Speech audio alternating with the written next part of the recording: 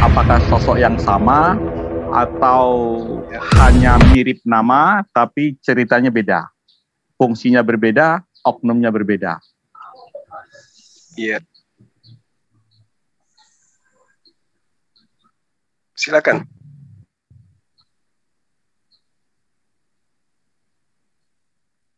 Pak Juma duluan. Apakah ini pertanyaan saya? Jadi Pak Juma yang jawab. Ya.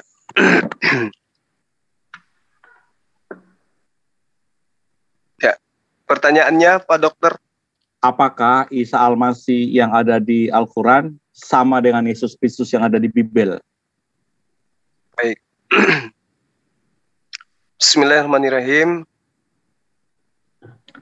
Auzubillahiminasyaitonirrajim.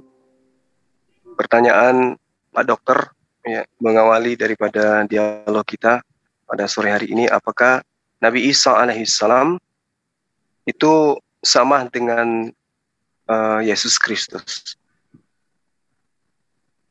Jadi kalau kita memahami, kami Islam maksudnya, ketika kami memahami tentang Allah dan para utusannya, maka terkait dengan hal ini, kalau Al-Quran yang dijadikan sebagai kacamata untuk kemudian menilai pertanyaan ini, maka saya katakan oknumnya sama, tapi yang membedakan kemudian adalah konsep iman terhadap oknum tersebut, baik dari segi Islam maupun dari segi Kristen.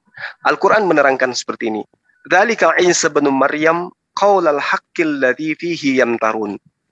Itulah Nabi Isa, anak laki-lakinya Maryam, yang berkata perkataan yang benar, yang mereka ragukan kebenarannya.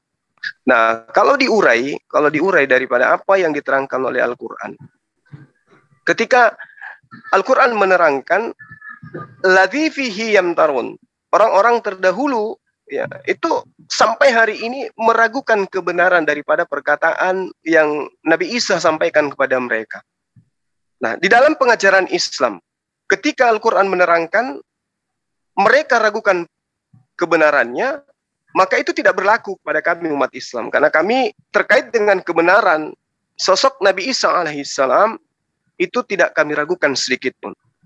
Beliau adalah Nabiullah, dia adalah Rasulullah yang kepadanya diberi hikmat, ya, Injil yang diajarkan kepada Bani Israel. Nah, yang menjadi gambaran yang ada dalam pemahaman umat Islam adalah ketika kami diperhadapkan dengan Bible. Yesus menerangkan dirinya sebagai sosok yang datang kepada Bani Israel, dikhususkan kepada Bani Israel, mengajarkan Israel menyembah hanya kepada Allah dan mengakui dirinya sebagai utusan Allah. Itu di Bible. Nah, lalu kemudian yang diterangkan oleh Al-Quran, ladzina fihi yamtarun, mereka meragukan kebenarannya, itu terjadi. Itu terpaparkan dengan jelas bahwa teman-teman Kristen meragukan ucapan Yesus yang datang kepada Bani Israel. Bahwa dia mengatakan hanya kepada Bani Israel, keraguan teman Kristen kemudian mengatakan dia untuk seluruh manusia. Ketika kemudian Yesus mengatakan hidup kekal itu adalah mereka mengenal engkau satu-satunya Allah yang benar, kemudian Kristen meragukan itu, mengatakan Yesus itu adalah Tuhan itu sendiri. Jadi poin pengajaran yang kemudian ditekankan oleh Yesus kepada Bani Israel, menurut kacamata Islam, itu semuanya diragukan oleh teman-teman Kristen. Contoh terakhir. Di dalam pengajaran Yesus, Matius 19 nomor 17. Apa sebabnya engkau bertanya kepada aku tentang apa yang baik? Hanya satu yang baik. Tetapi jikalau engkau ingin masuk ke dalam hidup, turutilah segala perintah Allah. Apa perintah Allah ini? Menurut Yesus, perintah Allah itu adalah semua yang termaktub di dalam Taurat ya, dan yang tidak bisa dihilangkan meski setitik pun sebelum langit dan bumi lenyap. Apakah Kristen meragukan itu? Meragukan. Teman-teman Kristen meragukan. Ketika Allah menerangkan dalam kitabnya Bani Israel, hiduplah menurut ketetapanku, tetap mengikuti peraturanku dengan setia, dengan berlaku setia, itulah orang yang benar. Dan ia pasti memperoleh hidup. Demikianlah firman Tuhan. Ini perintah, ketetapan, aturan yang dimaksud oleh Tuhan di dalam Yehezkiel 18 nomor 9 ini adalah ketetapan yang datang kepada Musa, yang diajarkan kepada Bani Israel, termasuk dalamnya sunat, haramnya babi, dan seterusnya. Tapi ini kemudian diragukan, dihilangkan kemudian, ya, apa yang menjadi ketetapan Tuhan. Apa yang diterangkan oleh Yesus, ikutilah segala perintah Allah, itu diragukan. Seakan-akan orang yang taat kepada hukum Taurat, di mana hukum Taurat adalah lambang perintah Allah, itu diragukan kebenarannya menuju kepada pengajaran menyembah Yesus yang katanya terkutuk, mati terkutuk di tiang salib karena justru untuk menebus dosa dengan cara dengan matinya dia, kemudian ketetapan Tuhan itu terhapuskan. Nah, inilah yang kemudian diterangkan oleh Al-Qur'anul Karim 1400 tahun silam, dzalika Isa bin Maryam qaulal haqqil ladzi fihi yamtarun. Jadi kalau sahabat saya Pak Dokter bertanya, apakah Nabi Isa dan Yesus itu sama? Oknumnya sama. Tapi kemudian paradigma berpikir doktrin agama kita yang membuat yang membuat satu oknum ini menjadi dua. Demikian sementara Pak Dokter. Baik, terima kasih. Jadi yang mau saya tanyakan sebenarnya, menurut Isa Al-Masih, menurut Quran, Isa Al-Masih itu siapa, dalilnya di mana? Menurut Bibel, Yesus itu siapa, dalilnya di mana? Jadi kita bicara fakta yang tertulis. Kalau tentang iman itu urusan belakangan. Isa Al-Masih di Al-Quran itu ada data-data yang tertulis dalil-dalil yang tertulis di mana. Pernah saya baca bahwa Isa Al-Masih itu menerima kitab Injil. Itu pernah di surat apa itu saya lupa, tetapi pernah saya baca itu di WA Group. Tetapi karena terlalu banyak WA Group itu semua saya hapus. Kalau saya tidak hapus, maka HP saya akan bisa penuh, bisa hang jadinya. Jadi itu. Jadi di grup itu saya pertanyakan, Isa Al-Masih itu katanya menerima kitab Injil. Pertanyaan saya di grup itu yang belum mereka tanya, yang mereka beri jawab, mana kitab Injil yang telah diterima Isa Al-Masih itu, Isa AS? Mana kitab Injil itu? Bagaimana proses Isa Al-Masih menerima kitab Injil itu? Terus kepada siapa kitab Injil itu diajarkan? Ada nggak manuskrip kitab Injil yang diterima Isa Al-Masih itu? Dan saya dijawab, mati dulu 3 hari 3 malam, baru bangkit, baru bisa mengerti. Itu jawabnya kepada saya. Jadi kalau kayak gitu diskusi kan nggak nyambung itu Pak Juma. Jadi katanya Nabi Isa menerima kitab Injil. Ini persikuran. Jadi saya mau tahu data-data yang tertulis. Benar nggak Nabi Isa menerima kitab Injil itu? Kitab Injil itu di mana sekarang? Itu Pak Juma. Ya. Baik. Ya, jadi Al-Quran menerangkan ya di beberapa ayat terkait dengan Nabi Isa alaihissalam.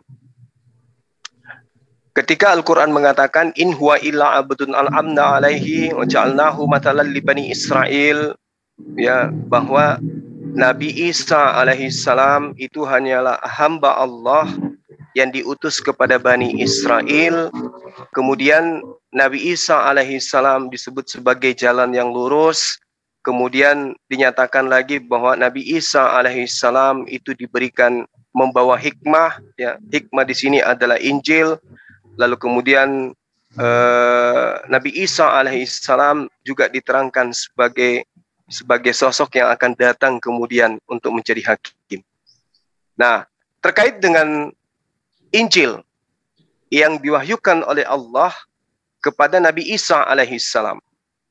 Baik, Al-Quran menjelaskan begini.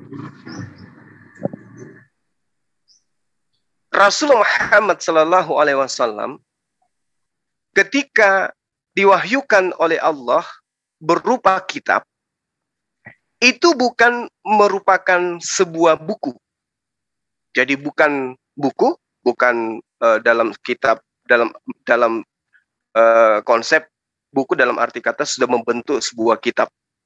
Tapi kemudian Al-Quran menerangkan bahwa baginda Rasulullah Muhammad SAW itu diberi Al-Quran, diberi kitab Al-Quran. Zalikal kitabu la raiba fihi hudal lil muttaqin. Pertanyaannya kemudian, apakah kitab Al-Quran sudah ada pada zaman Rasulullah? Jawabannya, belum. Tetapi hikmat Al-Quran, lafaz-lafaz Al-Quran, dalil-dalil Al-Quran, ayat-ayat Al-Quran sudah diwahyukan pada masa baginda Rasulullah Muhammad SAW. Maka diterangkan, zalikal kitabu la raiba fihi hudal lil muttaqin. Kitab Al-Quran itu tidak ada keraguan padanya. Nah, pada bulan Ramadan kemudian diturunkan Al-Quran kepadamu. Padahal pada masa itu belum ada kitab Al-Quran. Nah, sama. Ketika kemudian Nabi Isa alaihissalam diterangkan diberi Injil, diberi kitab kepadanya, maksudnya adalah lafaz firman Allah yang diberikan berupa hikmat yang Nabi Isa alaihissalam sampaikan kepada Bani Israel. Lalu apa perbedaannya kitab suci Al-Quran dengan kitab suci Injil? Apa perbedaannya di dalam prosesi kodifikasi, penyampaian, penulisan, dan seterusnya? Al-Quran disampaikan oleh baginda Rasul Muhammad SAW kepada para sahabatnya, dituliskan, dihafalkan. Lalu kemudian murid-muridnya atau sahabatnya berjuang bersama-sama menegakkan ayat-ayat suci Al-Quran. Tanpa ditinggalkan, tetapi berjuang bersama sampai puluhan tahun. Mengembangkan misi Nabi yang sama seperti Musa. Menundukkan hukum-hukum kepada raja-raja, pada bangsa-bangsa. Perbedaannya kemudian dengan Nabi Isa alaihissalam, ketika dia datang kepada Bani Israel, hikmat kitab yang diberikan Allah kepadanya, itu tidak dihafalkan. Dan juga tidak dibukukan pada masa itu. Sehingga terkait dengan apa yang diterangkan oleh Al-Quran, Injil ini kemudian ditorehkan dengan tulisan-tulisan yang tercemar. Diterangkan di dalam Al-Quran surah Al-Baqarah ayat 79.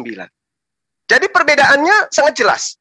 Baginda menerima wahyu, dihafalkan, dibukukan. Pembukuannya kemudian disahkan berdasarkan terhadap apa yang Rasulullah Muhammad SAW dengarkan dan Rasulullah SAW lihat di antara para sahabatnya. Ada Utsman, ada Umar, dan semua penghafal pada masa itu dan juga penulis. Sementara Yesus, ketika menyampaikan firman, Nabi Isa maksud saya, ketika menyampaikan firman, itu murid-muridnya tidak menuliskan. Dia tidak membukukan. Dia tidak menghafalkan. Sehingga hikmat Injil yang diberikan oleh Allah melalui perantaraan nabinya, yaitu Isa alaihissalam, ketika dibukukan kemudian tidak lagi melalui teropong langsung, filter langsung, atau meja daripada Yesus sebagai guru, sebagai nabi. Nah, itu yang menjadi, sehingga Al-Quran menjelaskan itu dalam surah Al-Baqarah ayat 79 yang saya sebutkan tadi. Kitab mana yang dimaksud? Inilah yang kemudian muncul. Sehingga, mohon maaf kata kalau saya harus mengatakan bahwa kitab teman Kristen ketika diulas, kita cari benang merahnya antara penulis dan sumber, yaitu Yesus, maka tidak akan sampai kepada Yesus. Falailul lilladzina yaktubuna al-kitaba bi'aidihim thumma yaquluna hadza min indillah. Jadi mereka oleh Allah, orang-orang ini celaka karena menulis sebuah buku dengan tangan mereka sendiri, kemudian ia katakan ini dari Allah. Nah, inilah yang menjadi jawaban dari saya ketika Pak Dokter bertanya, mana Injil itu? Injil itu ada, diwahyukan oleh Allah kepada Nabi Isa ada. Tapi Injil itu sampai kepada kaum Tegar Tengku. Sampai kepada kaum yang menolak nabinya. Jangankan kitabnya, pengajarannya, hikmat Injilnya, nabinya saja ditolak. Apalagi ajarannya. Sementara Nabi Isa alaihissalam itu tidak mampu kemudian menundukkan kaumnya pada masa itu. Nggak mampu. Bahkan sampai kepada telinga kita Islam dan juga Kristen, Nabiullah yang datang kepada Yahudi itu disalibkan. Kalau di Islam kemudian diselamatkan, sementara di Kristen tetap mati terkutuk, lalu kemudian dibangkitkan menjadi Tuhan. Sebagaimana yang diterangkan dalam Kisah Para Rasul 2 nomor 36. Nah, ini yang membedakan itu. Nah, lalu sedikit lagi, Pak Dokter, ketika kemudian Pak Dokter mengatakan, mana ada kayak begitu. kami umat Islam tidak menolak kitab Anda. Dan tidak kemudian menerima sebagai firman Tuhan. Kami terima sebagai pemberitaan tentang kaum terdahulu. Kami terima. Tapi kami sama sekali tidak menerimanya sebagai firman Tuhan. Tapi kami terima sebagai karya tulis yang dituliskan dengan tangan sendiri. Bukan berdasarkan pewahyuan dan ilham. Apa pembuktiannya? Coba kita lihat. Di dalam Yohanes 17 nomor 8, menurut orang yang disebut Yohanes, dituliskan pada abad pertama, konon ceritanya kayak begitu. Apa yang dituliskan? Oh, ternyata oknum ini menerima segala firman dari Tuhan. Lalu kemudian firman ini disampaikan kepada Bani Israel. Nah, kalaupun kami bertanya dengan pertanyaan yang sama, mana segala firman yang Yesus terima dari Tuhannya? Itu satu. Kedua, di dalam Kisah Para Rasul 7, coba kita lihat dalam Kisah Rasul 7. Apa yang diceritakan di sana? Di situ sangat jelas diterangkan bagaimana seorang murid Yesus yang bernama Filipus itu kemudian mengajarkan, Kisah Para Rasul 8 ya. Kisah Para Rasul 8. Mudah-mudahan saya tidak keliru untuk yang kedua kalinya. Di situ diterangkan bagaimana sosok Filipus ini kemudian mengajarkan tentang hal yang disebut Injil. Jadi Injil tentang kerajaan Allah dan tentang nama Yesus Kristus, dan mereka kemudian si Filipus ini mengajarkan kepada orang-orang Israel pada masa itu. Jadi di Kisah Para Rasul 8 nomor 35 diterangkan begini, maka mulailah Filipus berbicara dan bertolak dari nas itu, ia memberitakan Injil Yesus kepadanya. Jadi Filipus memberitakan Injil Yesus kepadanya. Nah, sekarang muncul dikatakan, oh, Injil Yesus itu adalah berita gembira. Oke. Itu adalah kabar baik. Oke. Nah, Injil yang dimaksud ini adalah firman yang diterima Yesus dari Tuhannya. Kalau kita mau melihat, itu mana? Kalau Al-Quran ada solusi. Al-Quran solusinya adalah orang-orang Yahudi menolaknya. Kedua, orang-orang Yahudi menuliskan sebuah kitab dari tangannya sendiri, lalu dianggap itu adalah pengajaran firman Tuhan. Nah, kalau Kristen, apa solusinya? Kristen solusinya kemudian salah satunya adalah Injil yang dimaksud itu adalah Injil yang dituliskan oleh Lukas, Markus, Matius, Yohanes, dan seterusnya. Tapi sangat disayangkan, karena penulis-penulis ini tidak ada legitimasi dari Yesus. Saya kira begitu, Pak Dokter. Jadi kembali ke pertanyaan awal, Nabi Isa dan Yesus itu adalah oknum yang sama, yang membuat perubahan kemudian adalah doktrin agama. Pandangan pemeluk agama terhadap oknum yang satu ini. Demikian sementara. Baik, tentang Kisah Rasul 8 ayat 35 yang dikutip Pak Juma. Iya. Sebelum itu di ayat 30 kan sudah ada, sebelumnya Roh Kudus sudah berbicara kepada Filipus, jumpailah ada di sana sida-sida dari Ethiopia. Jadi saat itu di ayat 26, kemudian berkatalah seorang malaikat Tuhan kepada Filipus, katanya, bangunlah dan berangkatlah ke sebelah selatan menurut jalan yang turun dari Yerusalem ke Gajah. Jalan itu jalan yang sunyi. Ini masih malaikat yang ngomong. Ayat 27, lalu berangkatlah Filipus, adalah seorang Ethiopia, seorang sida-sida pembesar dan kepala pemerintahan Serikat dan ke ratu negeri Ethiopia yang pergi ke Yerusalem untuk beribadah. Sekarang orang itu sedang dalam perjalanan pulang dan duduk dalam keretanya sambil membaca kitab Nabi Yesaya. Lalu kata Roh kepada Filipus, pergilah ke situ dan dekatilah kereta itu. Filipus segera ke situ dan mendengar sida-sida itu sedang membaca kitab Nabi Yesaya. Kata Filipus, mengertikah Tuhan apa yang Tuhan baca itu? Jawabnya, bagaimanakah aku dapat mengerti kalau tidak ada yang membimbing aku? Lalu ia meminta Filipus naik dan duduk di sampingnya. Nas yang dibaca itu berbunyi seperti berikut.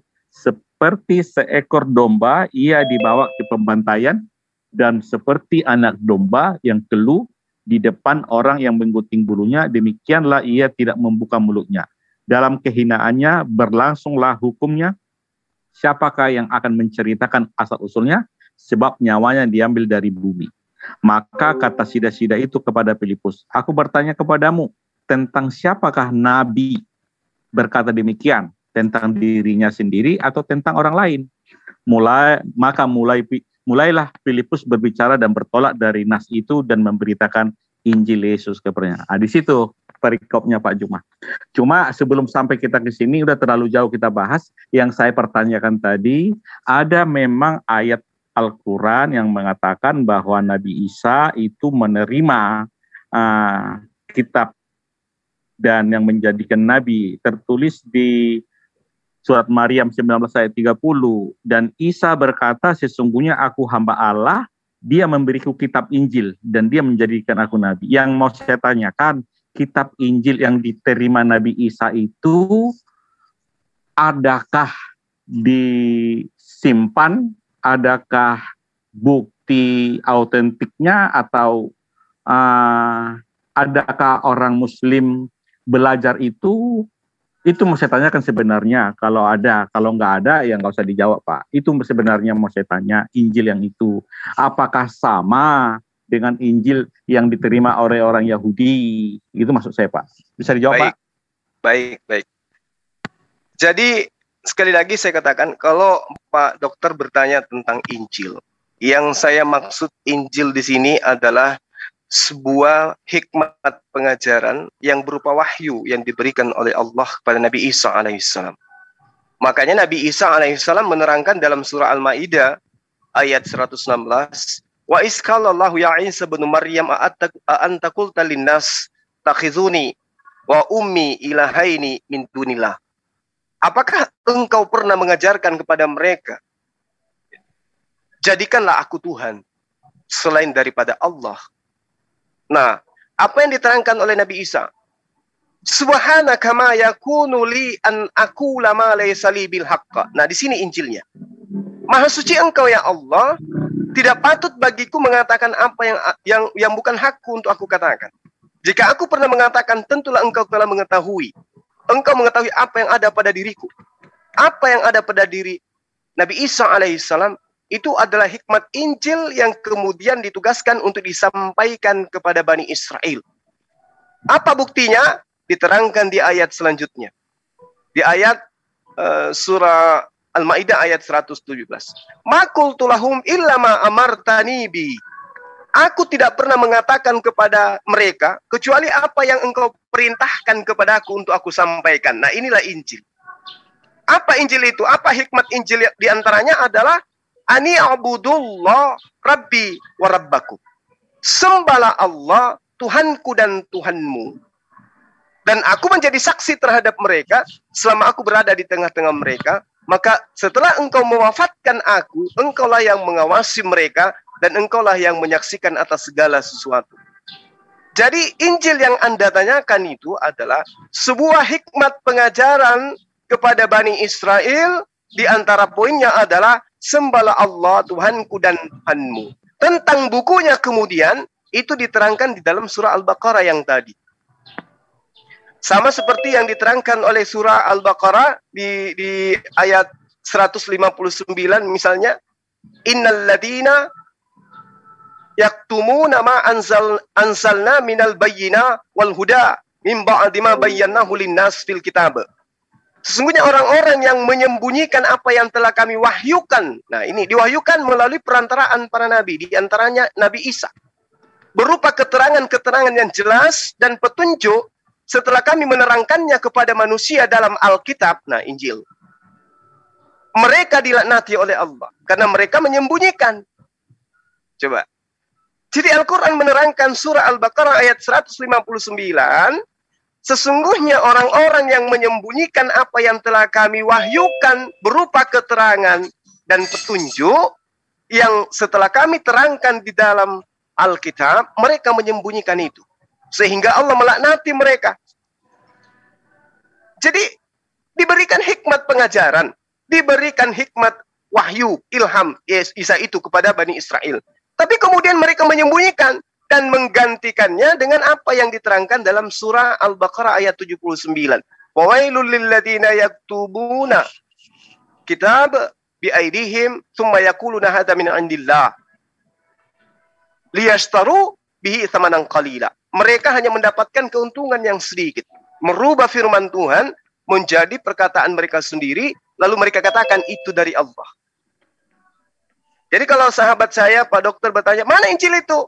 Injil itu telah disembunyikan dan kemudian dirubah dengan perkataan-perkataan manusia yang kemudian dijajakan kepada non-Yahudi, non-Israel. Itu Pak Dokter jawaban saya. Baik, jadi Pak Juma tadi mengambil Al-Maidah ayat 117 ya? Ya, 17116. Jadi kebetulan kami pernah diskusi di grup bahwa itu tentang Tritunggal itu. Memang Al-Quran mengoreksi Tritunggal yang mengatakan bahwa Maria itu adalah Tuhan. Itulah yang dikoreksi Al-Quran. Jadi kebetulan teman saya itu seorang Muslim juga, tapi dia agak netral, dan dia menerangkan itu, bahwa saya bacakan di mana tadi ya? Di Al-Maidah 5, 116. Wahai, dan ingatlah ketika Allah berfirman, wahai Isa putra Maryam, engkaulah yang mengatakan kepada orang-orang, jadikanlah aku dan ibumu sebagai dua Tuhan selain Allah. Isa menjawab, maha suci engkau, tidak patut bagiku mengatakan apa yang bukan hakku. Jika aku pernah mengatakan, tentulah engkau telah mengetahuinya. Engkau mengetahui apa yang ada pada diriku, dan aku tidak mengetahui apa padamu. Sungguh engkau yang maha mengetahui segala isi yang gaib. Itu yang 116 ya. 117 baru Pak Juma yang terangkan tadi. Jadi inilah yang dikoreksi oleh Quran tentang Kristen sesat yang mengajarkan Tritunggal. Tritunggal yang dikoreksi itu mengatakan bahwa Maria adalah Tuhan. Isa dan Maria adalah Tuhan. Dan Isa di sini mengatakan tidak. Dan inilah Tritunggal yang ini yang dikoreksinya. Dan memang ada istilahnya kemarin, saya lupa, ada pada zaman itu memang ada ajaran Kristen sesat. Ajaran Kristen sesat itulah yang kemudian dikoreksi oleh Quran. Bukan Tritunggal yang sekarang, bukan Tritunggal yang Bapa, Firman, Roh Kudus, ketiganya satu. Bukan itu yang dikoreksi, tetapi ada Kristen sesat. Kristen sesat itulah yang dikoreksi Quran. Itu konteksnya. Saat itu memang kami berdebat di Bincang Lintas Agama, dan itu memang saya catat, dan saya karena terlalu banyak catatan itu, kuhapus semua catatan-catatan itu sehingga terlupakan. Tetapi masih saya ingat sekilas ketika Pak Juma menampilkan Al-Maidah 117. Padahal 116 ada, tapi dilangkai Pak Juma itu katanya seperti itu. Ada memang Tritunggal versi Kristen sesat dan yang mengatakan bahwa Maria itu adalah Tuhan. Dan Isa dan Maria dijadikan Tuhan. Apa ini?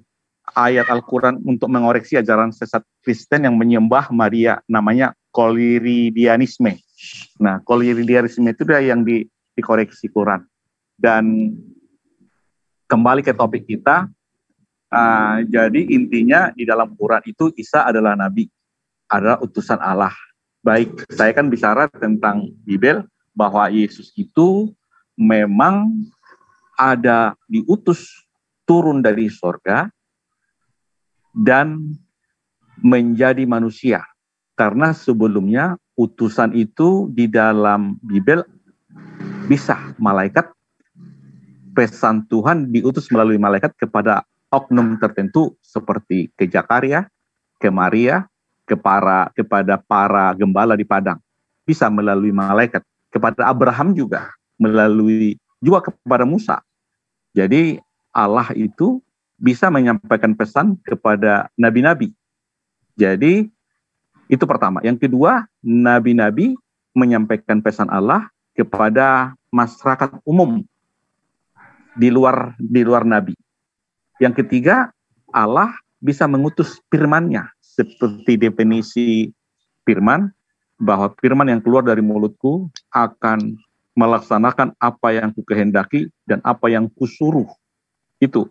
Jadi penyampai firman itu di dalam fakta pemahamannya bukan hanya nabi, malaikat juga bisa menyampaikan firman, tetapi kepada oknum tertentu seperti kepada nabi, kepada rasul, atau kepada orang-orang yang dianggap perlu. Contohnya kepada Abraham, dia menampakkan diri melalui malaikat, menyampaikan pesan melalui malaikat. Tetapi kepada masyarakat atau bangsa Israel, Tuhan atau Allah menyampaikan pesan melalui nabi-nabinya. Tapi seiring di semua nabi-nabi seperti Musa, Yosua, Yeremia, semua nabi-nabi yang menyampaikan firman itu ditolak.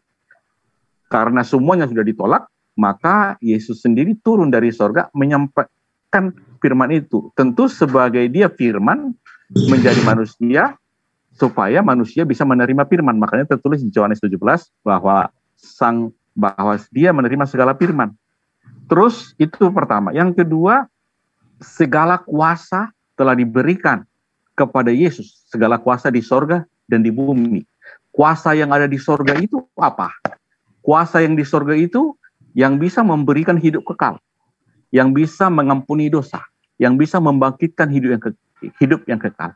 Kuasa sorga yang bisa mengutus nabi-nabi. Makanya Yesus bisa mengutus nabi-nabi, tertulis di Matius 23 ayat 1 dan 34 bahwa Yesus mengutus nabi. Jadi kuasa itu telah diterima. Yesus bisa mengampuni dosa karena Yesus telah menerima kuasa untuk mengampuni dosa. Yesus bisa membangkitkan orang mati pada akhir zaman karena kuasa itu terima dari sorga. Yesus juga bisa memberikan hidup kekal karena Yesus telah menerima kuasa itu. Siapakah Yesus? Di Yohanes 17 ayat 3, Yohanes 17 ayat 5, sebelum dunia ada, Yesus sudah ada. Kalau saya bacakan di Yohanes 17 yang sering di dalam debat, dalam diskusi, sering disalahpahami, banyak yang emosional, tapi banyak juga yang sangat-sangat fleksibel. Pernah kami bahas ini di Zoom ini, ketika Pak Juma lagi nggak ada, mungkin kata Pak Jion ke gunung ya. Jadi ada Ustadz Alip. Jadi Pak Ustadz Alip bilang ini pertama kali saya membaca Injil Yohanes 17 mulai 1 sampai 26. Kami baca ayat per ayat sama Pak Dr. Husaimah. Jadi saya bacakan pertama di Yohanes 17 ayat 1.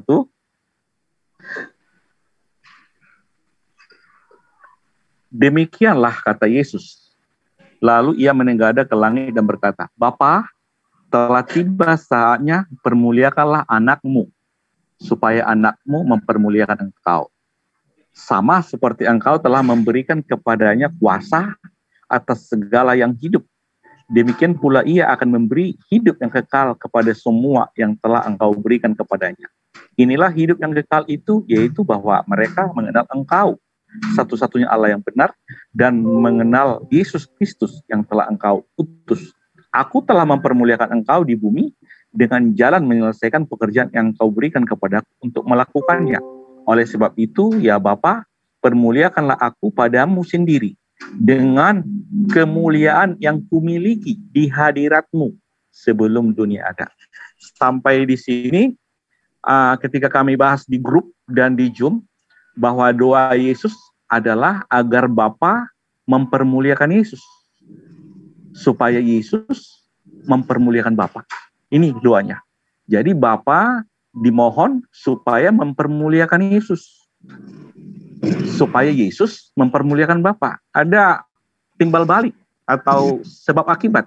Jika kamu mempermuliakan aku, maka aku mempermuliakan engkau. Jika kamu tidak memuliakan aku tidak mempermuliakan engkau. Semacam itu. Seperti selepel.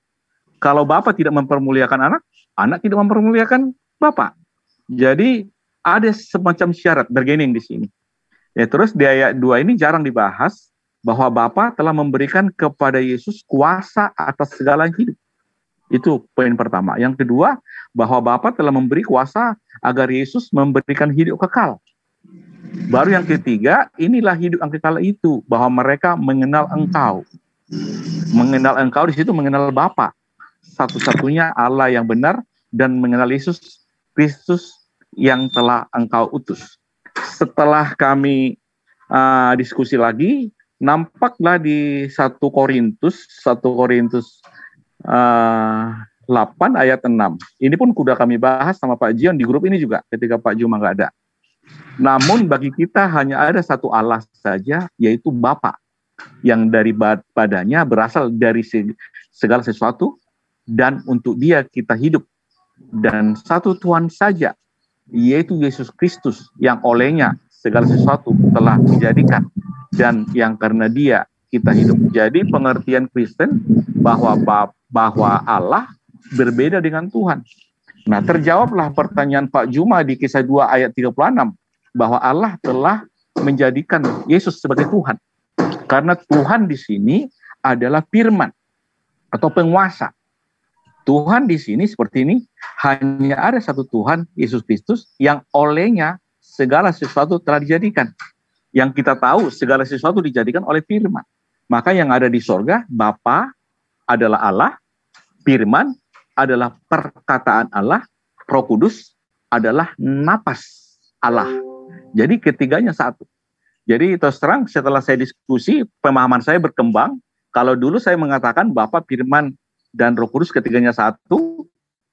Firman yang di sorga telah menjadi manusia, Bapa dan Roh Kudus tetap di sorga, nggak tinggal. Jadi dari keterangan-keterangan saya ini, kita bandingkan dengan Isa Al-Masih yang ada di Al-Quran, menurut data-data, kalau di Bible kan jelas, kuasa di sorga di bumi telah diberikan kepada Yesus. Kuasa untuk mengutus nabi, kuasa untuk membangkitkan orang mati, kuasa untuk mengampuni dosa, kuasa untuk memberikan hidup kekal. Apakah Isa Al-Masih itu memiliki kuasa seperti yang diberikan kepada Yesus? Kalau ada, bisa nggak ditampilkan? Demikian Pak Juma. Baik. Dari paparan Pak Dokter, itu justru menguatkan Al-Quran. Jadi paparan-paparan yang kemudian Pak Dokter sajikan, kemudian Pak Dokter dudukkan Yesus sebagai Tuhan di dalam 3 pribadi yang adalah satu. Itulah yang kemudian yang diterangkan oleh Al-Quran. Adanya kemudian pengajaran orang-orang yang membentuk sebuah pengajaran, dianggapnya itu adalah firman Tuhan, tapi itu adalah tulisan tangan mereka. Itu diurai dari 1400 tahun silam. Nah, terkait dengan kejadian luar biasa, diberi kuasa dan seterusnya, mampu membangkitkan orang mati. Al-Quran 1400 tahun silam juga sudah menerangkan itu. In huwa illa abdun an'amna alaih wa ja'alnah mathalan libani Israel. Isa tidak lain hanyalah seorang hamba Allah yang diberi nikmat kenabian kepadanya dan dijadikan sebagai tanda, sebagai bukti kebesaran Allah, kekuasaan Allah untuk Bani Israel. Ini yang diterangkan oleh Al-Quran. Ya, jadi apa yang Pak Dokter terangkan itu justru menguatkan Al-Quranul Karim, bahwa Nabi Isa alaihissalam itu adalah sosok Nabi, sosok Rasul yang wajib hukumnya diimani. Lalu kemudian Al-Quran menerangkan, wa ja'alna bana Maryama wa ummahu ayatan wa awaynahuma ila rabwatin zatin qararan wa ma'in. Ini yang dijelaskan oleh Al-Quran. Dan telah kami jadikan Isa, anak laki-lakinya Maryam, bersama dengan ibunya, sebagai suatu bukti yang nyata bagi kebesaran kami, bagi kekuasaan kami. Dan kami melindungi mereka berdua di sebuah dataran tinggi, tempat yang tenang, rindang, dan banyak buah-buahan dengan mata air yang mengalir. Ini yang diterangkan oleh Al-Quran. Jadi kalau kemudian sahabat saya, Pak Dokter, mengatakan, adakah kuasa itu diberikan oleh Allah kepada Nabi Isa alaihissalam? Ada. Dari bayi kemudian beliau ini sudah mampu berbicara. Ini kekuasaan, ini mukjizat yang diberikan oleh Allah kepada Nabi Isa alaihissalam.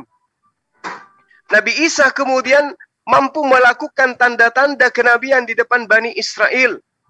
Al-Quran menjelaskan bahwa Nabi Isa itu di dalam ayat suci Al-Quran diterangkan di surah Al-Maidah ayat 110. Di situ Allah mengatakan begini, dan ingatlah ketika Allah berfirman, wahai Isa, anak laki-lakinya perempuan bernama Maryam, Ingatlah nikmatku kepadamu dan kepada ibumu sewaktu aku menguatkan kamu dengan Rohul Kudus. Engkau dapat berbicara dengan manusia pada masa engkau masih dalam buayan dan setelah dewasa. Dan ingatlah ketika aku mengajarkan menulis kepadamu juga hikmah, Taurat dan Injil.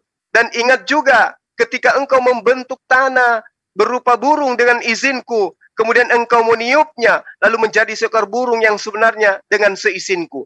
Dan ingatlah ketika engkau menyembuhkan orang yang buta sejak lahir, dan orang yang berpenyakit kusta dengan seizinku. Dan ingatlah ketika engkau mengeluarkan orang mati dari kubur menjadi hidup dengan seizinku. Dan ingatlah ketika aku menghalangi Bani Israel dari keinginan mereka membunuhmu, dikala waktu itu engkau mengemukakan kepada mereka keterangan-keterangan yang nyata, lalu orang-orang kafir Yahudi di antara mereka berkata, ini tidak lain hanyalah sihir yang nyata.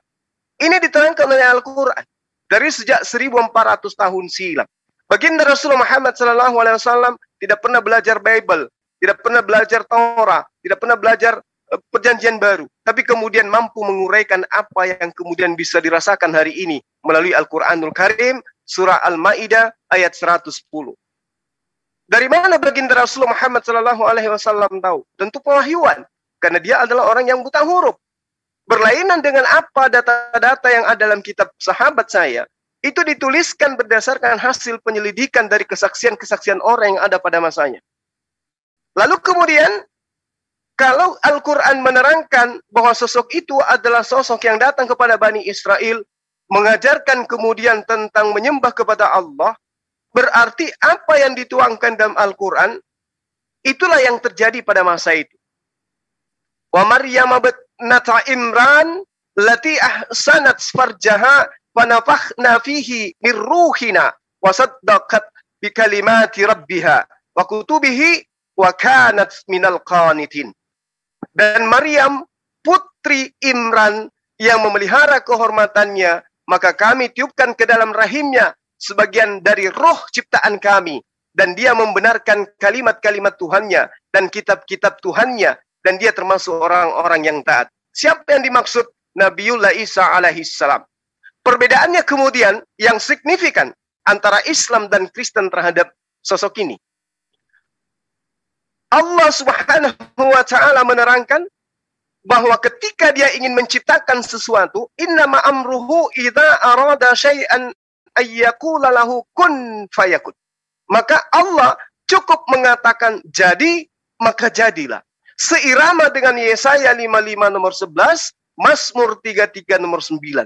Ketika Allah memberikan perintah, maka buah dari perintah itu adalah menjadi atau terjadi atau ada. Nah, ini yang diterangkan oleh Al-Quran. Oleh karena itulah kemudian kami umat Islam, ketika seorang wanita tanpa suami mampu hamil, itu adalah merupakan mujizat.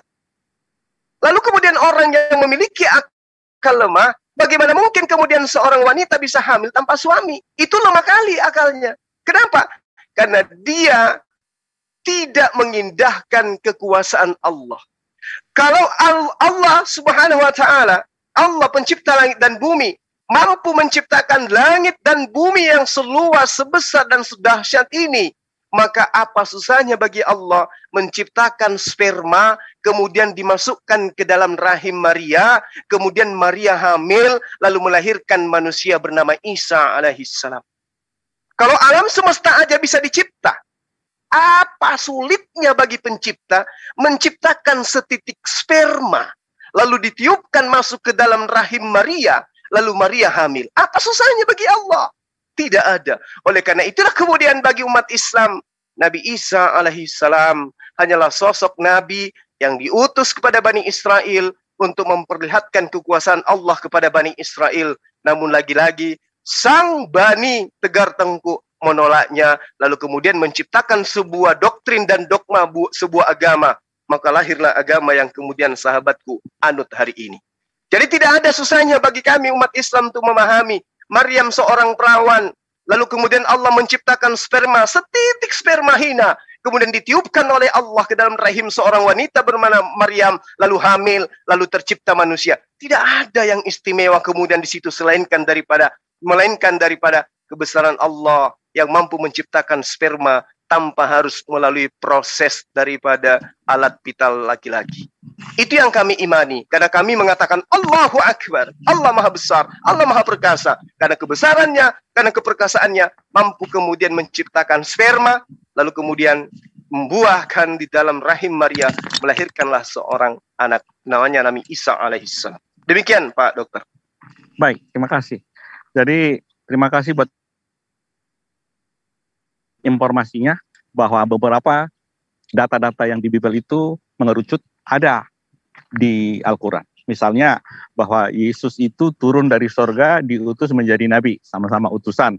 Walaupun utusan di Al-Quran hanya adalah penyampai firman Tuhan, sementara utusan di Bible bisa malaikat dipakai Tuhan untuk menyampaikan pesannya, menyampaikan firman-Nya, bisa nabi dan bisa firman-Nya. Itu bedanya. Terus tentang kuasa yang diberi ke sorga tadi, bahwa Pak Jumat tadi sudah terangkan bahwa itu sudah diterangkan bisa membangkitkan orang mati. Bisa, ada kesamaan. Terus apakah Isa Al-Masih bisa mengutus nabi? Yesus di Matius 23 ayat 1 sampai 34 mengutus nabi. Apakah juga bisa mengutus nabi? Kalau ada datanya boleh ditampilkan. Apakah Isa Al-Masih itu bisa mengampuni dosa? Karena Yohanes 1 ayat 29 ini saya Nabi Yohanes Pembaptis berkata, inilah anak domba Allah yang menghapus dosa dunia. Apakah Isa Al-Masih juga bisa mengampuni dosa dunia? Kalau ada datanya berarti sama. Tetapi yang terakhir, apakah Yesus mengatakan kepadaku telah diberi kuasa untuk segala yang hidup dan kuasa untuk memberi hidup kekal. Apakah Isa Al-Masih juga berkuasa atas segala yang hidup atau memberi hidup kekal? Itu aja Pak Juma. Ada nggak data-datanya di Al-Quran? Baik. Al-Quran menjelaskan di dalam surah As-Saff, ya, As-Saff ayat, insyaallah di ayat 6. Bismillahirrahmanirrahim. Wa isqala Isa bin Maryam ya bani Israel inni Rasulullah ilaikum musaddiqan lima baina yaday minat Taurah wa mubasysyiran bi rasulin ya'ti min ba'dihi ismuhu Ahmad.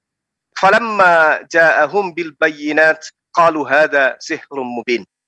Ayat ini menerangkan bagaimana kemudian Nabi Isa menyeru kepada Bani Israel, wahai Bani Israel, sesungguhnya aku ini adalah Rasulullah, utusan Allah, ilaikum, atas kalian, untuk kalian, pada kalian, yang membenarkan kitab yang diwahyukan sebelumku, yaitu Taurah, dan memberi kabar gembira dengan datangnya seorang utusan yang akan datang setelahku, yang bernama Ahmad.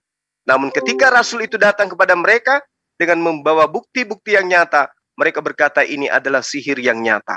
Pertanyaan Pak Dokter, apakah Nabi Isa alaihissalam kemudian mampu mengutus nabi, mampu mengutus malaikat?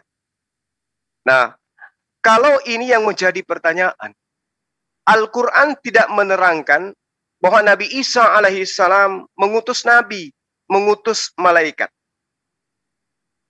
Dikarenakan karena Al-Quran itu tidak kemudian menjadi tolak ukur bahwa Al-Quran ini adalah kitab biografi yang menceritakan orang per orang dari A sampai Z. Kalau kemudian Al-Quran menceritakan bahwa Nabi Isa menciptakan kemudian burung seizin Allah, kitab terdahulu tidak menceritakan itu. Artinya bahwa tidak semua yang diceritakan kemudian kitab terdahulu, lalu tidak diceritakan kemudian Al-Quran, menjadi dasar pijakan menolak kemudian bahwa Al-Quran itu kalamullah. Begitu juga ketika ada kesamaan, bukan berarti kitab yang bukan kitabullah menjadi kitab Allah dikarenakan ada kesamaan dengan Al-Quran. Artinya bahwa kalau kita mengurai, Al-Quran tidak menceritakan hal yang Pak Dokter ceritakan, bukan berarti Al-Quran itu kemudian bukan kitabullah. Disebabkan oleh karena Al-Quran tidak menceritakan orang per orang secara lengkap, karena Al-Quran bukan kitab yang dituliskan berdasarkan hasil penyelidikan. Tetapi Al-Quran diwahyukan hanya memberikan informasi hukum-hukum tentang apa yang menjadi kemaslahatan yang dibutuhkan oleh umat manusia.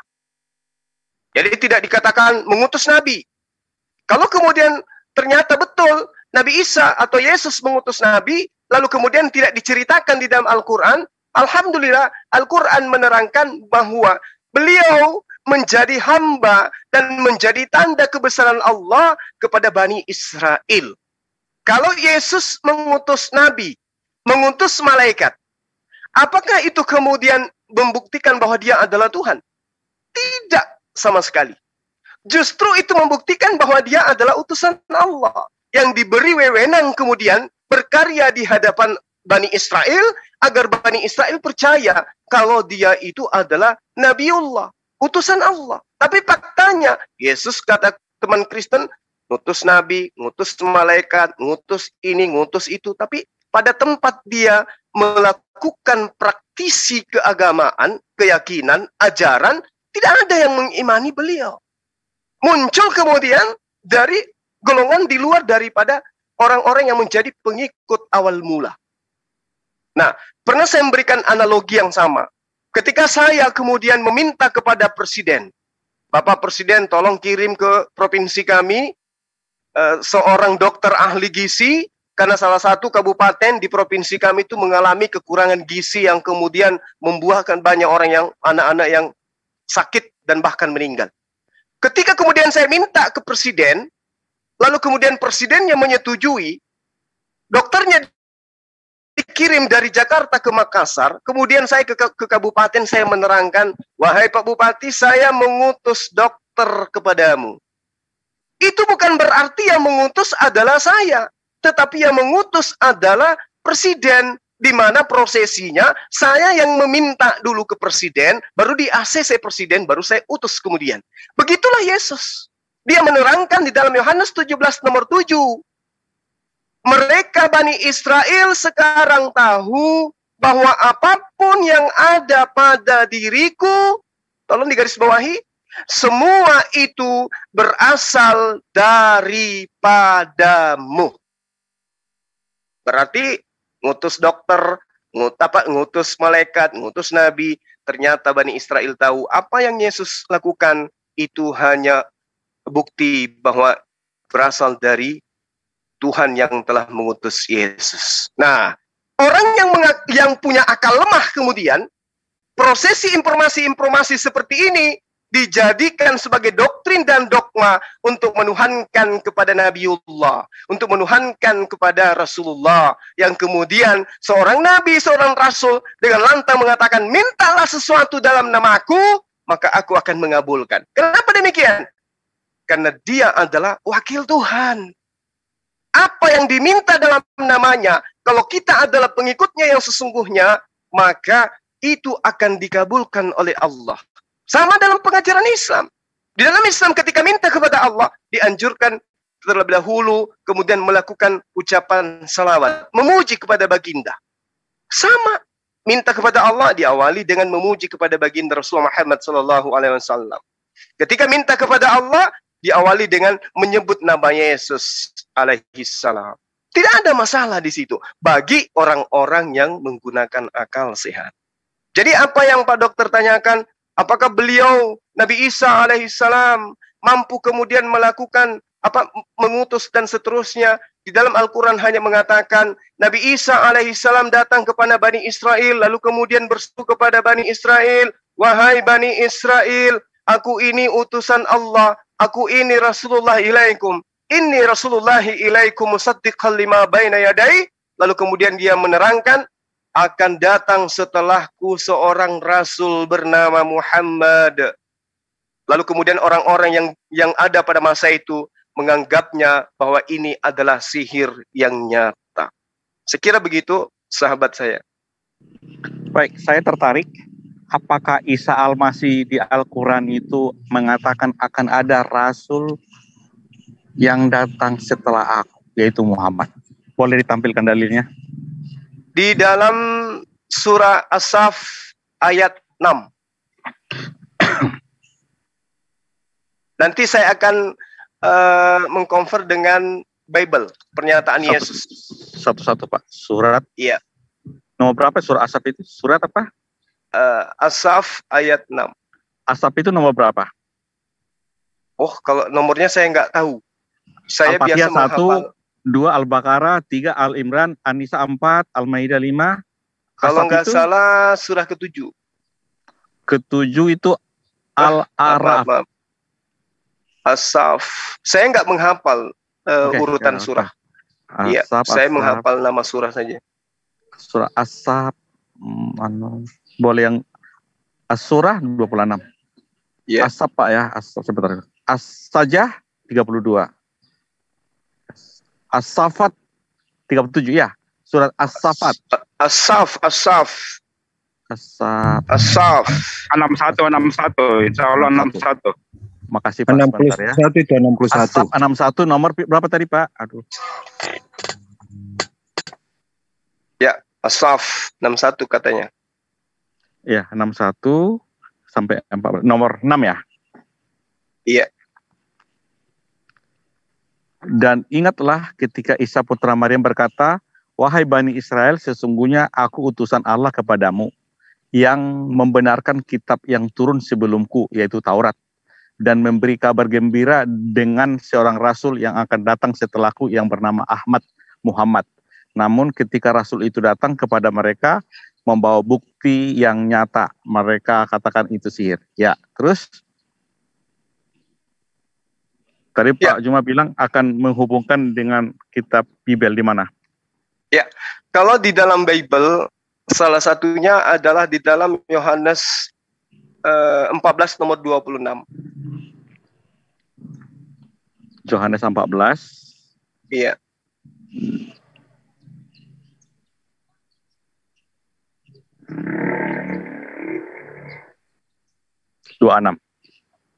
Tetapi penghibur, yaitu Roh Kudus yang diutus oleh Bapa dalam namaku, dialah yang akan mengajarkan segala sesuatu kepadamu dan akan mengingatkan kamu akan semua yang telah kukatakan kepadamu. Ini perkataan Yesus kepada murid-muridnya. Iya. Lalu menurut pemahaman Bapak gimana ini?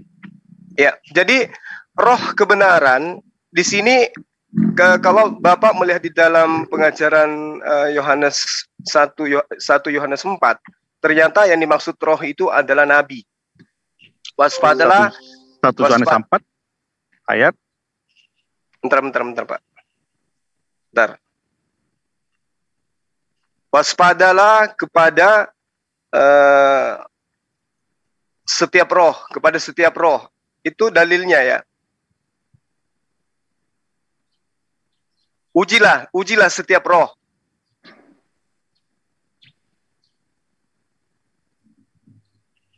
Satu Yohanes 4 ayat 3. Setiap roh yang tidak mengaku Yesus tidak berasal dari Allah. Roh itu adalah roh antikristus. Dan tentang dia telah kamu dengar bahwa ia akan datang dan sekarang ini ia sudah ada di dalam kamu. Itu maksudnya. Iya, coba lihat di nomor satunya Pak, 1 Yohanes 4 nomor 1. Ternyata yang dimaksud dengan roh itu adalah nabi.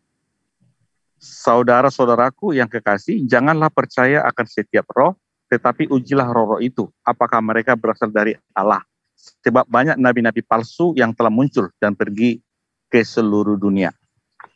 Iya, berarti roh itu identik dengan nabi. Makanya roh itu harus diuji, artinya begini. Ketika roh itu datang, maka roh itu berbentuk manusia, yaitu nabi. Makanya diterangkan, ujilah.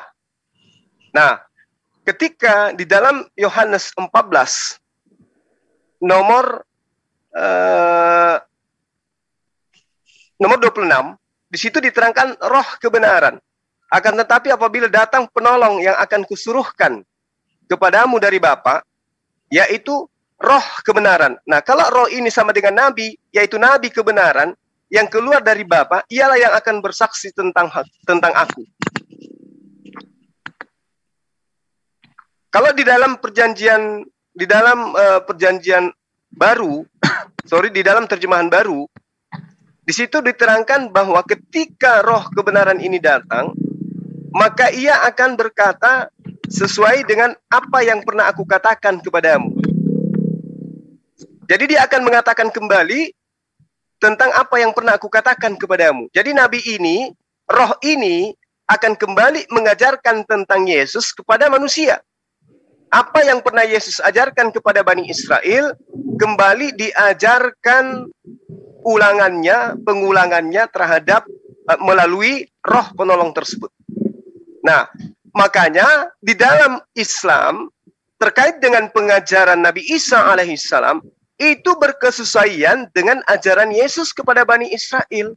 Ketika Yesus mengatakan, aku utusan Allah. Di Islam diajarkan melalui Nabi Rasulullah Muhammad SAW bahwa beliau itu adalah Nabi Allah. Dia utusan Allah. Tidak berubah menjadi Allah. Siapa yang kemudian mengulang kembali pengajaran Nabi Isa atau Yesus kepada manusia?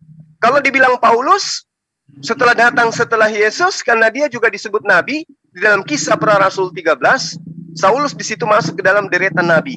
Tapi Paulus ini tidak mengajarkan perkataan Yesus yang pernah Yesus katakan kepada murid-muridnya. Justru yang mengatakan kembali itu adalah baginda Rasulullah Muhammad SAW. Berbagai dalil yang saya uraikan tadi, Pak Dokter, di atas, bahwa ketika Nabi Isa alaihissalam datang, dia berkata-kata bukan dari dirinya, tetapi apa yang dikatakan adalah apa yang diperintahkan Tuhan untuk ia katakan. Itu yang saya katakan kepada sahabat saya, Pak Dokter, di awal. Zalika Isa bin Maryam qaulal haqqil ladzi fihi yamtarun. Itulah Isa putra Maryam mengatakan perkataan yang benar yang mereka ragukan kebenarannya. Nah, ini yang saya urai di awal, bahwa ketika Al-Quran menerangkan bahwa Nabi yang datang kepada Bani Israel menyampaikan kepada Bani Israel akan datangnya sosok yang bernama Ahmad, itu indikasinya ada di dalam kitab Yohanes 14, nomor 15 sampai nomor 26, kemudian nomor 27, lalu kemudian di Yohanes 16, nomor 7 sampai nomor 15. Seperti itu, Pak Dokter. Baik, saya jawab ya. Silakan. Jadi, Pak Saya Juma sedikit kan, lagi, Pak. Nanti setelah Bapak ini, saya pamit dulu sejenak. Habis saya ibadah maghrib, saya masuk lagi. Silakan, Pak. Silakan. baik, karena Pak Juma menampilkan Yohanes 14 ayat 26, kita baca ulang. Tetapi penghibur, yaitu Roh Kudus, yang akan diutus Bapa dalam namaku. Jadi penghibur itu yaitu Roh Kudus. Roh Kudus itu menurut Bible adalah napas Allah. Roh Kudus itu menurut Al-Quran adalah malaikat Jibril. Jadi Yohanes 14 ayat 26, tetapi penghibur yaitu Roh Kudus yang akan diutus oleh Bapa dalam namaku. Jadi Roh Kudus menurut Bible itu penghibur menurut Bible adalah Roh Kudus, bukan Nabi. Kata Pak Juma tadi 1 Yohanes 4 itu Nabi. Jadi kita konteksnya kan Yohanes 14 ayat 26. Tetapi penghibur yaitu Roh Kudus yang akan diutus oleh Bapa dalam namaku. Dialah yang akan mengajarkan segala sesuatu kepadamu dan akan mengingatkan kamu akan semua yang telah kukatakan kepadamu. Jadi menurut versinya Bible, Roh Kudus itu adalah napas Allah yang akan mengajarkan segala sesuatu yang pernah dikatakan oleh Yesus. Kalau Roh Kudus itu adalah malaikat Jibril, berarti malaikat Jibril itulah yang akan mengajarkan segala sesuatu. Itu. Tapi karena ini versinya Alkitab, saya buka Yohanes 16 ayat 7. Yohanes 16 ayat 7. Namun benar yang kukatakan ini kepadamu adalah lebih berguna bagi kamu jika aku pergi. Sebab jika aku tidak pergi, penghibur itu tidak akan datang kepadamu.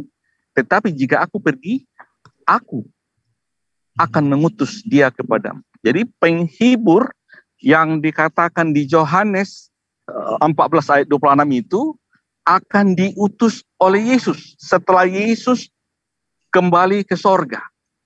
Baru Yohanes 15 ayat 26,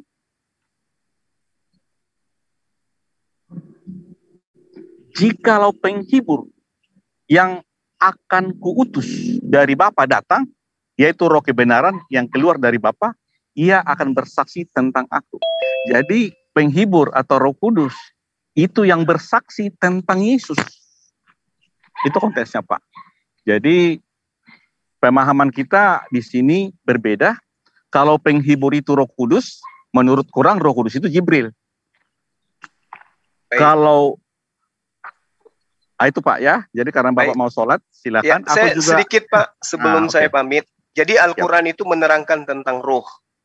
Roh itu bisa berupa pertolongan Allah, semangat, kekuatan dari Allah. Di dalam Al-Quran disebut dalam surah Al-Mujadilah ayat 22. Roh itu bisa disebut sebagai makhluk yang diberikan pada penciptaan manusia. Roh juga bisa utusan Allah. Ya. Nah, terkait dengan apa yang disebut roh di dalam Yohanes 14, kenapa dia disebut roh? Karena roh ini gaib. Kenapa dikatakan gaib? Karena baginda Rasulullah Muhammad SAW itu memang masih berbentuk gaib. Dia belum wujud dalam rupa manusia. Maka dia disebut roh.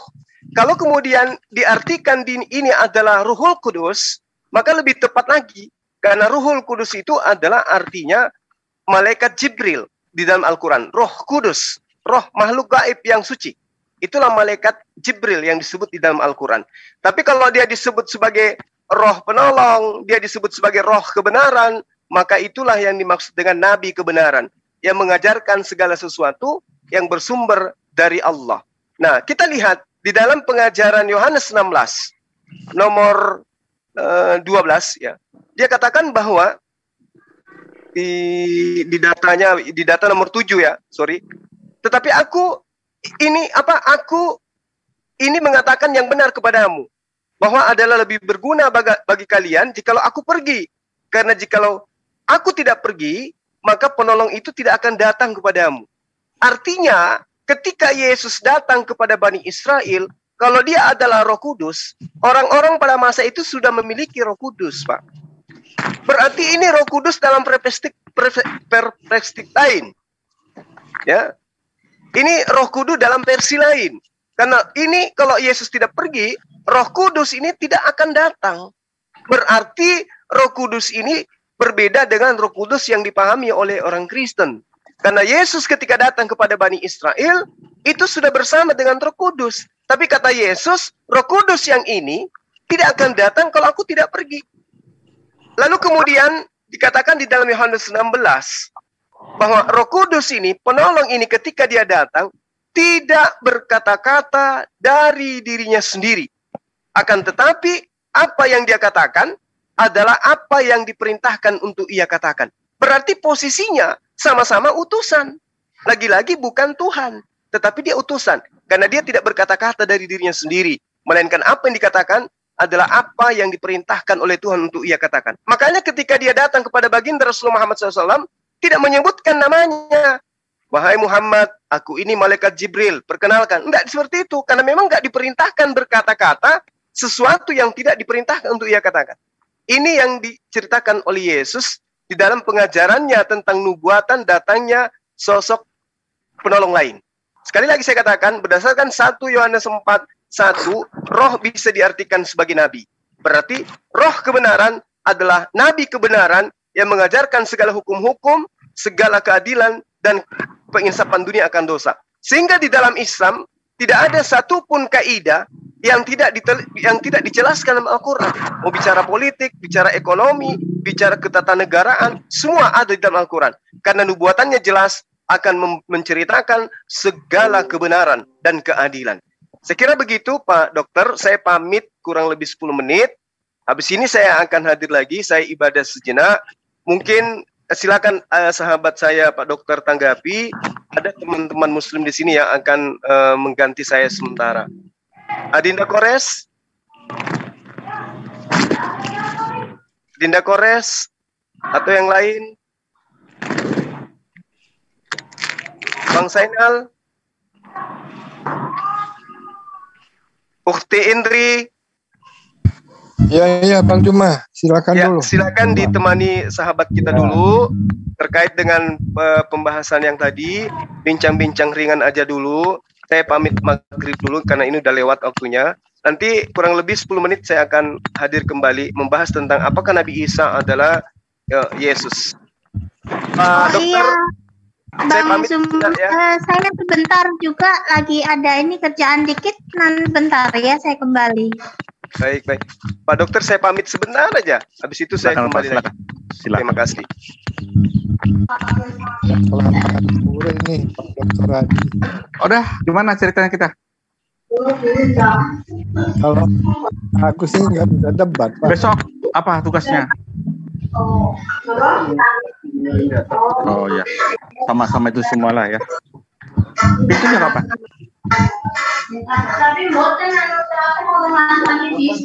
Pintu yang tengah itu, Pak. Pak Dokter gimana nih Pak? Pintu yang tengah Ya, kemana? itu baiknya ditukar aja tuh, Pak. Balingnya Terbaling ya. jauh itu, Pak. Tapi udah siap apa itu? Ya. Nggak lama juga. Tekan terus. Udah ganti aja kalau gitu. Gimana?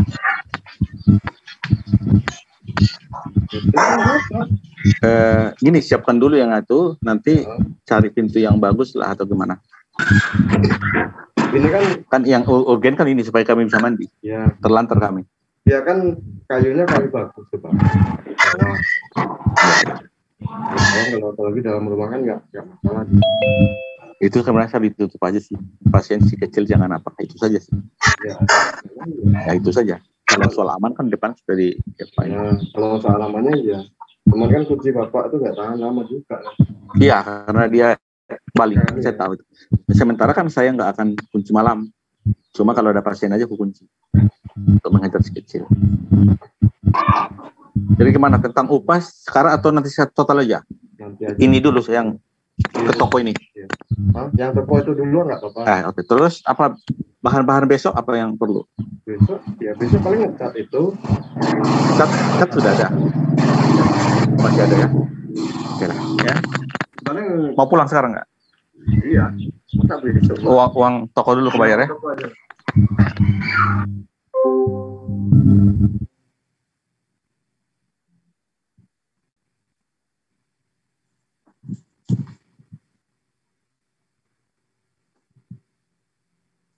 Tadi mic-nya kebuka masih Pak Dokter. Mudah-mudahan lancar itu urusannya Pak Dokter.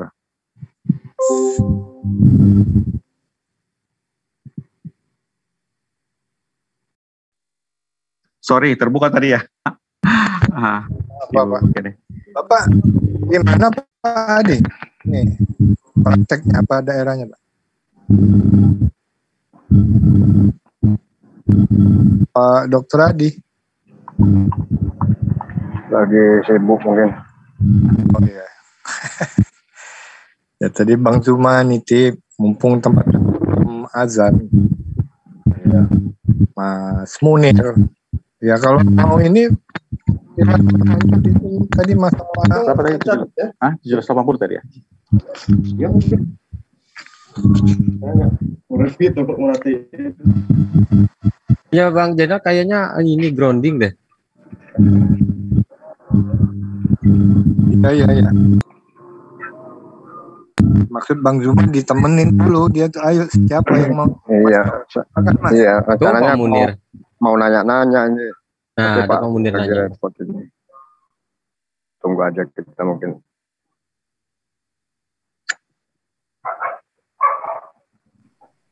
Nanya aku apa nanya Dokter Adi? Nanya Anda.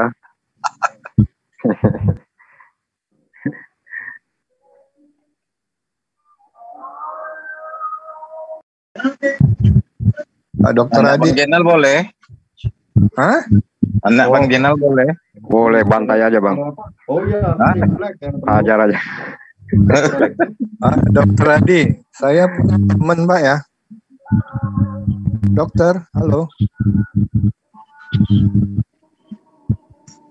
Mudah bisa dicontoh sama Pak Dokter Adi. Halo Pak Dokter. Nggak denger dia. Ya, sebentar Pak, lagi ada tamu Pak ya. Ya. Lagi ada tamu. Ya. Santai aja Pak Dokter. Nanti Ya, oke, sorry ya, lagi ada tamu. Oke. takutnya salah suntik Pak. Bukan pasien, tapi tamu. Ya. Oke, sorry Pak ya, sebentar.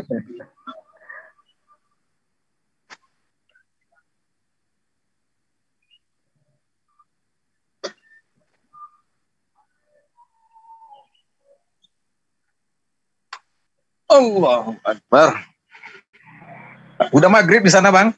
Bang Jenal? Belum. Saya masih lama ini. Kira-kira 40 menitan lagi kali. Oh. Jam 6 lewat. Hari ini kalau nggak salah jam 6 lewat 8 di sini. Maghribnya. Sekarang jam 5 lewat baru. Oh iya, di Makassar udah ya. Udah 1 jam. Pegangin dulu Dokter Adinya, jangan pergi. Menarik katanya. Ada tamu dia. Iya. Aku ada temen main dulu, waduh. Anaknya ya nggak rajin begitu, tapi sekarang sampai punya rumah sakit sendiri di Palembang sini. Di Palembang Bang? Iya, saya di Palembang. Ceritanya gimana Bang? Saya di mana ini? Kalau Enggak, ceritanya gimana itu temennya? oh, jadi dia dulu dokter umum gitu Pak Munir. Jadi praktek agak bukan di daerah, di Palembang, tapi agak sedikit gimana istilahnya. Pak bisa didengar Bang Jenal, kresek-kresek. Iya ya, aduh, aku nih sedih kali. Apa pakai headset nggak? Bentar. Coba dicabut dulu. Nggak kedengeran. Sekarang Ceritanya. tes. Masih. Ya udah, nggak bisa. Gimana? Mau dengar ceritanya? Itu headset Bluetooth lemah baterainya mungkin. Oh iya, bisa jadi kalau Bluetooth lemah baterainya. Enggak, HP ku sering kebanting, jadi kadang-kadang Kurang kenceng bantingnya berarti. Coba sekali lagi Bang mungkin. Iya. ini nih Bang Basin, apa dibawa tidur kan, enggak gitu kelepas tahu Tiduran. Makanya yang dibawa tidur TV, jangan handphone Bang. ya udah diranjang jadi jeblak. Kalau HP itu dibawa berenang biasanya. Ini HP dibawa tidur. Istri Bang dibawa tidur. Tapi takut juga Bang, takutnya mantan yang nelpon nanti Bang. Habis pindah Priuk ke kamar.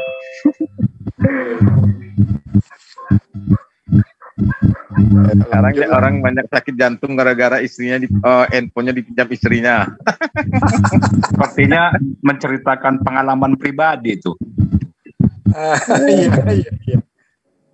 Berarti Pak Munir yang mengalami itu.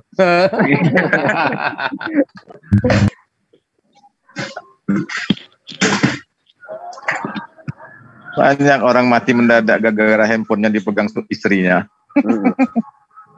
Jantungan dia.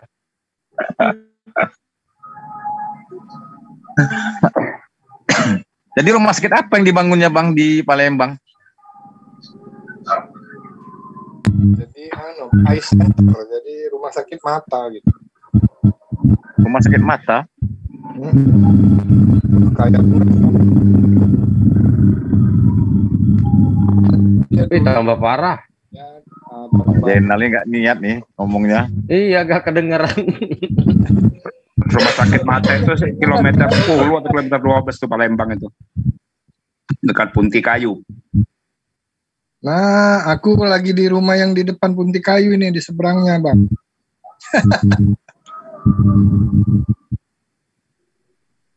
Oh, di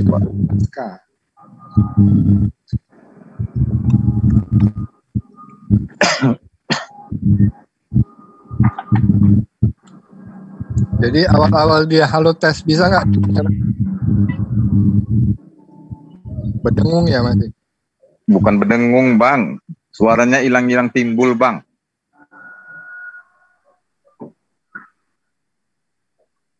Itu biasanya yang kena itu mikrofonnya itu, Bang. Nah, sekarang masih ya? Udah bagus, bersih, jernih. Wes, nah Apanya disconnect kira-kiranya dulu tuh? berarti. Ayo Di makanya. disconnect dulu tadi. Oh, disconnect aja agak dibanting. Nah, lanjutin ceritanya Bang Jenal. Ya, jadi dia dulu kan awal jadi dokter. Pakai timer nggak nih? Pakai timer nggak? Nggak usah ya? Nggak usah. lanjut. Timernya Aja, 2 Bang, hari. Biar jangan Bikin pengobatan itu nanti bertengkar. Tapi jangan berikut asumsi ya. Lanjut. berikut ngasih obat. Jadi orang berobat ke dia tuh disuntik, langsung dia ngasih obat gitu. Nah biayanya tuh seikhlasnya lah. Kalau ada yang punya duit bayar, kalau nggak ya nggak usah bayar. Akhirnya dia tuh kayak ketemu perusahaan besar farmasi, tapi dia nggak sebut apa. Nah dia disekolahin ngambil spesialis mata. Nah dari situlah kerjasama dia jadi dokter mata. Itu sekarang ini orang dari Singapura malah dari luar negeri berobat ke dia. Jadi operasi mata gitu, ahli mata.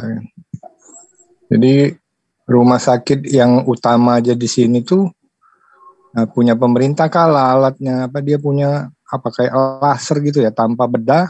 Orang yang operasi mata tuh bisa dia laser atau apa. Itulah ceritanya begitu aja maksudku. Kalau ini jadi acuan ke Pak Adi nih. Boleh diikutin itu. Ikhlas lah Bang ya nolong orang awalnya ya. Jadi awal dia praktek itu jadi dokter. Jadi dia tuh ngobatin orang sekalian ngasih obat. Nah itu terserah nggak dia kasih budget. Memang mungkin disebut. Nah zaman itu 50.000 gitu kan dengan obat. Tapi kalau orang punya uang seberapanya silakan aja. Bahkan kalau nggak punya uang pun nggak perlu bayar gitu. Tapi sekarang nih ya dibalas Tuhan begitu. Mau ketemu dia aja susah. Kalau nggak pura-pura berobat gitu. Ya orang sekali operasi mata itu berapa ya? Sekarang sebelah mata itu 5 juta, 10 juta gitu. Jasanya aja nggak termasuk obat, minum atau apa. Tapi alhamdulillah Bang, nanti beritanya kalau kita udah meninggal nanti di alam kubur operasi mata juga Bang. Iya. Ada lagunya itu. Gimana Pak Munir? Indung, kepala lindung katanya. Pak Munir. Nah kalau saudaraku satu lagi ada, memang saudara dekat.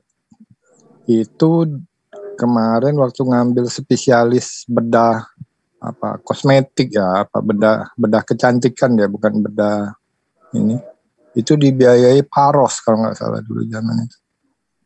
Jadi dokter tuh bisa begitu, di backup perusahaan farmasi gitu.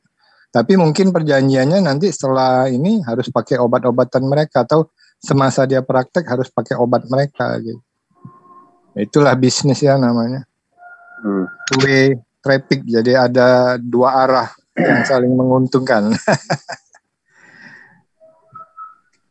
Makanya kalau suka kita diberi obat kan ke dokter, ternyata di rumah sakit itu di apoteknya nggak ada, harus beli di luar. Nah itu biasanya itu.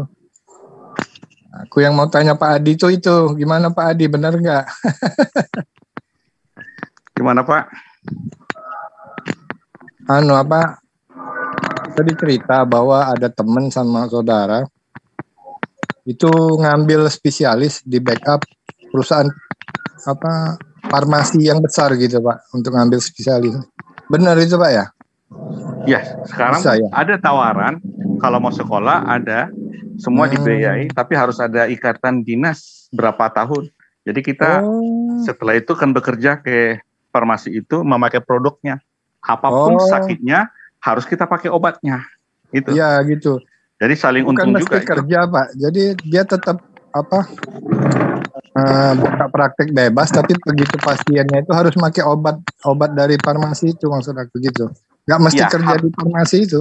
bukan harus kerja farmasi, tetapi apapun pasiennya, produknya harus dari farmasi itu kita pakai. Seperti paracetamol dari farmasi itu, antibiotik farmasi itu, vitamin farmasi itu. Semua produk itu harus farmasi itu selama berapa tahun. Supaya biaya itu kembali, modalnya kembali. Sama aja. Iya.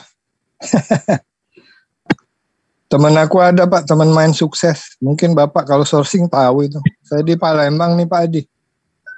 Oh ya, obat-obatan saya banyak dari Palembang. Oh, obat-obatan gitu. dari Palembang ya. Pak Saya Adi di mana Pak? Saya di Bengkulu. Jadi Bengkulu. Dari Bengkulu itu kebanyakan dari Palembang. Bahkan kami kan ke Palembang. Jadi sebagai PNS berarti kami Dokter Ansori tahu Pak ya? Pak Adi Dokter Ansori tahu nggak? Aku dokter umum di pedalaman daerah terpencil. Jadi komunikasi setelah udah di kabupaten setelah otonomi. Kita nggak bisa lagi antar provinsi. Masa pengabdian masih Pak ya? Gimana Pak? Dokter-dokter yang mengabdi itu Pak ya? Ya. PTT. PTT ya? Daerah sangat terpencil diutamakan. Iya. Berapa tahun Pak itu pengabdiannya PTT Pak? PTT itu kan minimal 3 tahun. Lama juga ya mau jadi dokter ya. Bang Dapat di mana? Bengkulu. Bengkulu Pak. Dokter Adi dari mana? Dari Medan. Dari Medan ke Bengkulu. Di Bengkulu di mananya Pak? Dapatnya desa mana? Perbatasan Padang, Sumatera Barat dengan Bengkulunya. Oh, daerah Muko. Betul. Jadi dulu kami naik Mawar Selatan, cuma 6 orang kami dokter, cuma 6 orang penumpangnya. Di tengah jalan kehabisan solar. Tunggu dulu dari mobil Mawar Selatan dari Bengkulu, setelah lewat baru pinjam uangnya supaya bisa beli solar. Itulah sakitnya. Karena ongkos kami kan di terminal, di pool. Jadi ongkos itu sama tokenya, sehingga uang jalan tidak ada, mobil nggak bisa laju. Itulah pengalaman tahun 2002. Harusnya itu kalau habis minyaknya diimpus saja mobilnya Pak. Ya, seharusnya didorong. Setelah mendorong kan minum air kelapa, dorong lagi kan bisa. Tapi lumayan ya kalau daerah Muko itu. Tahun 2000 berapa? 2002. Waktu ini nggak 2002 itu pas gempa itu nggak? 2007 lah, waktu itu saya masih di Puskesmas, datang SBY ke daerah kami, SBY datang.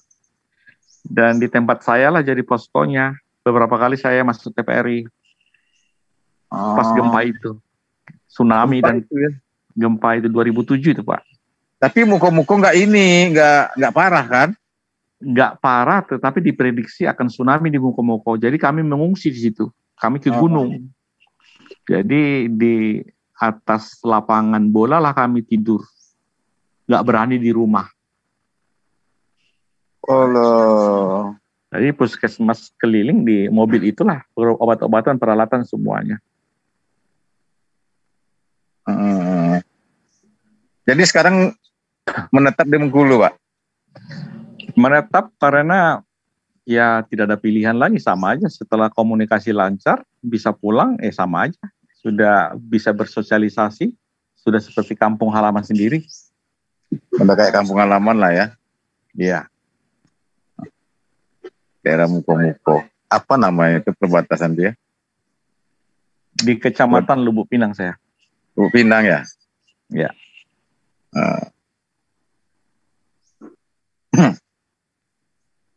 Assalamualaikum. Salam.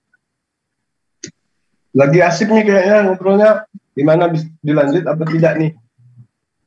Oh, dilanjut, Ustaz. Oh, dokter Adinya masih ada.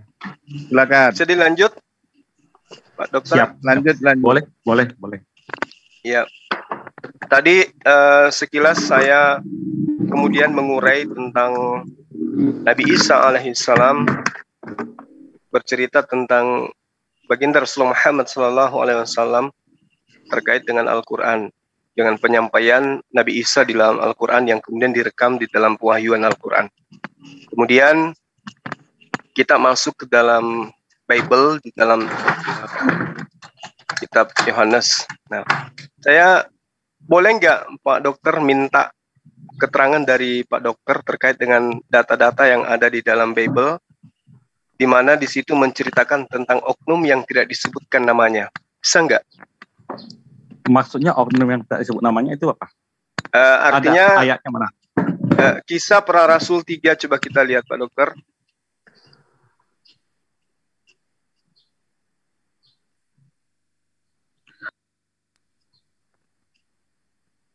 Coba kita buka di Kisah Para Rasul 3, dimulai dari nomor 22 dan sampai nomor terakhir 26. Nanti saya akan tanya kepada dokter, oknum yang dimaksud di sini itu siapa? Oke. Kisah Para Rasul 3 nomor 22 sampai nomor 26.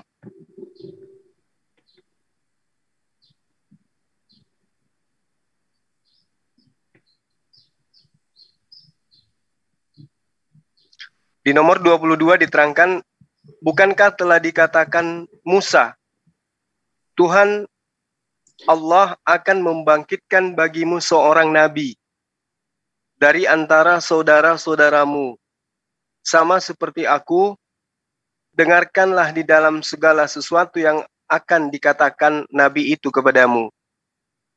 Dan akan terjadi bahwa semua orang yang tidak mendengarkan nabi itu akan dibasmi dari umat kita.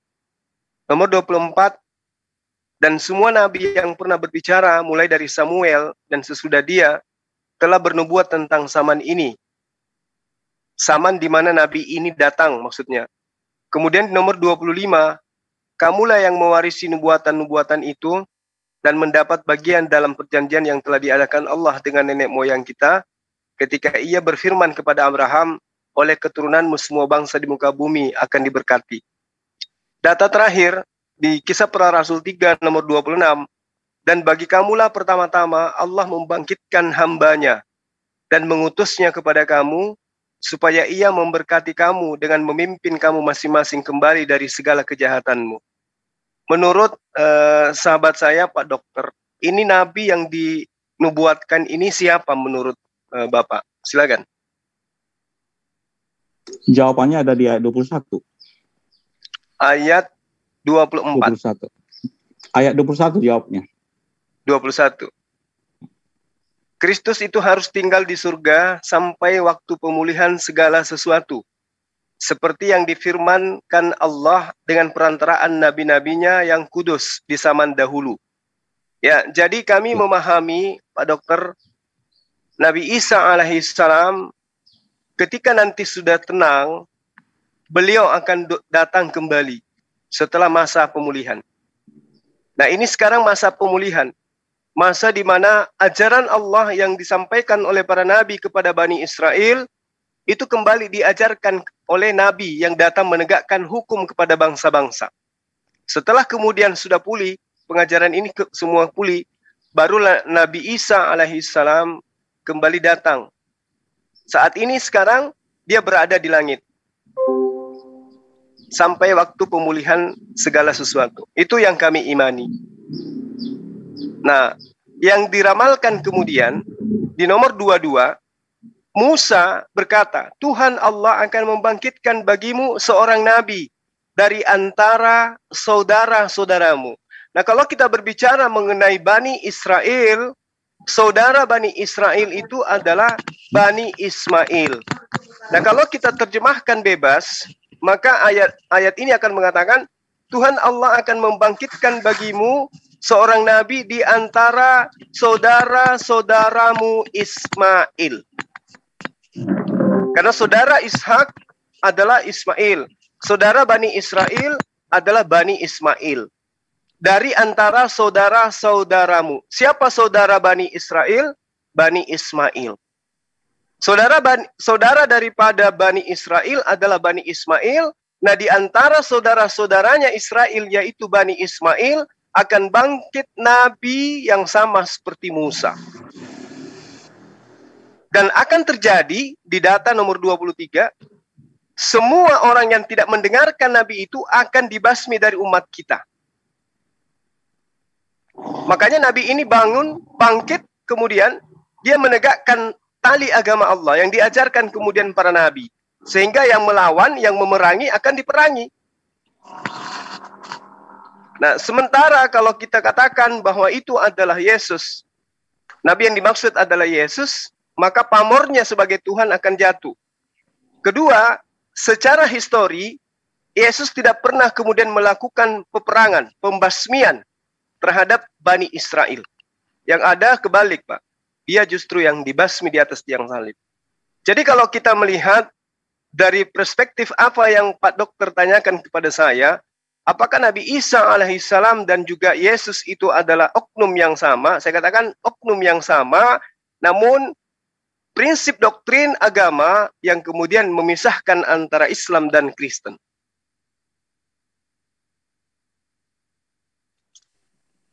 Kalau kemudian saudara saya, Pak Dokter, mengatakan jawabannya ada di nomor 21 di Kisah Para Rasul 3, justru ini mengukuhkan iman Islam bahwa Kristus itu harus tinggal di langit. Jadi original teksnya itu bukan surga, bukan Paradiso, tapi Oranion. Oranion itu langit. Kristus itu harus tinggal di langit sampai waktu pemulihan segala sesuatu. Alhamdulillah umat Islam mengimani Nabi Isa alaihissalam terangkat ke langit dan nanti akan datang kembali untuk yang kedua kalinya. Lalu data selanjutnya, bukankah telah dikatakan Nabi Musa? Dikatakan Nabi Musa di mana? Di dalam Ulangan 18, nomor 18, nomor 19, nomor 20. Bahwa sosok Nabi yang datang ini mengawali ucapannya dengan kata basmalah, bismi anoki dalam bahasa Ibrani. Ya, dengan menyebut namaku, dengan menyebut nama Allah yang Maha Pemurah lagi Maha Penyayang. Bismillahirrahmanirrahim. Makanya kami ketika menerima penyampaian Al-Quran itu diawali dengan bismi anoki. Dengan menyebut namaku, Allah yang Maha Pemurah lagi Maha Penyayang. Dan itu tidak dilakukan oleh siapapun selain baginda Rasulullah Muhammad SAW. Ya, hanya saja kita tidak sedang membahas tentang siapa Nabi yang datang setelah siapa Nabi yang sama seperti Musa. Akan tetapi saya sedang mengurai apa yang diterangkan oleh Allah di dalam Al-Quran tentang pengakuan Nabi Isa alaihissalam di dalam surah As-Saf ayat 6. Wa iz qala Isa bin Maryam ya bani Israel inni Rasulullahi ilaikum musaddiqan lima baina yaday minat Taurah wa mubasysyiran bi rasulin ya'ti min ba'di ismuhu Ahmad. Falamma ja'ahum bil bayyinati qalu hadza sihrun mubin. Nah, ini uraian ini kemudian ketika Pak Dokter bertanya kepada saya, adakah Yesus menyampaikan di dalam pengajarannya tentang Ahmad? Saya katakan, ada tapi berbentuk nubuat. Karena yang dikatakan nubuat pasti tidak menyebut nama. Salah satunya yang tadi, kemudian yang terakhir adalah Kisah Para Rasul 20, Kisah Para Rasul 3, nomor 22 sampai 26.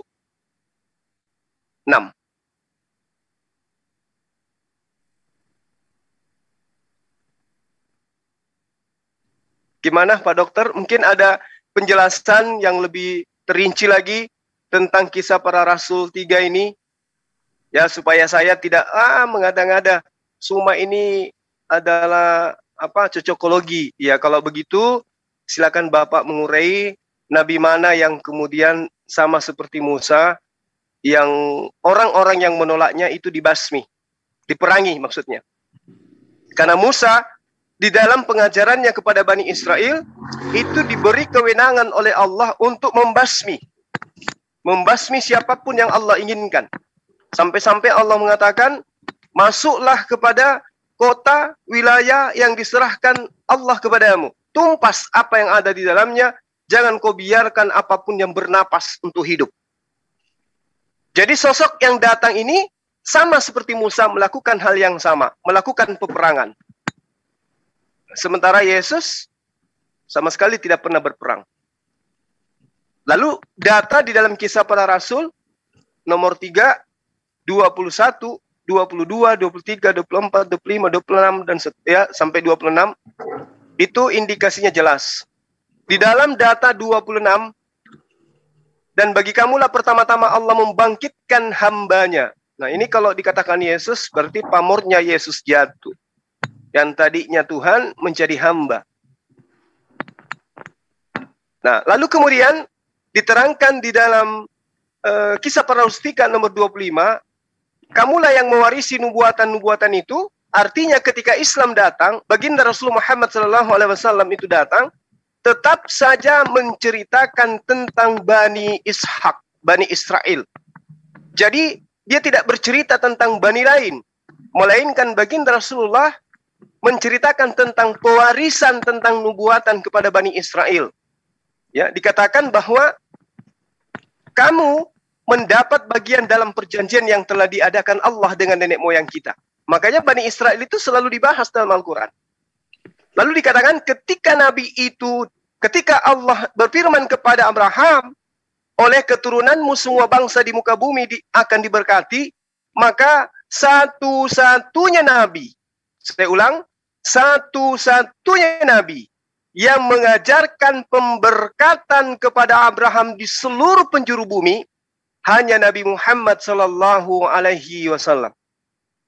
Ini bukan rahasia, Pak Dokter, dan ini bukan muluk-muluk. Kita disimak 100.000 lebih, kurang lebih 200.000 umat manusia. Ya, ini kita sedang live.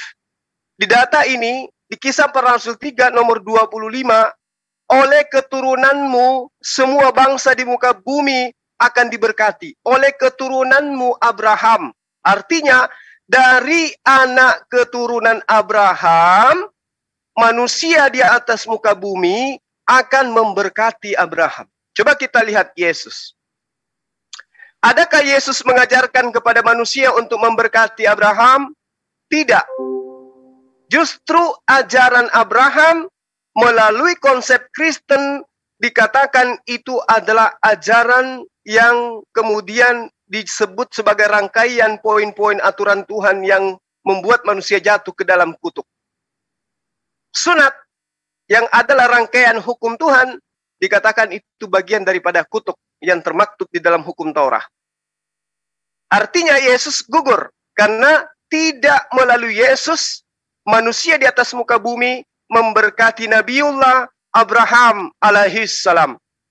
Lalu dari mana keturunan Abraham yang mana yang menyebabkan dunia bumi ini berseru, bergemuruh setiap saat pemberkatan terhadap Abraham? Oleh keturunanmu wahai Abraham, semua bangsa di muka bumi akan diberkati.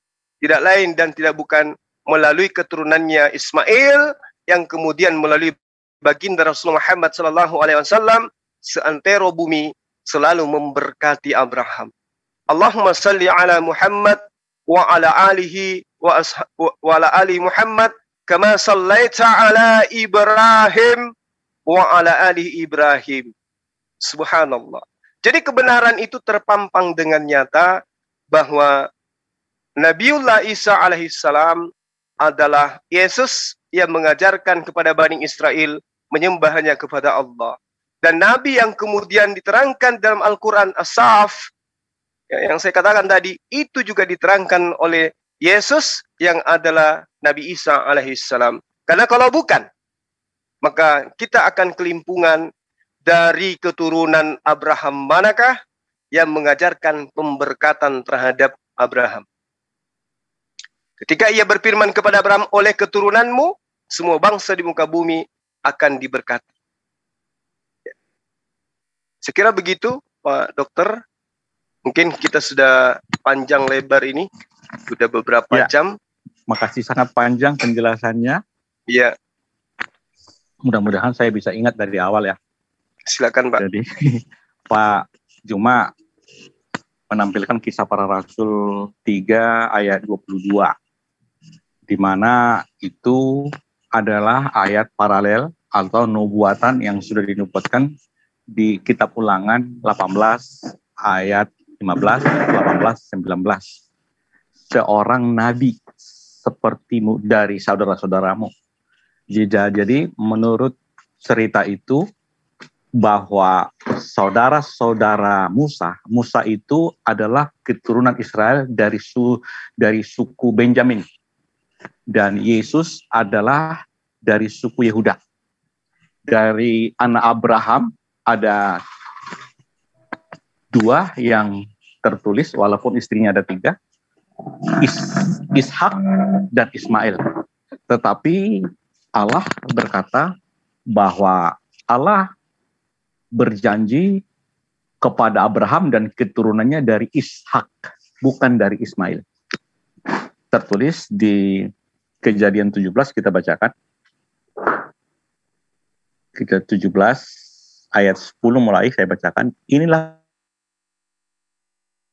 perjanjianku yang harus kamu pegang, perjanjian antara aku dan kamu serta keturunanmu, yaitu setiap laki-laki antara kamu harus disunat.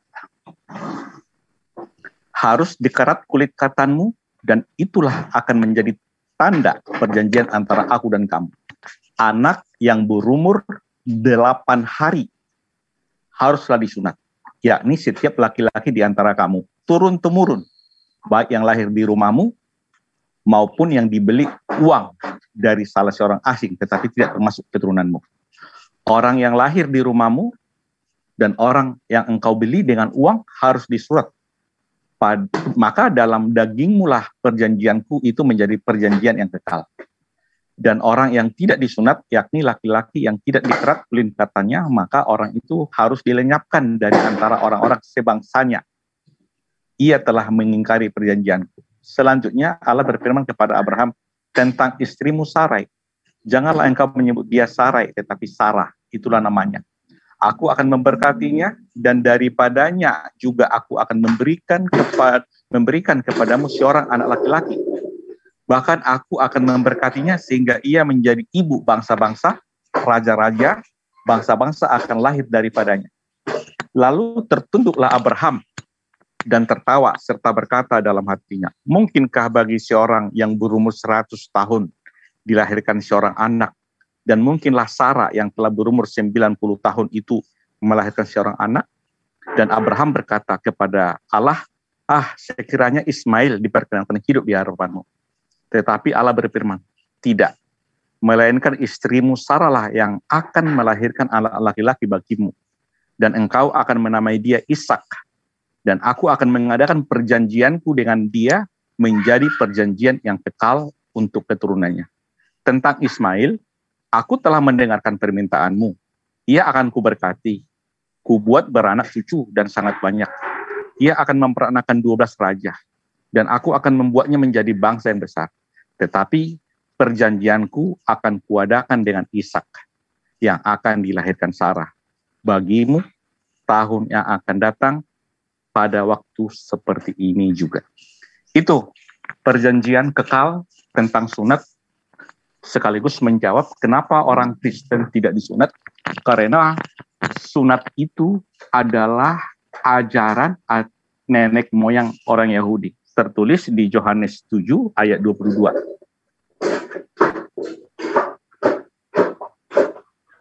Jadi Musa menetapkan supaya kamu bersunat. Sebenarnya sunat itu tidak berasal dari Musa, tetapi dari nenek moyang kita. Dan kamu menyunat orang pada hari Sabat. Jadi sunat itu adalah khusus untuk keturunan Abraham dari jalur khusus Ishak pada hari ke-8. Ishak disunat pada umur 13 tahun kalau nggak salah. Abraham disunat pada umur 75 tahun. Tetapi perjanjian kekal itu hanya kepada keturunan dari Ishak umur 8 hari. Makanya Yohanes Pembaptis itu disunat pada hari ke-8. Yesus disunat pada hari ke-8. Semua orang Yahudi itu disunat pada hari ke-8. Itulah tandanya tentang sunat. Lalu kembali ke pokok pertanyaan kisah Rasul tadi. Kisah para Rasul 3 ayat 22, sebelumnya ada 21. Kisah Para Rasul 3 ayat 21, Kristus itu harus tinggal di sorga sampai waktu pemulihan segala sesuatu seperti yang difirmankan Allah dengan perantaraan nabi-nabinya yang kudus di zaman dahulu. Bukankah telah dikatakan Musa, Tuhan Allah akan membangkitkan bagimu seorang nabi dari antara saudara-saudaramu, sama seperti aku. Dengarkanlah dia dalam segala sesuatu yang dikatakan kepadamu. Jadi saudara-saudara Musa, sesama keturunan Yakub, Israel, Musa itu keturunan Benjamin. Yesus yang dinubuatkan di sini sebagai nabi dari keturunan Yehuda. Ayat 23, dan akan terjadi bahwa semua orang yang tidak mendengar nabi itu akan dibasmi dari umat kita. Dan semua nabi pernah berbicara mulai dari Samuel, dan dia telah bernubuat tentang zaman ini. Jadi semua nabi-nabi telah berbicara tentang Yesus. Lukas 24 ayat 44, apa kata Yesus? Apa yang tertulis tentang aku di kitab Taurat Musa, kitab nabi-nabi, kitab Mazmur, itu perjanjian lama, harus digenapi. Jadi di ayat 24 tadi, semua nabi yang pernah berbicara, mulai dari Samuel dan sesudah dia telah bernubuat tentang zaman ini, sudah dikatakan bahwa Allah pada zaman dahulu menyampaikan firman kepada bangsa Israel melalui Musa, Yosua, Esra, Esther, Yesaya, Yeremia, sampai Maliaki. Semua sudah menyampaikan firman, tetapi bangsa Israel tegar tengkuk dan menolak. Musa berkata, Allah itu esa, sembahlah dia. Nabi yang lain juga mengatakan, semua nabi mengatakan, semua ditolak. Akhirnya Allah mengutus putranya, anaknya, untuk menyampaikan pesan. Itulah Yesus Kristus, yang olehnya alam semesta dijadikan. Ibrani 1 ayat 2. Terus, apa yang sudah dikatakan Musa dulu? Allah itu esa, sembahlah dia. Yesus katakan, apa yang sudah dikatakan oleh Nabi Yeremia, Yesus katakan. Apa yang disampaikan oleh Maliaki, Yesus katakan. Karena Yesus adalah utusan yang turun dari sorga menyampaikan firman. Firman-firman yang disampaikan Yesus itu ditolak. Seperti kata Yesus di Matius 16 ayat 21 kepada murid-muridnya. Aku akan pergi ke Yerusalem, saya akan dibunuh di sana, dan pada hari ketiga saya akan dibangkitkan. Saat itu murid-muridnya tidak mengerti apa yang dikatakan Yesus itu. Tapi setelah kejadian itu benar, Yesus bangkit, baru mereka percaya akan perkataan itu. Yesus mati, pada hari ketiga dibangkitkan. Selama 3 hari dalam kubur, dia menyampaikan firman, menyampaikan kabar baik, menyampaikan Injil kepada roh-roh orang yang sudah meninggal pada zaman Nuh. Setelah dia bangkit, dia menjumpai, ketika dia turun, menyampaikan firman kepada bangsa Israel. Tadi di Ibrani 1 ayat 2 bahwa Allah mengutus nabi-nabi kepada orang Israel, itu karena orang Israel menolak, akhirnya Yesus diutus. Terbukti di Yohanes 15 ayat 24, aku diutus hanya untuk orang Israel. Di Yohanes 10 ayat 56, Yesus memberitakan murid-muridnya hanya untuk orang Israel. Nah, setelah Yesus juga ditolak, Yesus berkata kepada murid-muridnya, aku akan pergi ke Yerusalem, saya akan dianiaya oleh imam-imam dan tua-tua, saya akan dibunuh, dan saya akan dibangkitkan pada hari ketiga. Setelah dia bangkit, dia menjumpai muridnya yang 11.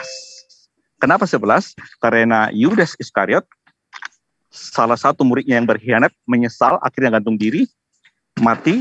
Setelah itu yang 11 itu tinggal. Setelah Yesus bangkit dari antara orang mati, Yesus menjumpai Maria. Dan Maria, dua Maria, mengatakan kepada murid-muridnya bahwa Yesus bangkit. Nggak percaya. Akhirnya ketika murid-murid yang 11 itu berkumpul, kunci rumah tertutup, semua tertutup, tiba-tiba Yesus hadir. Orang itu berkata, hantu, itu hantu, itu hantu. Maka Yesus berkata, ada samamu ikan goreng, makanya Yesus mengatakan ikan goreng untuk membuktikan bahwa dia bukan hantu. Dan Yesus mencela murid-muridnya itu karena mereka tidak percaya bahwa Yesus telah mengatakan sebelumnya bahwa dia dibunuh, pada hari ketiga akan dibangkitkan. Yesus yang saat itu telah mengajarkan itu kepada 11 muridnya itu, yang 11 itu tidak percaya. Lalu setelah itu datang Thomas berkata, tunjukkan dulu tanda lubang paku yang ada di tangan dan kakimu, baru saya percaya. Itu katanya sama Thomas. Dan Yesus mengatakan itu kepada Thomas, Thomas, inilah tanda paku dan kaki. Tapi Thomas nggak melihat itu, langsung sujud, ya Tuhan dan Allah. Artinya setelah Yesus bangkit dari antara orang mati itu, menjumpai murid yang 12, maka Yesus kembali menyampaikan firman itu kepada mereka yang 11, dan yang 11 itu percaya kepada pemberitaan Yesus. Makanya Yohanes 17 ayat 8, segala firman yang kusampaikan telah mereka terima. Yang menerima itu adalah murid-muridnya, yaitu murid-murid yang 11, yang dulu 12, sekarang tinggal 11. Itulah yang menerimanya. Di ayat 20, orang-orang yang percaya kepada pemberitaan dari 11 murid-murid itu juga disebut juga murid-murid Yesus juga. Karena itu perintah Yesus, pergilah, jadikan semua bangsa muridku dan baptislah mereka dalam nama Bapa, Anak, dan Roh Kudus, dan ajarlah mereka melakukan segala sesuatu, dan ketahuilah, aku akan menyertaimu sampai pada akhir zaman. Perintah lain juga, pergilah, beritakanlah Injil ke segala makhluk. Maka Tuhan menyertainya pemberitaan itu dengan tanda-tanda. Di Matius 24 ayat 14, maka Injil akan diberitakan ke seluruh bangsa, maka semuanya akan digenapi. Apakah semua akan tiba hari kesudahannya? Jadi kalau Injil belum sampai ke seluruh penjuru bangsa, maka kiamat atau belum. Jadi Injil ini harus diberitakan. Soal diterima atau tidak diterima itu bukan permasalahan, yang penting harus diberitakan. Lalu apalagi tadi yang pernyataannya tadi tentang itu, itulah namanya nubuatan di Ulangan 18, 15, 18, 19 itu akan kubangkitkan nabi itu merujuk kepada Yesus. Yesus adalah nabi. Yesus adalah nabi. Nabi di sini adalah penyampai firman. Tadi babak pertama kita udah cerita bahwa di Bible itu nabi itu adalah penyampai firman. Penyampai firman itu bisa malaikat, bisa nabi, manusia, bisa langsung anaknya, yaitu firman yang menjadi manusia. Itulah Yesus Kristus. Demikian Pak Jum. Baik. Makasih Pak Dokter atas paparannya. Ya, saya hanya ingin menyikapi terhadap kisah para rasul yang tadi. Kalau kita berbicara mengenai nubuatan, apa yang diurai di dalam Ulangan 18 nomor 18, seorang nabi akan kubangkitkan bagi mereka. Bagi mereka. Seorang nabi akan aku bangkitkan bagi mereka, bagi Bani Israel, di antara saudara mereka. Nah, saudara Bani Israel itu adalah Bani Ismail. Seperti engkau ini, aku akan menaruh firmanku di dalam mulutnya. Jadi nabi ini kemudian pada mulutnya akan terlontar firman. Nah sekarang kalau dipaksakan itu adalah Yesus, pertanyaannya kemudian, mana firman yang terlontar dari mulut Yesus? Sementara yang sampai pada kita saat ini adalah yang keluar dari mulut Lukas, Matius, Yohanes, Paulus, Markus. Lalu firman yang ditaruh di mulut Yesus itu mana? Lalu dikatakan bahwa dia akan mengatakan kepada mereka segala yang kuperintahkan kepadanya. Nah, di dalam Yohanes 16 nomor 8, dan kalau ia datang, ia akan menginsapkan dunia akan dosa, kebenaran dan penghakiman.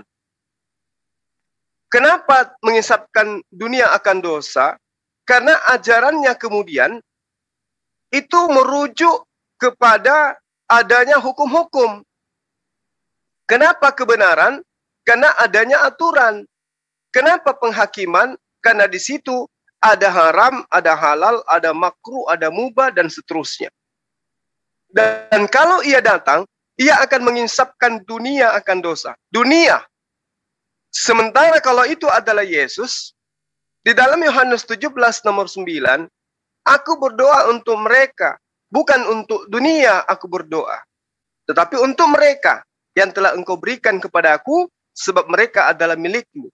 Berarti ruang lingkup daripada nabi yang sama seperti Musa itu untuk dunia, bukan untuk sekelompok orang. Sehingga seruannya kemudian itu selalu merujuk kepada seruan kepada seluruh manusia. Ya ayuhan nas, ya ayuhan nas, wahai seluruh manusia. Tidak wahai Bani Israel. Aku berdoa untuk Bani Israel, bukan untuk dunia. Sementara yang dinubuatkan sendiri oleh Yesus, dia akan menginsapkan dunia akan dosa. Lalu kemudian dalam Yohanes 16 nomor 13. Tetapi apabila ia datang, yaitu roh kebenaran, ia akan memimpin kamu ke dalam seluruh kebenaran. Sebab ia tidak akan berkata-kata dari dirinya sendiri, tetapi segala sesuatu yang didengarnya itulah yang akan dikatakannya, dan ia akan memberitakan kepadamu hal-hal yang akan datang. Berarti roh kebenaran, di mana tadi saya sudah menjelaskan bahwa roh di sini dikatakan roh karena yang datang ini belum datang, belum wujud, masih gaib. Makanya dikatakan roh. Kemudian ketika dia datang, memang dibarengi oleh roh, yaitu jasad manusia yang lengkap dengan roh. Dikatakan roh kebenaran di dalam 1 Yohanes 4 nomor 1, roh itu sama dengan nabi. Maka roh kebenaran, nabi kebenaran, ia akan memimpin kamu ke dalam seluruh kebenaran. Nah, kalau memimpin dalam seluruh kebenaran, maka ajaran yang muncul kemudian ketika berbicara mengenai hukum-hukum, maka nabi ini menuntun manusia untuk mengetahui hukum-hukum. Ketika berbicara mengenai ekonomi, maka nabi ini akan menuntun kepada ekonomi. Ketika berbicara mengenai akhlak, berbicara mengenai etika, berbicara mengenai moral, berbicara mengenai politik, jual beli, riba, tata negara dan seterusnya, maka nabi ini akan memimpin dalam hal yang saya maksud tadi. Ia akan memimpin kamu ke dalam semua kebenaran. Sementara Yesus tidak pernah mengajarkan kebenaran-kebenaran yang seperti apa. Sehingga sehebat apapun sebuah negara yang mayoritas Kristen, dia tidak akan mampu menjadikan konsep negaranya menjadi asas Kristen. Kenapa? Karena Yesus tidak mengajarkan segala sistem kebenaran. Itu poin. Kemudian di dalam Ulangan 18 nomor 15, seorang nabi dari tengah-tengahmu, dari antara saudara-saudaramu, sama seperti aku, akan dibangkitkan bagimu oleh Tuhan Allahmu, dialah yang harus kamu dengarkan. Dialah yang harus kamu dengarkan. Seorang nabi harus didengarkan. Tapi ternyata kebalik kemudian. Terbalik ketika Yesus datang kepada Bani Israel. Dia tidak didengarkan. Yang terjadi kemudian konsep yang dikantongin Kristen hari ini adalah Yesus datang, hukumnya wajib mati di atas tiang salib. Berarti Yohanes 18 nomor 15 salah sasaran. Salah tembak. Salah konsep. Ternyata harusnya konsep yang diajarkan oleh Yesus kepada Bani Israel adalah dia harus disalib dan orang Yahudi harus mendengarkan itu dan harus mempraktekkan itu. Tapi ternyata kemudian ketika prosesi datang kepada konsep Kristen, Yesus harus mati disalib.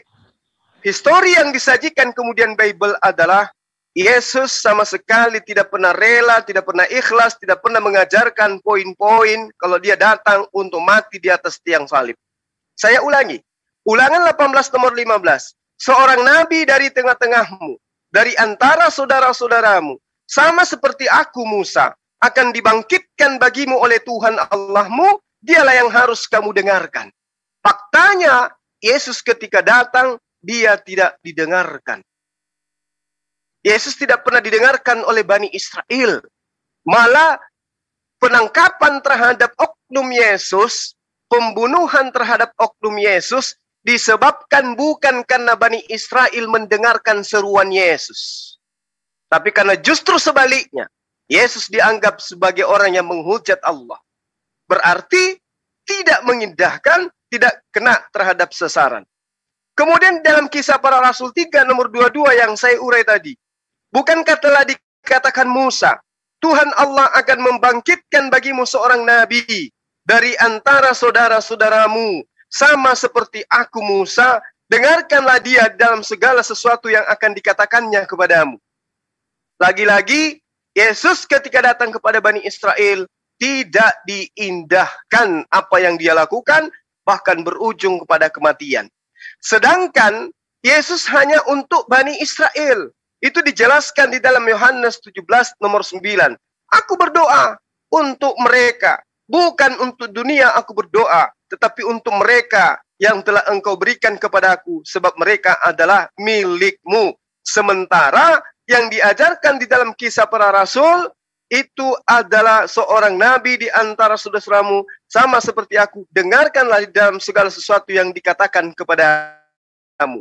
Lalu kemudian, sekali lagi saya katakan, ketika Yohanes 16 nomor 8 menerangkan, dan ia datang akan menginsapkan dunia akan dosa, sementara Yesus datang berdoa pun hanya untuk Bani Israel saja di dalam Yohanes 17 nomor 9. Lalu kalau kemudian dikatakan Yesus itu adalah hamba Allah, Yesus dikatakan Nabi Allah, kemudian Yesus dikatakan sebagai orang yang diutus untuk menginsapkan dunia, kemudian Yesus diterangkan dia akan membasmi orang-orang yang tidak menjadikan dirinya sebagai utusan Tuhan. Itu sama sekali tidak sesuai dengan fakta di lapangan. Yesus tidak pernah membasmi. Yesus tidak pernah menegakkan hukum-hukum. Yesus tidak pernah menginsapkan dunia akan dosa. Melainkan justru Yesus yang kemudian dihabisi oleh Bani Israel, sehingga Allah turun tangan menyelamatkan dia. Sebagaimana yang diterangkan dalam Kisah Para Rasul 3 nomor 21, bahwa Yesus kemudian terangkat ke langit sampai masa pemulihan datang. Saya kira begitu, Pak Dokter. Apa yang Bapak paparkan adalah iman Bapak, sementara yang saya paparkan adalah data yang berdasarkan terhadap Al-Quran dan juga yang berdasar terhadap kitab Bapak itu sendiri. Terakhir, kembali saya mengingatkan bahwa di dalam Kisah Para Rasul 3 nomor 22, bukankah telah dikatakan Musa, Tuhan Allah akan membangkitkan bagimu seorang nabi. Ini nabi, bukan Tuhan yang dibangkitkan. Nabi. Lalu kemudian di nomor 23, dan akan terjadi bahwa semua orang yang tidak mendengarkan nabi itu akan dibasmi dari umat kita. Buktinya justru Yesus yang dibasmi. Yesus tidak pernah membasmi orang-orang yang menolak kenabiannya. Nomor 24, dan semua nabi yang pernah berbicara mulai dari Samuel dan sesudah dia telah bernubuat tentang zaman ini. Artinya Nabi Samuel dan sesudahnya menubuatkan tentang keadaan di mana datangnya sosok nabi yang sama seperti Musa yang mengajarkan segala sesuatunya tentang kebenaran. Saya kira begitu sementara Pak Dokter, kalau masih mau lanjut silakan. Baik, data-data yang saya sudah tampilkan tadi sudah sangat jelas. Saya ulangi lagi data yang lain, bahwa tertulis di Keluaran 6 ayat 2,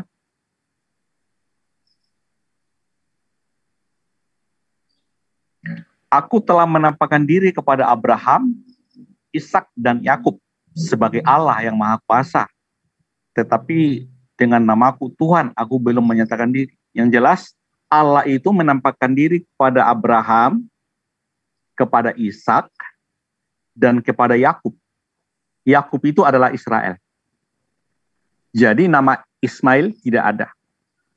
Tadi sudah saya katakan di Kejadian 17, perjanjian kekal antara Allah dan Abraham dan keturunan Abraham dari Ishak, bukan dari Ismail. Perjanjian kekal sunat itu pada usia 8 hari untuk Ishak. Saat itu Ismail 13 tahun. Itu data, bukan iman. Data itu.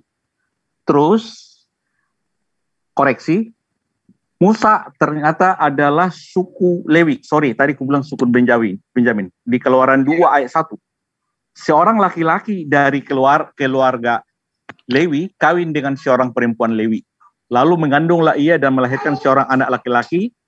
Ketika dilihatnya bahwa anak itu cantik, disembunyikan 3 bulan lamanya, tetapi ia tidak dapat menyembunyikannya lebih lama lagi, sebab itu diambilnya sebuah peti pandan, dipangkalnya dengan gala-gala dan ter, diletakkannya bayi itu di dalamnya dan ditaruhnya peti di tengah-tengah teberau di tepi sungai Nil. Kakaknya perempuan berdiri di tempat yang agak jauh untuk melihat apakah yang akan terjadi dengan dia. Maka datanglah putri Firaun untuk mandi di sungai Nil, sedang dayang-dayangnya berjalan-jalan di tepi sungai Nil, lalu terlihatlah olehnya peti di tengah-tengah teberau, lalu disuruhnya hamba perempuan untuk mengambilnya. Ketika dibukanya, dilihatnya bayi itu, tampaklah anak menangis, sehingga belas kasihan. Jadi nangis anak saya. Dan itu jelas bahwa Musa adalah suku Lewi, keturunan Yakub, bangsa Israel. Jadi kisah Rasul para Rasul 2 tadi seperti Musa itu suku Lewi, yang bangkit adalah Yesus dari suku Yehuda. Di Yohanes 4 ayat 22 dikatakan bahwa Yohanes 4 ayat 22, kamu menyembah apa yang kamu tidak kenal, kami menyembah apa yang kami kenal, sebab keselamatan datang dari bangsa Yahudi. Jelas, dari bangsa Yahudi, bukan di luar Yahudi. Jadi tentang Yesus itu, saya belum ada bicara Tuhan. Tidak ada saya bilang konteks Tuhan.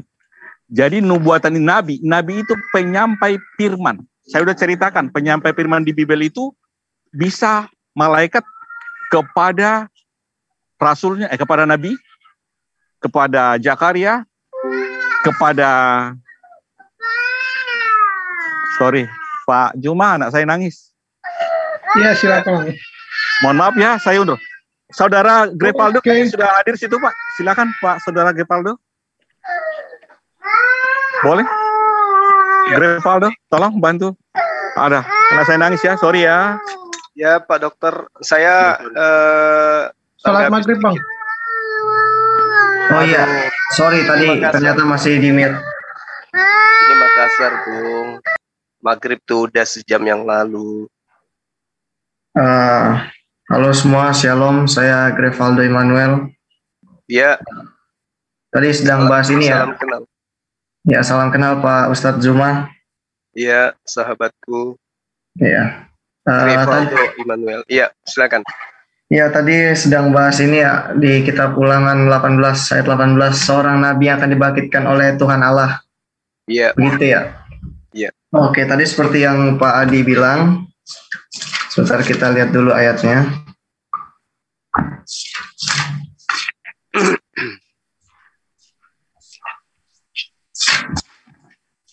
Kalau kita melihat secara ini ya, secara benar ya.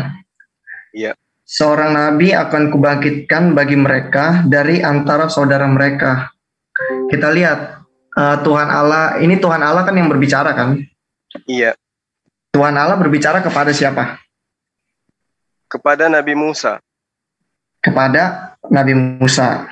Nabi Musa dari suku Lewi. Nah, kalau dari saudara mereka, berarti saudaranya dari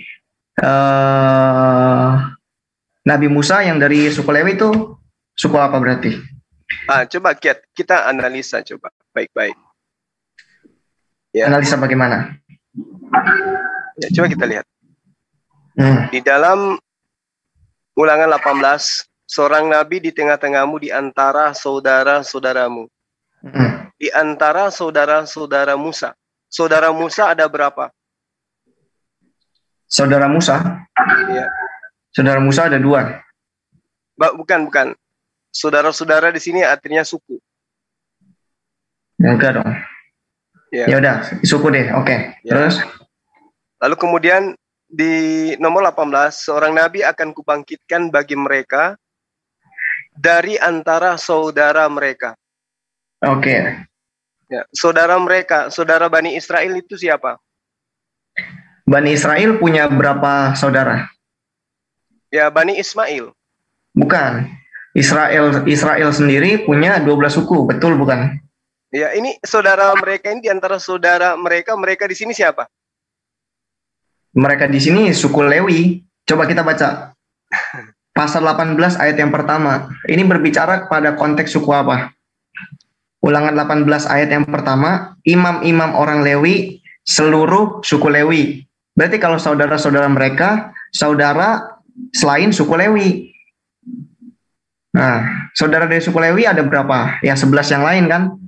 Itu kalau dilarikan ke sana. Bukan dilarikan ke sana. Ini konteks dari ayat yang pertama. Kita baca ayat pertama dulu dong. Ayat pertama dikatakan, imam-imam orang Lewi, seluruh suku Lewi. Bangsa Israel, suku Israel memiliki 12 suku kan. Nabi Yakub yang disebut Israel itu punya 12 anak. 12 anak itu laki-laki semua dan disebut sebagai bani-bani atau suku-suku Israel. Karena di sini Tuhan Allah berbicara kepada Bani Lewi atau suku Lewi, berarti saudara mereka saudara dari suku Lewi yang lain, ya kan? Ke 11 anak yang lain dari Israel itu, dari Yakub itu. Jadi seharusnya Nabi di tengah-tengah mereka, di tengah-tengah ke-12 Bani Israel. Berarti 11 saudara yang lain atau 11 suku yang lain, dan harus orang Israel. Coba kita baca, ya kan? Oke. Betul nggak seperti itu? Oke, baik. Saya ngikuti apa yang kemudian Anda inginkan. Intinya di sini Yesus ya. Kenapa? Intinya Nabi itu Yesus. Iya. Secara kesimpulan iya. Oke, saya ngikuti apa yang Anda inginkan. Lalu kemudian di data nomor 18, aku akan menaruh firmanku di dalam mulutnya. Firman yang terlontar dari mulut Yesus itu yang mana?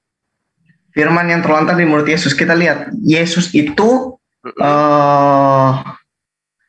sebelum kedatangannya ke dalam dunia adalah kalimatullah kan, firman dari Allah, firmannya Allah. Betul? Ya, terus yang keluar dari mulut Yesus mana? Apanya yang keluar dari mulut Yesus? Aku akan menaruh firmanku dalam mulutnya. Kita bisa lihat banyak loh. Nah, mana? Yang mana? Coba contoh saja ya. Ya. Coba kita lihat Markus 12 ayat 29. Nah, itu firman yang keluar dari mulut Markus. Oh, tidak. Yang keluar dari mulut Yesus mana? Loh, kita baca ulang. Rasul Markus itu menuliskan kesaksian apa yang diperbuat oleh Yesus. Markus 12 ayat 29. Kita bisa lihat di situ Yesus berkata, nah dituliskan sama Rasul Markus. Oke. Ya, salah satu. Bukan itu perkataan Rasul Markus, beda dong. Ya, oke. Salah satunya ini adalah pernyataan Markus. Hukum terutama adalah, dengarlah hai orang Israel, Tuhan Allah kita, Tuhan itu esa. Ini adalah salah satu firman yang terlontar dari mulut Yesus. Oke. Ya. Kita baca ayat yang ke-28 dulu biar tahu konteks. Ya, silakan. Ayat 28, lalu seorang ahli Taurat, ini orang Yahudi ya, yang mendengar Yesus dan orang-orang Saduki bersoal jawab dan tahu. Ini mereka seperti berdebat gitu ya, atau berdialog dengan Yesus. Oke. Nah, yang Anda bacakan ini itu firman yang keluar dari mulut Yesus atau mulut Markus? Jelas mulut Yesus. Coba ayat 29, jawab Yesus kan, bukan jawab Markus. Nomor 28-nya, nomor 28. Anda kan bawa nomor 28. Ya, nomor 28. Yesus tanya, hukum manakah yang paling utama? Ini dari mulut ahli-ahli Taurat. Ahli Taurat bertanya kepada Yesus, dijawabnya di ayat yang ke-29. Jawab Yesus. Nah, berarti perkataan siapa? Ya, terus saja. Nanti kita lihat apakah ini ucapan Markus atau ucapan Yesus. Ya, kita lihat ya. Ayat 28, ahli Taurat bertanya kepada Yesus. Di ayat yang ke-29, Yesus menjawab, hukum yang terutama ialah, dengarlah hai orang Israel, Tuhan Allah kita, Tuhan itu esa. Ya kan begitu kan? Oke, nah sekarang saya ambil nomor 28 dari Markus 12. Lalu seorang ahli Taurat yang mendengarkan Yesus dan orang-orang Saduki bersoal jawab dan tahu. ini firman yang terlontar dari mulut Yesus atau tulisan Markus? Rasul Markus ini menuliskan tentang kesaksian hidup dari Yesus Kristus, apa yang beliau perbuat. Anda sedang membacakan firman yang keluar dari mulutnya Markus. Loh, gimana ceritanya? Ini ayat nomor 28 ini perkataan Yesus. Kenapa? Nomor 28 ini perkataan Yesus. Nomor 28 ini ceritanya. Ini kejadian yang dituliskan sama Rasul Markus.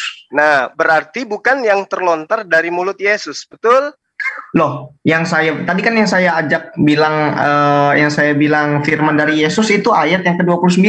Yang ayat 28 tuh rincian kejadian yang dituliskan sama Rasul Markus. Baik, sahabatku, berarti 29 Markus sedang menyatakan sabda Yesus. Ya. Hukum yang terutama adalah benar. Terus nomor 28 ini adalah perkataan Markus sendiri.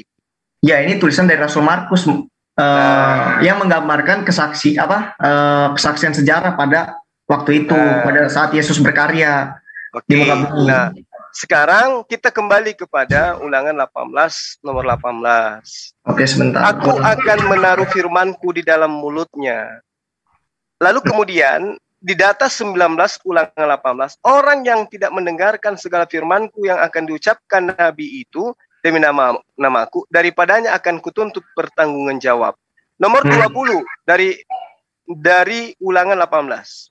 Tetapi seorang nabi yang terlalu berani untuk mengucapkan demi namaku, perkataan yang tidak kuperintahkan untuk dikatakan olehnya, atau yang berkata demi Allah lain, nabi itu harus mati. Nah, Markus 29, ketika kita lihat Markus 12 nomor 29, ini yang menguraikan Markus ini siapa yang mengatakan itu adalah firman Tuhan atau bukan firman Tuhan?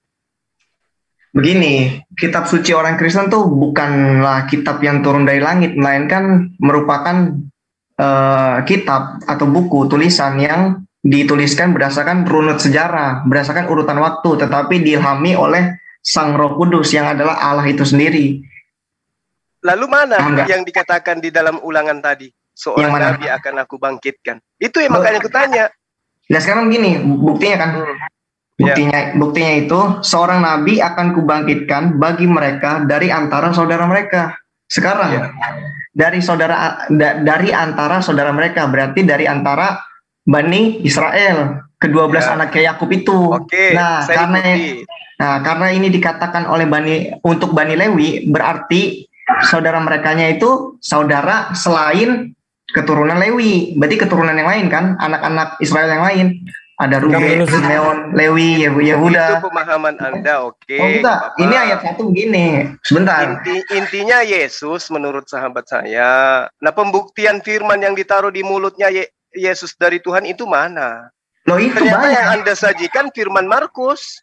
Firman Markus ayat yang ke-29 itu perkataan Yesus langsung. Itu ayatnya ditulis dalam huruf merah. Nah, kalau kita lari ke nomor 20 di Ulangan 18, seorang nabi yang terlalu berani mengucapkan demi namaku perkataan yang tidak diperintahkan. Nah, itu siapa? Pertanyaan saya, siapa yang memerintahkan Markus menuliskan hal tersebut? Oh, kita lihat nih ya. Ada jawabannya, sebentar ya. Ya.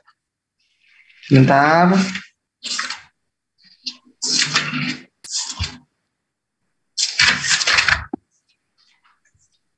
Kita lihat 2 Timotius 3 ayat yang ke-16. Ya, segala tulisan yang diilhamkan Allah. Berarti Allah yang berkehendak untuk menuliskan kejadian-kejadian yang... Dari mana Anda tahu bahwa Markus mendapatkan ilham? Kenapa? Dari mana Anda tahu bahwa Markus mendapatkan ilham? Oh iya, jelas dong. Ya, dari mana? Sementara dia bukan nabi. Terus? Sementara bukan nabi, lalu kemudian Anda katakan itu adalah firman Tuhan. Ya. Atau Anda ingin mengakui bahwa tulisan Markus itu bukan firman Tuhan? Rasul Markus itu adalah murid Yesus. Bukan. Di mana? Nggak ada. Jangan katakan murid Yesus karena Markus bukan murid Yesus. Markus itu adalah asisten Paulus di Antioquia bersama dengan Lukas. Ya, itu teman sekerja, itu rekan. Paulus. Ya, betul. Betul. Sama Nah, di rasul. mana dituliskan bahwa Markus murid Yesus? Di mana? Kita lihat di dalam Lukas 10. Lukas 10 ayat yang pertama. Kemudian daripada itu Tuhan, maksudnya Yesus, sudah pasti ini bukan Tuhan yang lain, itu Yesus, menunjuk 70 murid yang lain. Nah, kita lihat 70 murid ini salah satunya dari yang ke-70 itu Rasul Markus, Rasul Lukas. Di mana dituliskan salah satunya adalah Markus? Kenapa? Di mana dituliskan salah satunya adalah Markus? Karena saya dari gereja ortodoks, itu dituliskan di dalam tradisi suci. Oh, tradisi suci tidak ada di dalam pernyataan Yesus gitu. Kenapa? Tidak ada dituliskan di dalam pernyataan Yesus. Ya karena kitab suci ini ditulis untuk apa? Kita lihat ya. Kita lihat di dalam Yohanes pasal yang ke-20. Yohanes yang kedua, pasal yang ke-20 ayat yang Yohanes pasal yang ke-21 25. Masih banyak hal-hal lain lagi yang diperbuat oleh Yesus. Nah, yang diperbuat oleh Yesus kan tadi kan dibilang di Lukas 10 Tuhan Yesus memilih 70 murid, betul kan? Ya kan? Ya, tetapi jikalau semuanya itu harus dituliskan, kalau semuanya ditulis nih ya satu persatu, maka dunia ini tidak dapat memuat semua kitab yang harus ditulis itu. Oke, nah sekarang saya tanya sama saudara, penting mana dituliskan tulisan Lukas, Markus yang adalah tulisan dari dirinya sendiri atau yang berasal dari firman Tuhan yang disimpan di mulut Yesus? Kenapa? Penting mana? Firman yang diterima Yesus dari Tuhannya atau karangan Markus yang berasal dari dirinya sendiri? Kenapa bisa dibilang karangan? Apa dasarnya ini karangan? Loh, kalau itu bukan karangan berarti itu adalah firman. Bagi iman Kristen, firman itu tidak turun jadi buku. Firman kamu salah, Adinda. Salah. Firman itu adalah nas yang diwahyukan oleh Allah kepada manusia, yaitu Nabi. Saya kasih contoh. Sebentar. Ini untuk menentukan duduk perkara dan posisi kita masing-masing. Menurut pandangan Islam, memang firman turun menjadi ayat-ayat kitab suci dalam Al-Quran. Begitu kan? Ya. Sedangkan di dalam iman Kristen, firman itu nuzul atau turun menjadi manusia, yaitu Yesus Kristus. Kita lihat di dalam Yohanes 1 ayat 14, firman itu telah menjadi manusia dan diam di antara kita dan seterusnya ya. Jadi firman itu tidak turun menjadi buku. Anda bisa bahasa Inggris? Kenapa? Anda bisa bahasa Inggris? Mau baca yang mana? Coba dalam bahasa Inggrisnya apakah di situ dikatakan firman itu telah menjadi manusia atau menjadi daging? Kenapa? Ya daging manusia kan? Oh, apakah daging selamanya manusia? Oh enggak, kata-kata di sini memang pasti manusia. Coba kita lihat. Firman itu telah menjadi manusia dan diam di antara kita. Di antara siapa? Tidak mungkin binatang kan? Tidak mungkin binatang, pasti manusia. Oke, ya. Tapi di situ bukan manusia kan? Apa? Tapi di situ bukan manusia kan? Apanya bukan manusia? Firman itu telah menjadi daging kan? Iya. Oke. Dagingnya daging apa? Ya daging manusia. Ya. Nah sekarang begini, kalau Anda mengatakan bahwa di dalam agama Anda firman itu adalah yang nuzul menjadi manusia, tapi yang kemudian diterangkan di dalam kitabnya Bani Israel, firman itu adalah ucapan ketetapan Allah. Kenapa? Firman itu apa? Ketetapan Allah, aturan Allah, hukum-hukum Allah, perintah-perintah Allah. Perkataan lisan itu juga adalah firman. Perkataan lisan. Jadi kayak kita ngomong gini. Ya, betul. Halo? Yesaya 40. Nah, jadi misalkan berapa? Yesaya berapa? Yesaya 40 nomor 8. Yesaya 40 ayat yang ke-8. Bunga menjadi layu. Tetapi firman Allah tetap untuk selama-lamanya. Jadi dia tidak pernah berubah menjadi manusia, firman itu. Firman itu tidak pernah jadi manusia? Iya. Coba. Firman itu apa sih artinya? Lah, kan tadi saya sudah katakan. Firman itu, Firman itu apa? Firman itu bukan cuma sekedar kata-kata literal kayak kita ini loh.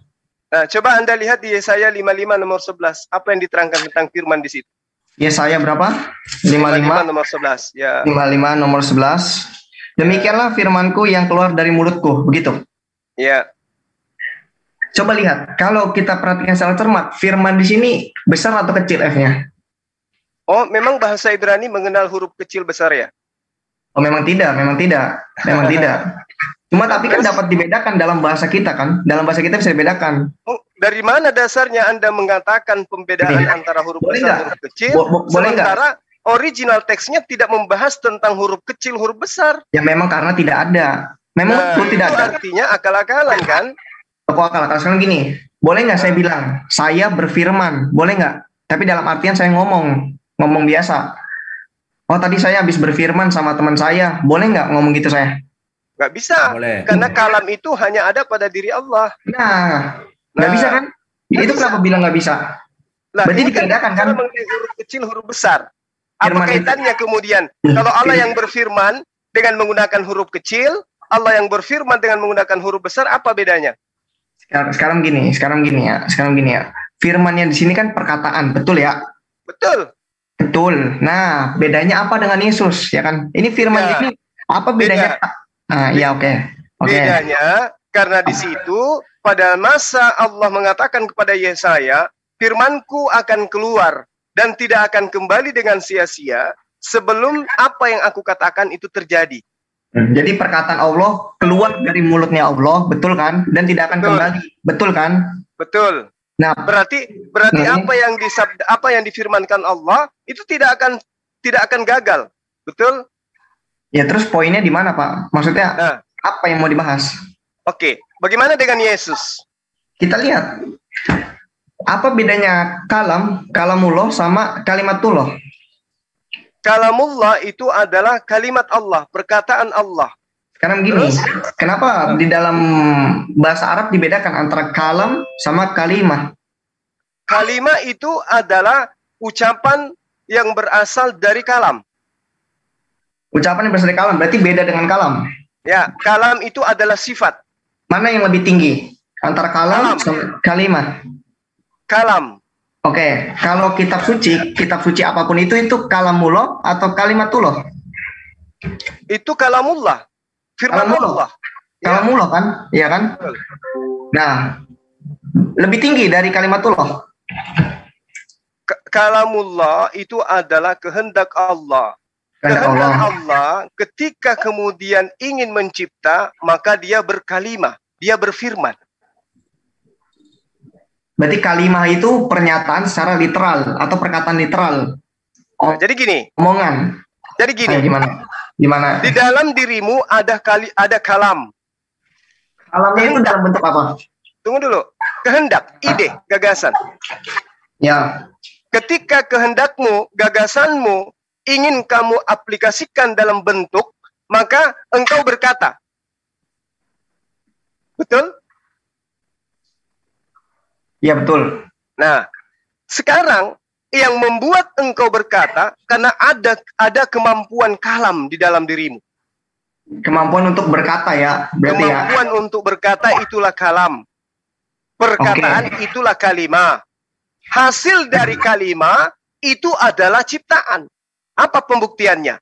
Allah menginginkan Maria hamil. Allah kemudian berkehendak melontarkan firman. Sampailah firman itu melalui Gabriel. Gabriel datanglah kepada Maria. Maria, Tuhan yang Maha Tinggi menginginkan engkau hamil dan melahirkan seorang anak manusia bernama Yesus. Oke, ini baca dari Alkitab berarti ya? Ya, ini adalah kisi-kisi pengabaran akal terhadap kalimah penciptaan. Ya. Jadi Allah berfirman, firmannya disampaikan oleh Gabriel. Gabriel menyampaikan kepada Maria, Maria membuktikan kehamilannya. Lahir Yesus. Oke, dari kalam berfirman, firman kemudian beroperasional, hasilnya adalah ciptaan. Oke, tadi apa tadi? Kalam itu menciptakan. Begitu. Allah menciptakan melalui sifat kalamnya. Sebentar. Yaitu berkehendak. Berarti yang menciptakan itu kalam atau Allah? Allah menciptakan melalui sifat kalamnya. Oke. Kalam itu ciptaan dari Allah atau bukan? Kalam bukan ciptaan. Kalam adalah satu esensi berdiri bersama dengan Allah. Sama dengan diri Anda. Oke.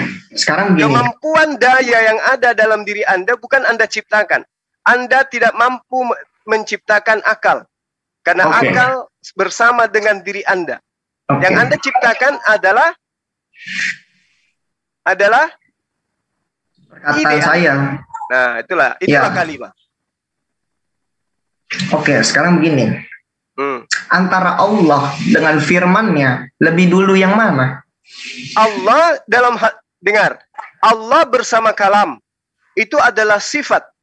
Oke, kalam ini sifat, sekali lagi ya kita tekankan, kalam itu sifat dari Allah yang menempel pada diri Allah. Betul? Kalimahnya itu perkataannya yang keluar dari kalam. Betul. Oke, hasil dari kalam. Oke ya. Berarti Allah sama firman-Nya duluan mana tadi? Bisa dilanjut? Duluan Allah. Oke, duluan Allah. Berarti Allah dengan kalimah ya. Iya, Kalau dengan kalam itu Allah berdiri bersama dengan kalam. Oke, sekarang gini deh. Kita mungkin pakai bahasa Indonesia aja ya. Firman itu dalam bahasa Arab diterjemahkan sebagai apa? Firman dalam bahasa Arab. Kalimah. Oke. Allah dengan kalimahnya duluan mana? Duluan Allah. Duluan Allah. Oke. Berarti Allah sudah ada, kalimahnya belum ada. Ya.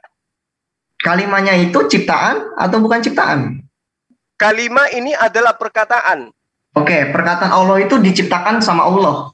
Dia makhluk atau apa? Perkataan Allah itu kemudian ada yang disebut majaz. Ya. Ada nafsi. Nafsi ini kalam yang melekat pada dirinya. Majaz ini adalah yang terdiri daripada buku dan tinta, kertas. Oke, itu berarti hasil manifestasi dari firman, betul? Ya. Nah, sekarang firman yang terkandung dalam diri Allah itu, yang berada di dalam Allah, itu duluan mana dengan wujud atau zat dari Allah?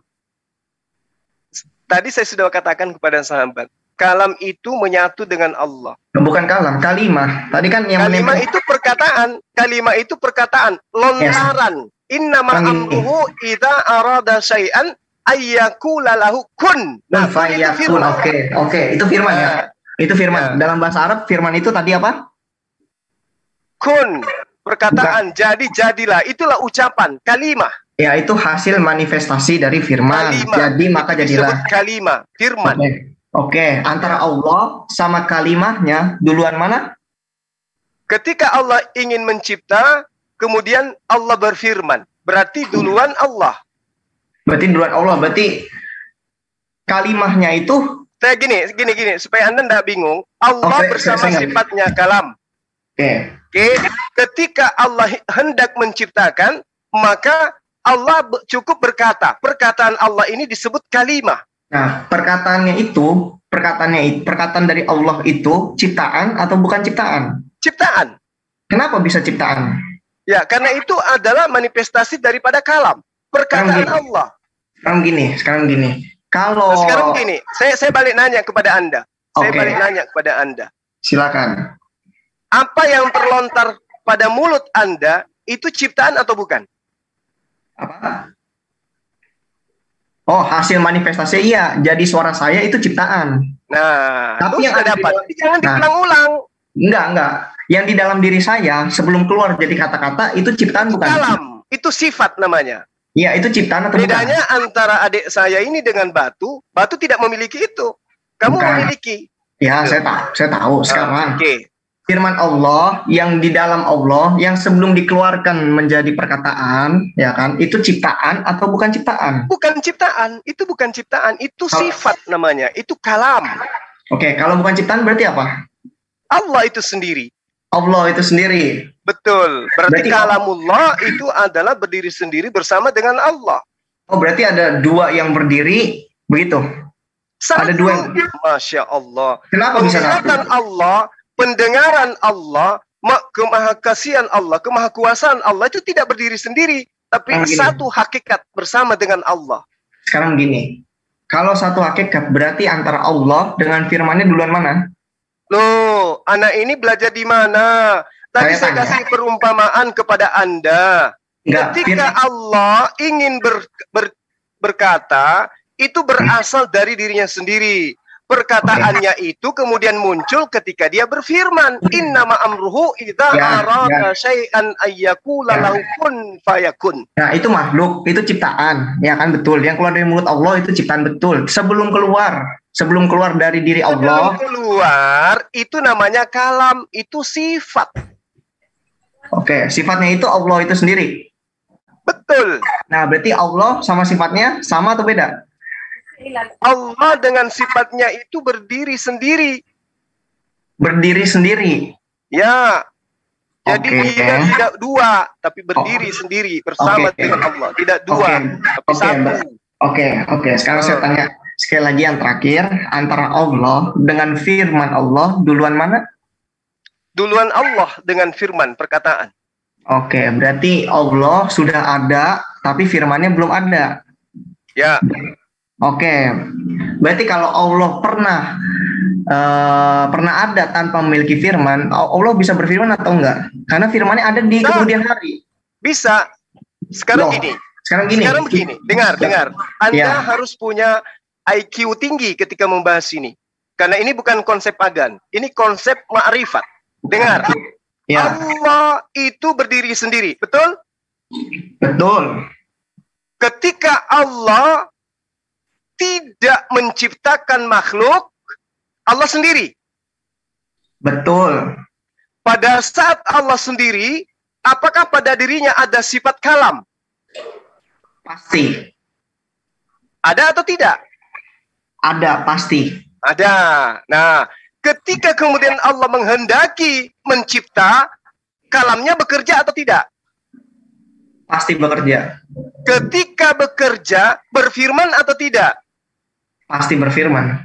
Jadilah terang, maka terang jadi. Itu jadi, ya. Nah, ketika dia belum berfirman, apakah dia bisu? Dia tidak memiliki kalam?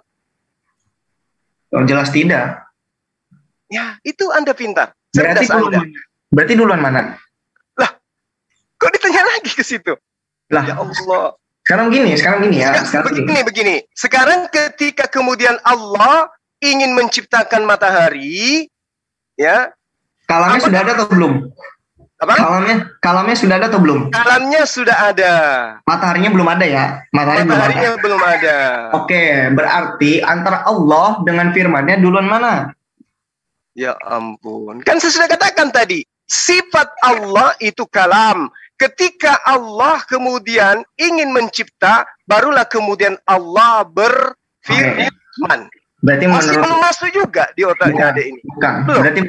Berarti menurut Ustadz Zuma, Allah sudah ada, tapi firman-Nya belum ada, begitu ya? Firman itu berasal dari kalam. Firman itu berasal dari kalam. Oke, berarti firman Allah itu ciptaan. Firman Allah itu adalah kalamullah. Iya, itu ciptaan atau bukan? Itu makhluk atau bukan? Manifestasi dari firman itulah ciptaan. Belum paham? Iya, manifestasi itu makhluknya, kayak orang, langit, gitu. Makanya. Nah, sekarang saya tanya, firman-Nya Allah itu ciptaan atau bukan? Kalau yang kamu maksud firman adalah kalam, itu bukan ciptaan. Kalau bukan ciptaan berarti Allah itu sendiri.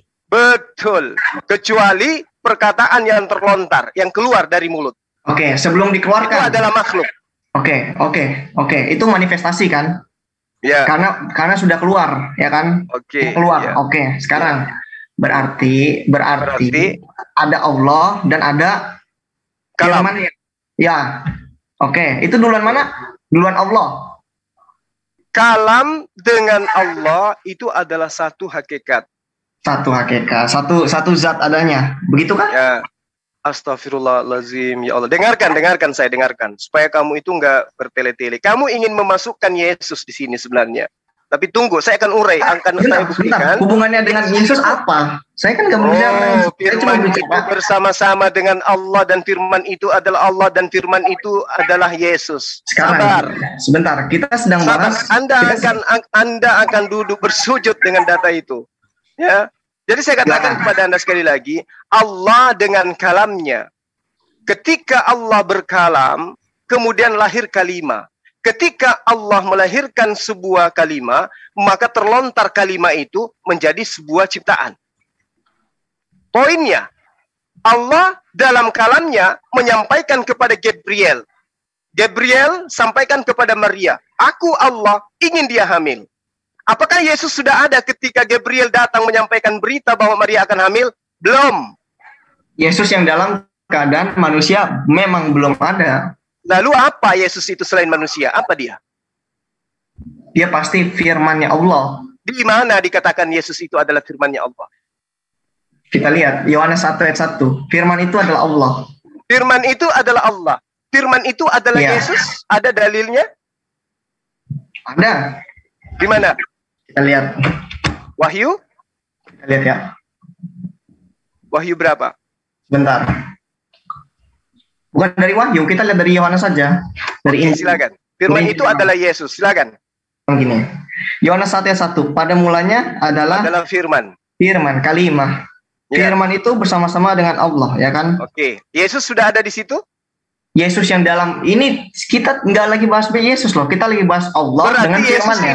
Yesus ini baru atau sudah ada dari sejak semula? Yesus yang dalam keadaan manusia baru ada abad 1 Masehi. Kemanusiaannya baru ada saat. Terus Yesus yang apa yang Anda maksud? Yesus yang Yesus manusia. Sekarang lihat. Firman itu bukan bernama Yesus. Di sini dikatakan pada mulanya adalah firman, bukan Yesus ya. Bedakan dulu. Pada mulanya adalah kalimah. Kalimah itu bersama-sama dengan Allah. Dan kalimah itu adalah Allah. Ya kan? Nah, di ayat yang ke-14, kalimah itu telah menjadi manusia. Siapa yang menjadi manusia itu? Nah, siapa yang manusia itu? Enggak, Yesus. Pasti Yesus kan? Berarti Yesuslah firman yang dimaksud itu. Sabar. Sekarang begini. Firman itu apa? Kenapa? Firman itu apa? Firman itu dalam bahasa Yunani logos. Logos itu bukan cuma sekedar perkataan, tapi hikmat dari Allah. Hikmat dari Allah, ide dari Allah, gagasan dari Allah, kehendak dari Allah.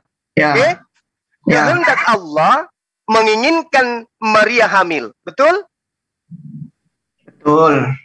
Nah, ketika kehendak ini diucapkan oleh Allah, Maria harus hamil. Hamil enggak dia? Hamil. Melahirkan enggak dia? Melahirkan. Nah, terus? yang menjadi Yesus apanya? Yang menjadi Yesus itu firman-Nya. Di situ salahnya kamu. Oh, enggak. Nih. Kamu salah. Sekarang begini. Nih. Kalau Allah mengatakan jadilah terang, yang menjadi terang ini apa? Oh, beda. Itu beda. Enggak, tunggu dulu. Jadilah terang, Maria jadilah hamil, bedanya di mana? Sekarang gini, mana dikatakan Maria hamil? Loh, yang baca di dalam Lukas. Pada bulan ke-6, Gabriel datang kepada seorang perawan. Apa yang dikatakan oleh Gabriel?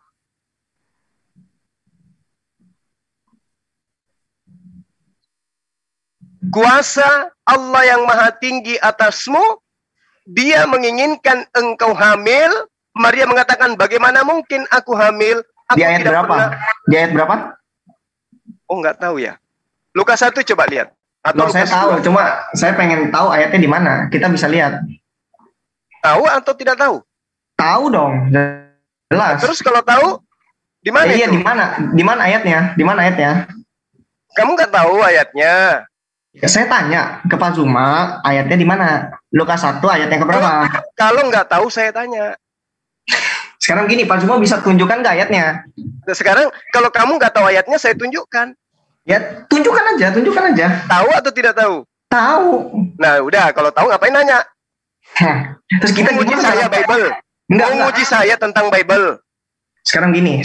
Ya udah, silakan bacakan. Udah, silakan bacakan. Lukas 1 nomor 26 sampai nomor 28. Silakan baca. Silakan. Iya, silakan jelaskan. Oke.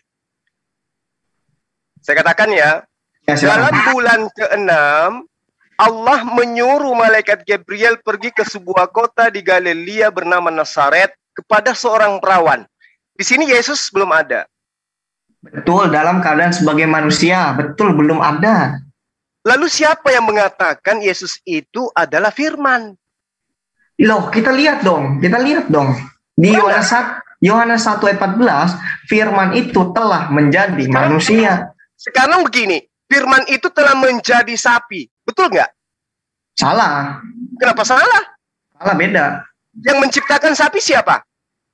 Allah. Dengan cara firman-Nya. apa? Dengan cara apa? Dengan firman-Nya. Sekarang gini, bedakan. Kalau saya urai, sapi diciptakan dengan firman-Nya. Firman itu bersama-sama dengan siapa? Dengan Allah, tapi bukan firman yang seperti itu. Lalu firman yang kayak mana? Sekarang gini, Maria hamil, dia perawan. Tadi Pak Ustadz Zuma bilang apa? Apabila Allah mengendaki sesuatu, ia hanya perlu berfirman, jadi, maka jadilah. Oke, nah sekarang kita lihat di dalam Lukas 26. Iya kan? Iya kan? Betul nggak? Iya, betul. Sekarang kita lihat di dalam Lukas 21 nomor 26. Sebentar, apakah Yesus menjadi manusia dengan cara seperti itu? Allah bilang, loh, mana? Saya sedang menunjukkan data. Sila. Iya, Yohanes 1, Lukas 1, nomor 26, nomor 28. Ketika Yesus perawan, ketika Maria perawan, apakah Yesus sudah ada? Apa yang kamu katakan? Yesus ada, sebentar begini ya. Yesus itu nama Yesus ada dalam bentukan firman, betul? Bukan Yesus ada dalam bentukan firman, Yesuslah sang firman Allah itu. Nenekmu yang mana yang ngajarkan itu? Kenapa? Nenekmu yang mana yang ngajarkan itu? Loh, ini iman Kristen. Saya tidak minta iman Kristen, saya minta pengajaran Yesus. Di mana Yesus mengajarkan Anda? Ingat Ulangan 18 ayat 18? Firman-Ku akan aku taruh pada mulutnya. Sekarang coba tunjukkan di mana Yesus mengatakan akulah sang firman. Anda tadi mengatakan Yohanes 12 nomor 49. Oke, sebentar ya. Kita lihat di Yohanes pasal yang kelima. Yohanes pasal yang kelima. Sebentar. Hati-hati bawa dalil, hati-hati. Iya. Sebentar. Ya, silakan. Hati-hati bawa dalil, ku bilang.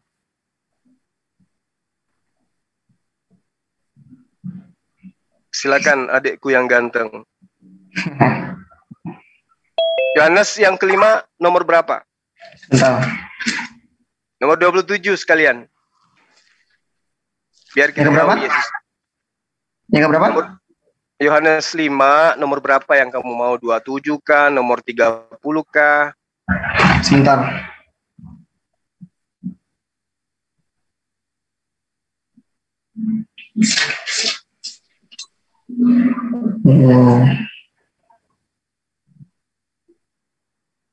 Panas. Kok lama? Sebentar, saya sedang cari. Tinggal sebut aja pun nomor berapa. Sebentar. Sorry, Yohanes 8 maksud saya. Yohanes 8 ayat yang ke-42. Oh, yang itu. Silakan. Kata Yesus kepada mereka, ya kan? Ya. Kata Yesus kepada mereka, ini buat orang yang bertanya, jikalau Allah adalah Bapakmu, jadi Allah disebut Bapak, kamu akan mengasihi Yesus, ya kan? Ya. Sebab aku, Yesus, keluar dan datang dari Allah. Terus, apa masalahnya? Yang jadi masalah, Yesus lah. Kalau Yesus bukan firman Allah, kenapa Yesus bilang, aku keluar dari Allah? Oh gitu. Ya, kita bisa nggak mengatakan saya keluar dari Allah? Kalau Yesus itu keluar dari Allah, berarti tadinya Yesus adanya di mana Allah? Ada di mananya Allah? Ya. Yesus ada di mana? Ada di dalam Allah, ya kan? Baru dia turun, sang firman itu yang di dalam Allah turun menjadi manusia. Namanya Yesus Kristus. Oke, baik. Ya kan? Matahari itu berasal dari mana? No kan? Sekarang gini. Matahari adekku sini. Matahari dari Allah. Matahari dari Allah. Oke, kita lihat. Matahari itu berasal dari mana? Dari Allah. Dari Allah. Keluar dari Allah. Kenapa bisa keluar dari Allah? Apakah matahari itu sudah ada sebelum penciptaannya? Wujud dari matahari, saya tanya, wujud dari matahari itu yang bulat, bercahaya, panas, apa itu ada di dalam diri Allah? Ada atau tidak? Apakah Yesus ada di dalam diri Allah yang manusia itu? Ya jelas, saya katakan yang dalam keadaan sebagai sang firman. Nah, matahari juga demikian. Apa? Matahari itu firman Matahari Allah. itu berasal dari sang firman. Apanya? Apanya yang berasal? Apanya? Dalam keadaan apa matahari itu? Dalam keadaan kalam. Dalam keadaan kalam, begitu. Ya, Berarti betul. kita juga bisa dibilang kita itu keluar dari Allah. Boleh nggak? Betul. Dalilnya ada 1 Yohanes 4 nomor 2, 1 Yohanes 5 nomor 10, 1 Yohanes 4 nomor 6, 1 Yohanes berapa? nomor 11, Yohanes 3 nomor 8. Betul, kita semua keluar dari Allah. Tidak ada manusia yang berdiri sendiri menciptakan dirinya sendiri. Semua kita ini keluar dari Allah. Titik. Apa bedanya kita sama Yesus yang mengatakan demikian? Bedanya apa? Atau sama? Bedanya Yesus nabi. Dia rasul utusan Tuhan. Kita bukan, kita manusia biasa. Yesus manusia? Ya. Kemanusiaan sama Yesus? Sama seperti kita. Betul, ada sama, bedanya. betul sama seperti kita. Oh, enggak beda dong. Beda. Ada yang Bedanya beda. di mana? Bedanya di mana? Yesus manusia itu sama seperti kita, bisa lapar, bisa haus, betul nggak? Betul. Kemanusiaannya sama persis. Yang bedanya dia tidak memiliki dosa. Itu ayatnya ada. Oh. Sekarang gini, kita semua kalau di Islam Yesus tidak punya dosa. Tapi kalau di kitabmu Yesus banyak dosa. Contohnya? Contoh. Mana? Ya, di dalam pengajarannya dia. Pengajaran siapa? Pengajaran siapa? Di dalam pengajarannya Yesus. Apa? Yang gimana? Menghardik orang-orang yang bukan Bani Israel dengan sebutan anjing. Dosa nggak tuh? Sekarang begini, itu artinya apa? Memang perumpamaan pada zaman itu mengatakan orang yang di luar bangsa Israel disebut anjing. Bukan untuk mengejek atau menghina. Tapi memang perumpamaannya demikian. Dan itu bukan berarti Yesus. Kalau Yesus membuat ibunya cemas, dosa nggak? Yesus membuat ibunya cemas? Kayak gimana maksudnya? Ya, ibunya mengaku bahwa kamu membuat aku cemas, wahai anakku. Cemas dalam kejadian apa? Kejadian yang mana? Yesus pergi tanpa izin, ya. Waktu masih kecil. Waktu masih kecil, umur 12 tahun, ya. Ke bait Allah. Ya. Betul. Sekarang gini. Dosa enggak tuh? Kenapa? Dosa enggak? Kenapa? Dosa tidak dia tuh? No, tidak dong. Sekarang gini. Kenapa dia nggak berdosa? Kenapa? Gini, pemikirannya harus diubah dulu dong. Kita gimana cara membaca kitab suci itu dengan baik? Tunggu dulu, ini Anda mengatakan Yesus tidak berdosa, saya buktikan Yesus punya dosa berdasarkan kitab Anda. Kalau di Islam, Yesus itu adalah laki-laki suci. Di mana dikatakan membuat khawatir seorang ibu? Maksud sini Yesus membuat ibunya Maria, ya kan? Ibu Maria khawatir karena Yesus ketinggalan, betul ya? Mana dikatakan itu dosa? Ayatnya mana? Coba mana? Kenapa kamu membuat kami khawatir? Iya, dikatakan itu dosa panik. mana? Ayah dan ibumu panik mencari-cari kamu kemana? Dikatakan itu dosa, mana ayatnya? Oh, jadi nanti dikatakan dosa, baru dikatakan dosa ya? Kalau perilaku yang tidak menyenangkan kedua orang tua itu bukan dosa ya? Sekarang buktikan. Sekarang kan Pak Zuma tadi bilang membuat orang tua khawatir. Ini kejadian Yesus ya, bukan kita ya. Yesus yang tinggal di bait Allah, orang tuanya pulang duluan, itu membuat khawatir dan itu dikatakan dosa. Sekarang mana ayatnya? Bukan pulang duluan. Mereka sedang berjalan bersama, kemudian anaknya menghilang, lalu ibunya kembali mencarinya, lalu ditemukannya di dalam rumah ibadah.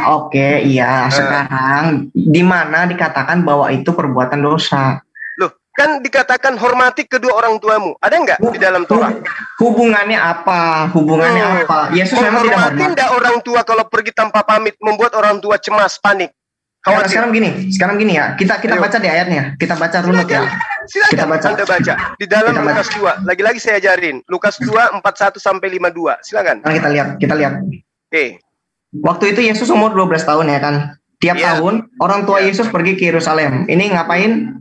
Hari Paskah ya kan, merayakan hari Paskah setahun sekali ya. Terus nah, Yesus yang 12 tahun itu pergi ke Yerusalem seperti yang lazim pada hari raya itu ya kan. Sehabis hari perayaan itu, jadi udah selesai acaranya, mereka berjalan pulang. Ya kan?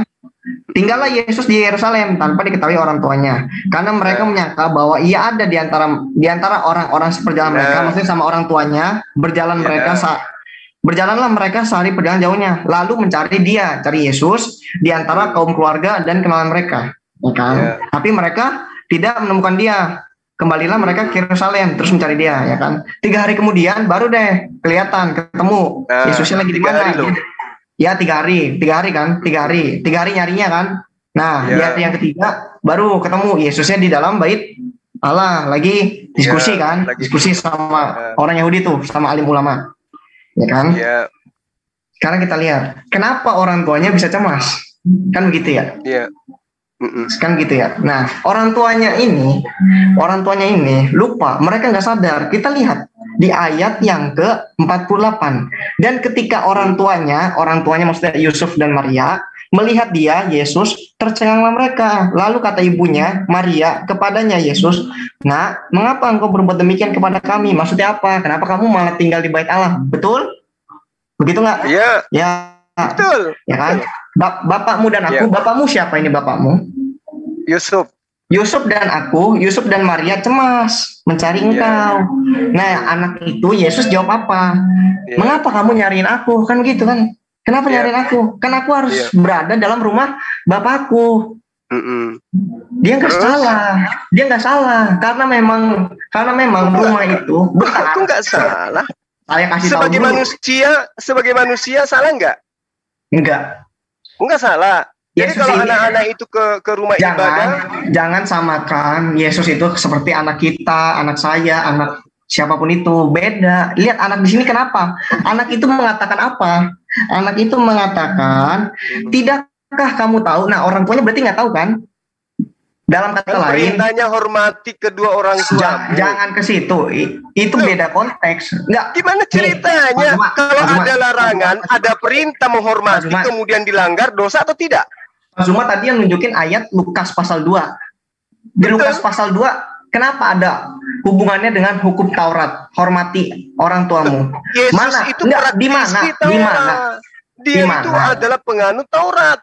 Di mana dikatakan ini melanggar hukum Taurat? Di mana dikatakan ini dosa? Enggak, di mana dikatakan ini dosa? Dalam konteks Lukas 2. Enggak, buktikan dulu. Sekarang kalau dilanggar hukum Taurat dosa atau tidak? Yesus melanggar hukum Taurat atau tidak ini? Dia jelas melanggar. Kan perintahnya hormati orang tuamu. Iya, di mana dia melanggar hukum Taurat? Dia ngapain? Kan perintahnya hormati orang tuamu. Nah, kita lihat ayat yang sebentar, kita baca dulu, kita baca konteks Lukas pasal 2, baru nanti kita keluar dari situ, oke? Oke ya, kita baca Lukas pasal 2 dulu ya, kita lihat. Lukas pasal 2, ayat yang ke-49, jawabnya Yesus kepada mereka, orang tuanya Yusuf dan Maria, "Mengapa kamu mencari aku?" Nah, kenapa Ibu Yusuf sama Bapak Maria, kamu nyariin aku? Nah, itu emang kamu nggak tahu? Dari ucapan itu dia hormatin enggak tuh orang tuanya? Sekarang lihat, ada nggak anak bisa berkata seperti ini? Ini bukan anak biasa loh. Loh, jadi kalau orang pergi ke gereja membuat orang tuanya was-was. Gereja mana dikatakan gereja? Ini nggak dikatakan ini gereja. Kan anggaplah bait Allah itu gereja. Kan kalian katakan rumah Tuhan gereja itu. Kalau saya sebut masjid kan nanti telinganya panas. Loh, kok panas? Nggak begitu dong. Sekarang Bapak jangan keluar konteks dan jangan membicarakan hal yang lain ya. Ini kita ngomong bait Allahnya orang Yahudi. Oke? Ini bukan gereja Kristen. Ini bukan gereja Kristen.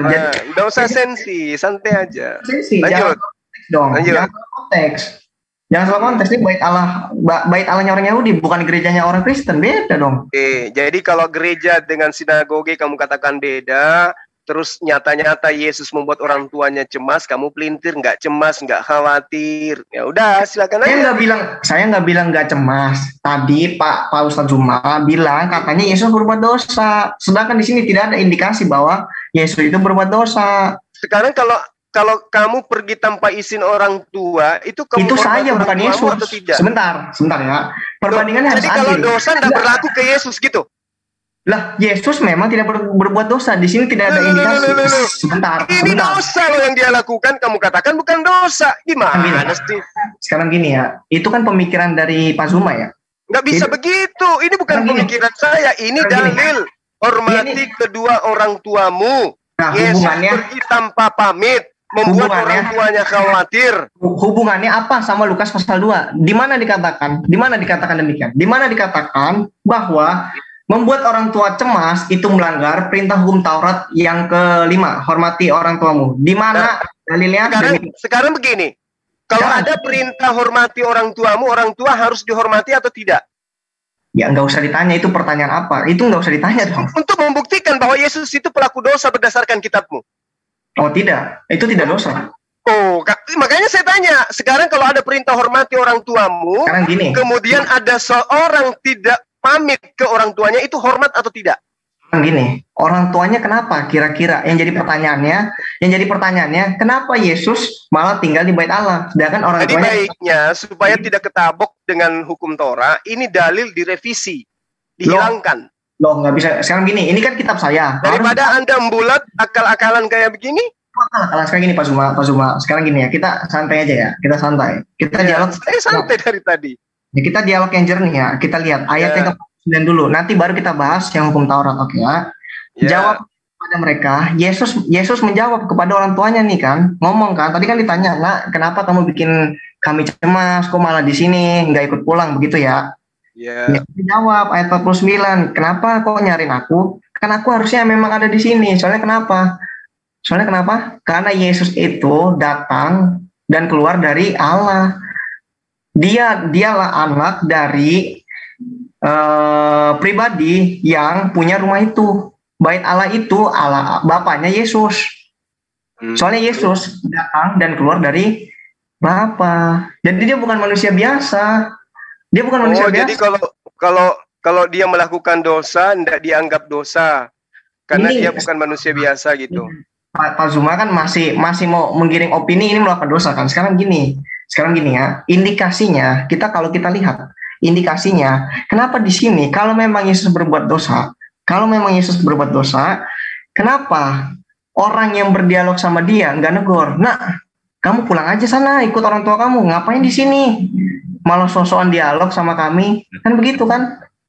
Harusnya ditegur dong. Ada seorang anak yang ketinggalan di terserah mau tempat ibadah atau di mana, terus ngomong sama orang dewasanya ini malah ikutan ngomong sama Yesus, dialog. Harusnya kan negor, Yesus atau Nak, kamu pulang sana, nanti orang tua kamu cemas loh. Kenapa nggak begitu? Ayo coba, ini logika dulu. Nanti kita baru bahas hukum Taurat, oke? Oke. Saya ngalah di situ, Anda menang. Sekarang coba Anda lihat di dalam Matius 17 nomor 19. Sebentar Pak Zuma, ini kita ganti topik. Enggak, bukan. Daftar dosa Yesus yang Anda harus tahu. Iya, berarti ganti topik kan? Yesus itu tidak punya dosa kan? Iya, sebentar. Menurut Anda? Pak Zuma, Al-Quran mengatakan betul. Yesus itu adalah laki-laki yang suci. Tapi kitab Anda menyajikan Yesus itu adalah pelaku dosa. Pak Zuma. Berarti ini saya klarifikasi dulu. Ini Pak Zuma sedang membuat daftar dosa dari Yesus gitu kan? Memberikan daftar dosa dari Yesus. Dalam tanda kutip menurut... Bukan memberikan daftar, tapi menyajikan tuduhan kitab Anda terhadap Yesus. Jangan salahkan ke saya. Ini kitab Anda yang bercerita. Dalam tanda kutip menurut versi Pak Zuma, oke? Menurut kitab Anda. Jangan tuduh saya. Kalau datanya ada di kitab Anda, kan gitu. Datanya dari saya, tapi berdasarkan pemikiran dari Pak Zuma, oke? Oke, nggak apa-apa. Yang penting Anda jujur bahwa membuat orang tua cemas itu adalah salah satu perilaku tidak hormat. Saya nggak bilang. Kitab suci saya juga nggak bilang itu dosa. Izin dari orang tua itu adalah dosa. Pak Zuma coba lihat deh. Pak Zuma masih mengulang-ulang argumen yang sama kan. Sedangkan saya selalu memberikan sesuatu yang berbeda. Sekarang gini. Pak Zuma harusnya bisa menunjukkan di mana membuat orang tua cemas dalam kasus ini Yesus, bukan kita loh, bukan saya, bukan Pak Zuma, bukan siapapun itu. Ini Yesus. Ya kan? Kalau memang itu cerita kita, kita ketinggalan di mall. Ya kan, ada orang tua tuh malah dialog sama kita, bukannya bilang, "Nah, kamu pulang, orang tua kamu nanti cemas loh." Harusnya begitu kan? Kamu salah, nanti orang tua kamu cemas. Tapi kenapa ini? Perintahnya hormati orang. Alim ulama itu tidak negur Yesus. Alim ulama itu kenapa nggak negur Yesus? Kenapa nggak nyuruh pulang? Ya, Yesusnya yang harusnya tahu karena dia adalah Tuhan itu katanya. Nah, dia memberikan perintah hormati orang tuamu. Nah, kan beda konteks lagi kan? Beda konteks. Dia sendiri melanggar. Beda konteks lagi kan? Dengar dulu. Perintahnya hormati orang tuamu. Nah, Yesus di situ pada saat dia pergi tanpa pamit, apakah itu menghormati atau tidak? Kenapa? Ketika dia pergi tanpa pamit ke orang tuanya, itu menghormati atau tidak? Kenapa dia bilang pergi tanpa pamit? Mana indikasinya? Loh, buktinya mamanya cari-cari 3 hari 3 malam lagi cari-cari mamanya. Oh, bukan cuma mamanya, bapaknya juga kan? Ibu Maria sama Bapak Yusuf ini kenapa mencari? Karena Yesus sendiri sudah memberikan jawaban. Bukan, kita lihat dulu. Loh kok bukan? Kalau saya minta dalilnya pamit ada nggak? Kenapa? Kalau saya minta dalilnya dia pamit ada nggak? Lah, saya nggak bilang mana tunjukin ayat dia pamit atau nggak pamit ya kan? Saya nggak minta gitu loh. Ketika ada saya mengatakan mana ayatnya dia dosa karena dia tidak pamit, kan sama. Sekarang gini ya. Lukas 2 ayat yang ke-49 itulah jawaban dari Yesus. Dari situ kita tahu inti dari ceritanya apa.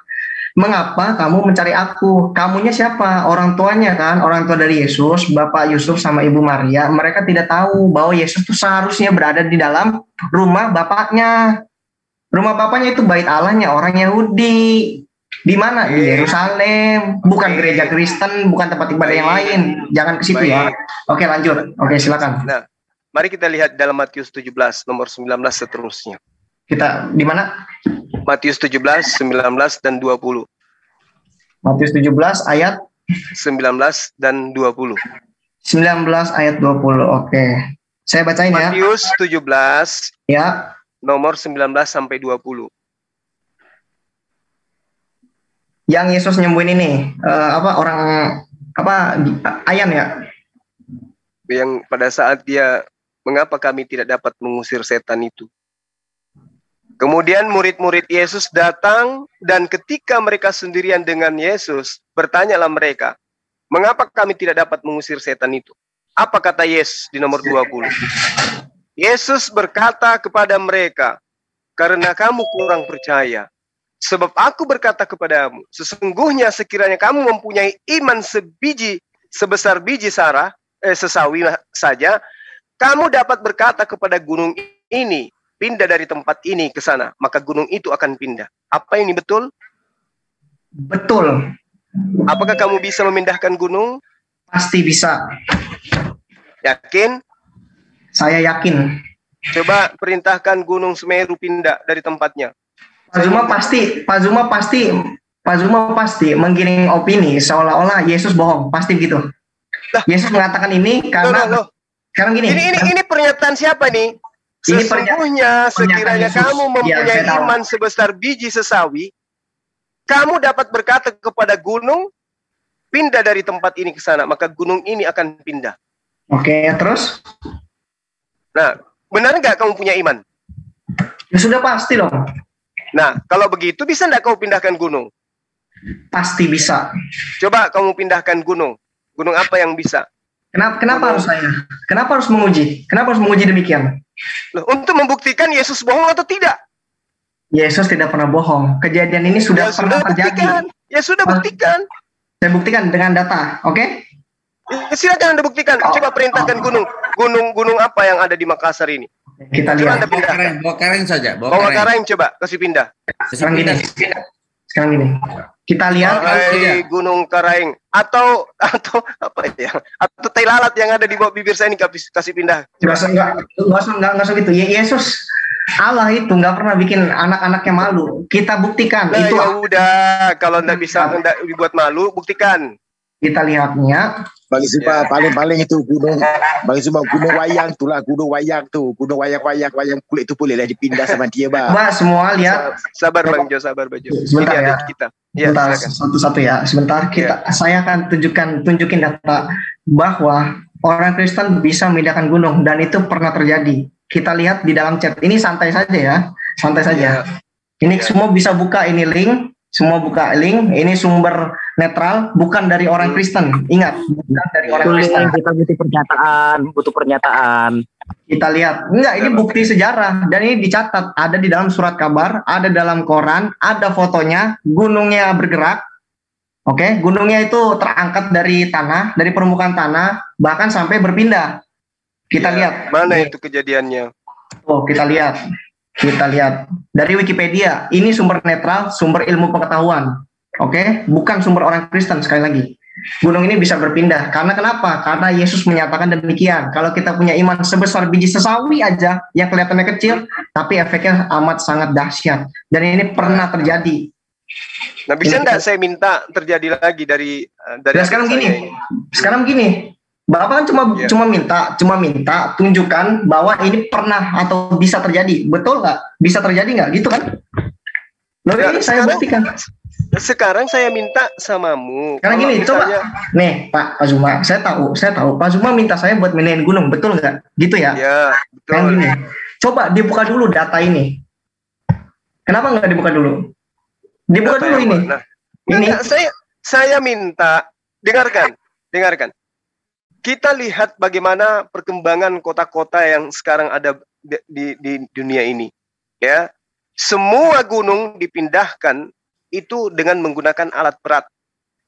Belum pernah ada seorang pendeta diundang atau pastor yang datang kemudian memindahkan gunung. Paham? Gunung apa? Gunung apa? Ya, gunung. Ini cuma diyakini. Ini sekarang kita mau bikin kota baru, ibu kota negara yang baru. Tolong panggil pendeta-pendeta untuk memindahkan gunung yang ada di Kalimantan itu. Supaya tidak perlu membutuhkan alat berat. Membuktikan bahwa apa yang disajikan kitab Anda itu betul adanya. Kenapa harus pendeta? Loh, dia orang yang beriman kepada Yesus. Kata Yesus, karena kamu kurang percaya, sebab aku berkata kepadamu, sesungguhnya sekiranya kamu mempunyai iman sebesar biji sesawi, kamu dapat berkata kepada gunung ini, pindah dari tempat ini ke sana. Maka gunung itu akan pindah. Sekarang gini, kita dan tak akan ada yang mustahil bagimu. Coba. Ya betul, sekarang gini ya. Sekarang gini ya. Kita ini aja, kita ambil kesimpulan pertama, Pak Zuma pengen membuktikan bahwa Yesus bohong. Itu daftar dosa Yesus, betul nggak? Itu belum seberapa loh. Di kitab Anda Yesus dikatakan hina, dikatakan terkutuk dan seterusnya. Iya. Itu nanti kita bakal bahas selanjutnya. Sekarang Pak Zuma pengen menampilkan daftar dosa Yesus berdasarkan kitab suci saya, betul? Iya. Pak Zuma mau bilang ini kan Yesus Kristus ini bohong karena belum ada. Bukan, saya katakan kalau orang Kristen tidak bisa membuktikan data ini, berarti kalau bukan penulisnya bohong, berarti ya yang berkata di dalam tulisan ini. Sekarang gini, saya bisa share screen nggak? Silakan. Oke, saya share screen ya. Iya. Oke, sebentar. Saya buka dulu.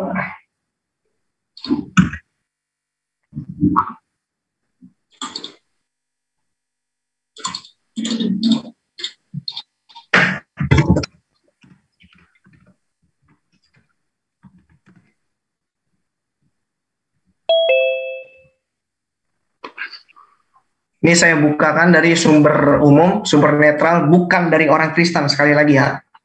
Dan ini boleh ditanya, kalau mau datangnya aja sana. Oke, sebentar. Saya sih orang Kristen itu banyak di sini. Ngapain cari yang di Wikipedia? Kan mereka orang-orang Kristen itu memiliki iman. Sekarang gini Pak Zuma kan cuma pengen tahu datanya, apakah ini pernah terjadi atau nggak pernah terjadi, begitu kan?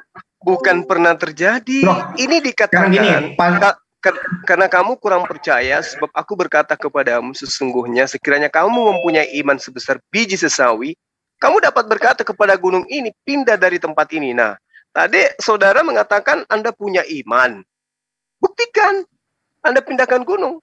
Pak Zuma tahu nggak perkataan Yesus ini pernah terbukti? Tahu atau tidak? Saya tanya. Tahu atau tidak tahu? Saya belum pernah lihat. Kalau berita-berita, jangankan yang kayak begitu. Nah, kan masih mengelak. Ini sumber hoax dari itu pun bisa dituliskan. Sekarang saya ingin bukti gitu loh. Sekarang gini ya kan? Ini ada di koran, ada di media massa. Ini nggak bisa dimanipulasi. Kita lihat, ini di surat kabar. Penulisnya sendiri bukan orang Kristen loh, bayangin. Kalau orang Kristen mau merekayasa, gampang banget kan? Saya bikin berita hoax kan gitu kan? Kan mudah sekali. Masalahnya kalau ini itu penulisnya. Hoax, maka akan terjadi di tengah-tengah kita, karena di tengah-tengah kita itu banyak orang Kristen. Pemerintah ketika ingin memindahkan gunung, oleh karena ingin membuat sebuah keadaan berubah, yang tadinya hutan, yang tadinya gunung menjadi dataran, itu cukup memanggil orang-orang Kristen untuk memindahkan gunung. Kalau ayat ini betul. Kalau ayat ini betul, ayat itu pastilah betul. Nah, ini saya share screen. Orang-orang Kristen biasanya ketika mereka dapat tender pekerjaan jalan raya misalnya, ada gunung, mereka menggunakan bulldozer, mereka menggunakan alat berat. Oke, kelihatan nggak ini? Dia mengatakan pindahlah gunung, kemudian terbang. Kelihatan nggak ini? Apa itu? Nih, the miracle of moving the mountain, ya kan? Terus pemindahan gunung atau gunung yang berpindah, ya kan? Berdasarkan cerita tradisional, Khalifah Al-Muiz ini ada di mana? Ada di Kairo, di Mesir. Yang memerintah who reign during AD, ini Anno Domini, Masehi, tahun 972 sampai 975, 3 tahun kekuasaan dari Khalifah Al-Muiz, ya kan? Dia itu mengundang orang-orang rohaniwan untuk berdebat, ya kan? Untuk berdebat. Nah, salah satu meeting itu, pertemuan itu dihadiri sama patriark dari gereja Ortodoks Koptik. Oke, ini Ortodoks, bukan gereja lain, ya kan? Disebut patriark Abraham atau Paus dalam bahasa Latin, Paus, ya kan? Oh, sebentar, ada apa ini? Ada yang apa ini? Halo, ini masih kelihatan? Iya, kelihatan. Oke, nah terus ada orang Yahudi yang bernama Yakub Ibnu Kilis, ya kan? Yakub Ibnu Kilis. Nah, dia itu mengangkat tangan untuk ikut debat, ya kan? Nah, dia itu merencanakan plotting, ya kan? Balas dendam. Nah, Ibnu Kilis, orang Yahudi tadi, si Yakub Ibnu Kilis, mengutip quote the verse where Jesus Christ, di mana Yesus Kristus said in the Gospel of Matthew, yang tadi Bapak tunjukkan, he replied, Yesus berkata, sesungguhnya aku berkata kepadamu, if you have the faith as small as a mustard seed, apabila kamu mempunyai iman, ya kan, faith as small as a mustard seed, ya kan, sebesar biji sesawi, kamu tinggal berkata, kamu hanya berkata, ya kan, you can say to this mountain, kamu hanya perlu berkata, pindahlah dari sini, ya kan, from here to here, ya kan, dan dia akan, ini gunungnya akan berpindah. Sebab tidak ada yang mustahil bagi kamu untuk lakukan, ya kan, nothing will be impossible for you. Matius 17 ayat yang ke-20, persis seperti yang Pak Zuma katakan, ya kan, paparkan tadi ya kan. Nah, terus kita lihat. Nah, terus dan meminta Paus tadi, Paus Abraham atau Patriark Abraham dari gereja Ortodoks Koptik untuk membuktikan, untuk, ya kan, sama seperti Pak Zuma nih, untuk membuktikan bahwa agamanya itu agama yang benar, ya kan, untuk membuktikan agama yang benar adalah ini, mean of this yang mana? Ini Gospel of Matthew, Injil Matius yang ke-17 ayat ke-20, ya kan. Setelah mendengar hal itu, Ibnu Kilis, si orang Yahudi tadi berkata kepada Khalifah, ya kan, Ibnu Kilis say this, berkata ini kepada Khalifah untuk meminta Abraham, Patriark Abraham, coba, bukankah ini yang dikatakan oleh Injil ini, perkataan ini kan, tulisan ini kan, sama seperti Pak Zuma mengatakan ini kan, bukankah ini perkataan Yesus yang ada dalam Injil, ya kan, is it your gospel or not? Sama kan? Sama persis. Dan Patriark Abraham berkata, iya betul, sebab di dalam Injil kami dikatakan demikian. Yes, it is in it. Ya kan, setelah mendengar, ya kan, after hearing Abraham answer, setelah mendengar pernyataan atau jawaban dari Patriark Abraham dan telah memverifikasi, mengiyakan bahwa Yesus di dalam kitab Injil Matius pasal yang ke-17 ayat yang ke-20 memang mengatakan demikian, the Caliph demand that this very miracle performed by Abraham hands or else. Nah kan, jadi Khalifah ini meminta bahwa mujizat ini diperform, ya kan, dilakukan oleh tangan Abraham, patriark tadi yang memberikan jawaban, atau orang lain, ya kan, tangan patriark Abraham atau orang lain, atau seluruh orang Kristen Ortodoks Koptik. Ini kan Kop ini berarti kan Koptik Kristen Ortodoks Koptik, atau tidak bakal dibunuh dengan pedang, ya kan. Jadi garis besarnya begini, pada tahun 972 waktu masa kekhalifahan Al-Muiz di Kairo di Mesir, ada seorang Yahudi yang iri sama orang Kristen. Dia itu pengen orang Kristen itu dibunuh atau seminimal mungkin dikeluarkan dari tanah Mesir. Maka dari itu orang Yahudi ini yang bernama Yakub ibnu Kilis meminta Khalifah Al-Muiz untuk membuktikan kebenaran iman Kristen, dan dia mengutip atau memprovokasi Khalifah Al-Muiz dengan mengatakan, coba Khalifah lihat di dalam Gospel of Matthew dalam Matius 17 ayat 22, menurut orang Kristen katanya Yesus mengatakan kalau kita punya iman sebesar biji sesawi, gunung bakal bisa berpindah. Nah, orang Yahudi ini Yakub ibnu Kilis meminta, coba suruh mereka buktikan. Kalau enggak, dibunuh dengan pedang atau seminimal mungkin dikeluarkan dari Kairo, dari tanah Mesir. Oke, gitu ya. Terus singkat cerita, patriark itu dipanggil oleh Khalifah Al-Muiz dan berkata, apakah benar perkataan tadi si Yakub ibnu Kilis bahwa di Injil berkata demikian? Patriark bilang, oh iya benar. Nah yaudah, coba buktikan patriark atau seluruh orang Kristen yang di Mesir, coba buktikan kalau gunung bisa berpindah. Oke, baru kita lanjut ke paragraf selanjutnya. Abraham menempatkan beberapa kelompok dari monks, ya kan? Ini imam-imam, priest and elder, para tua-tua, dan dia ini patriark Abraham meminta mereka untuk tinggal di dalam gereja untuk selama 3 hari untuk berdoa dan berpuasa. Pada hari yang ketiga kita lihat on the morning of the third day, patriark Abraham sedang berdoa di gereja makam gantung. Nama gereja yang sekarang disebut gereja makam gantung, ya kan? Ini The Hanging Church ini ada di Mesir, di Kairo, ya kan? Terus dia melihat bahwa ada Santa Perawan Maria. Nah, Sang Perawan Maria itu berkata kepada dia untuk pergi ke pasar. Nah, patriark itu diminta untuk menemui seorang yang bermata satu yang sedang membawa kendi berisikan air, ya kan? Datangilah dia. Sebab melalui for he is at whose hand this miracle shall be manifest. Nah, dengan menemui orang itu, maka miracle, keajaiban, mujizat bakal akan manifest, terjadi. Ya kan? Patriark Abraham mendengarkan Santa Perawan Maria, pergi ke pasar dan menemui orang itu. Nah, orang itu yang disebut sebagai ini Simon the Tanner, ya kan? Oke. Habis itu tadi. Nah, nama orang itu adalah Simon, ya kan? Yang karena ayat dalam kitab Injil dia melakukan ini, matanya kayak dicongkel, ya kan? Karena jika mata kananmu membuat kamu tersandung, maksudnya berbuat dosa, lebih baik dikeluarkan, dicungkil, go it out, ya kan? Go itu dicungkil atau dikeluarkan atau mengeluarkan, ya kan gitu kan. Daripada satu tubuh kita, is it better for you to lose one part of your body than for your whole body to be thrown into hell, ya kan? Oke, singkat cerita, Simon ini berkata kepada Abraham untuk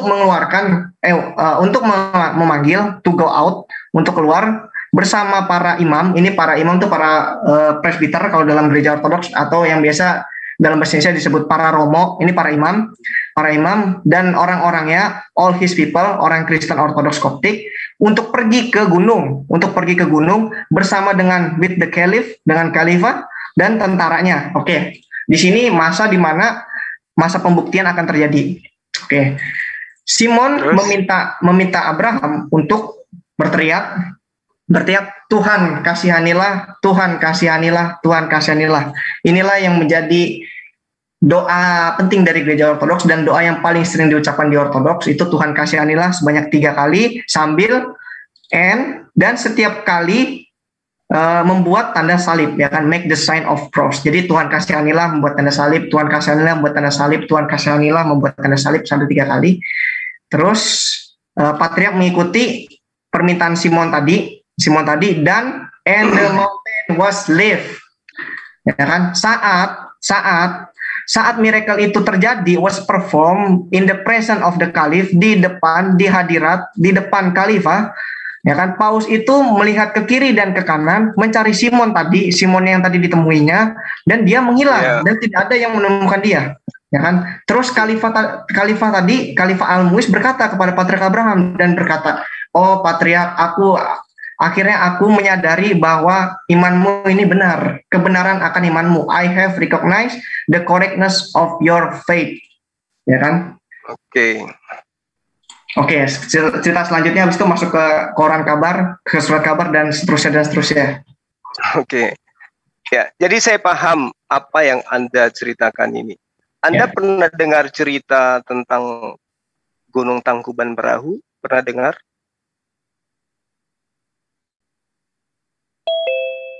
Sahabat saya pernah dengar tentang Gunung Tangkuban Perahu? Atau legenda yang berkaitan dengan Sang Kuryang?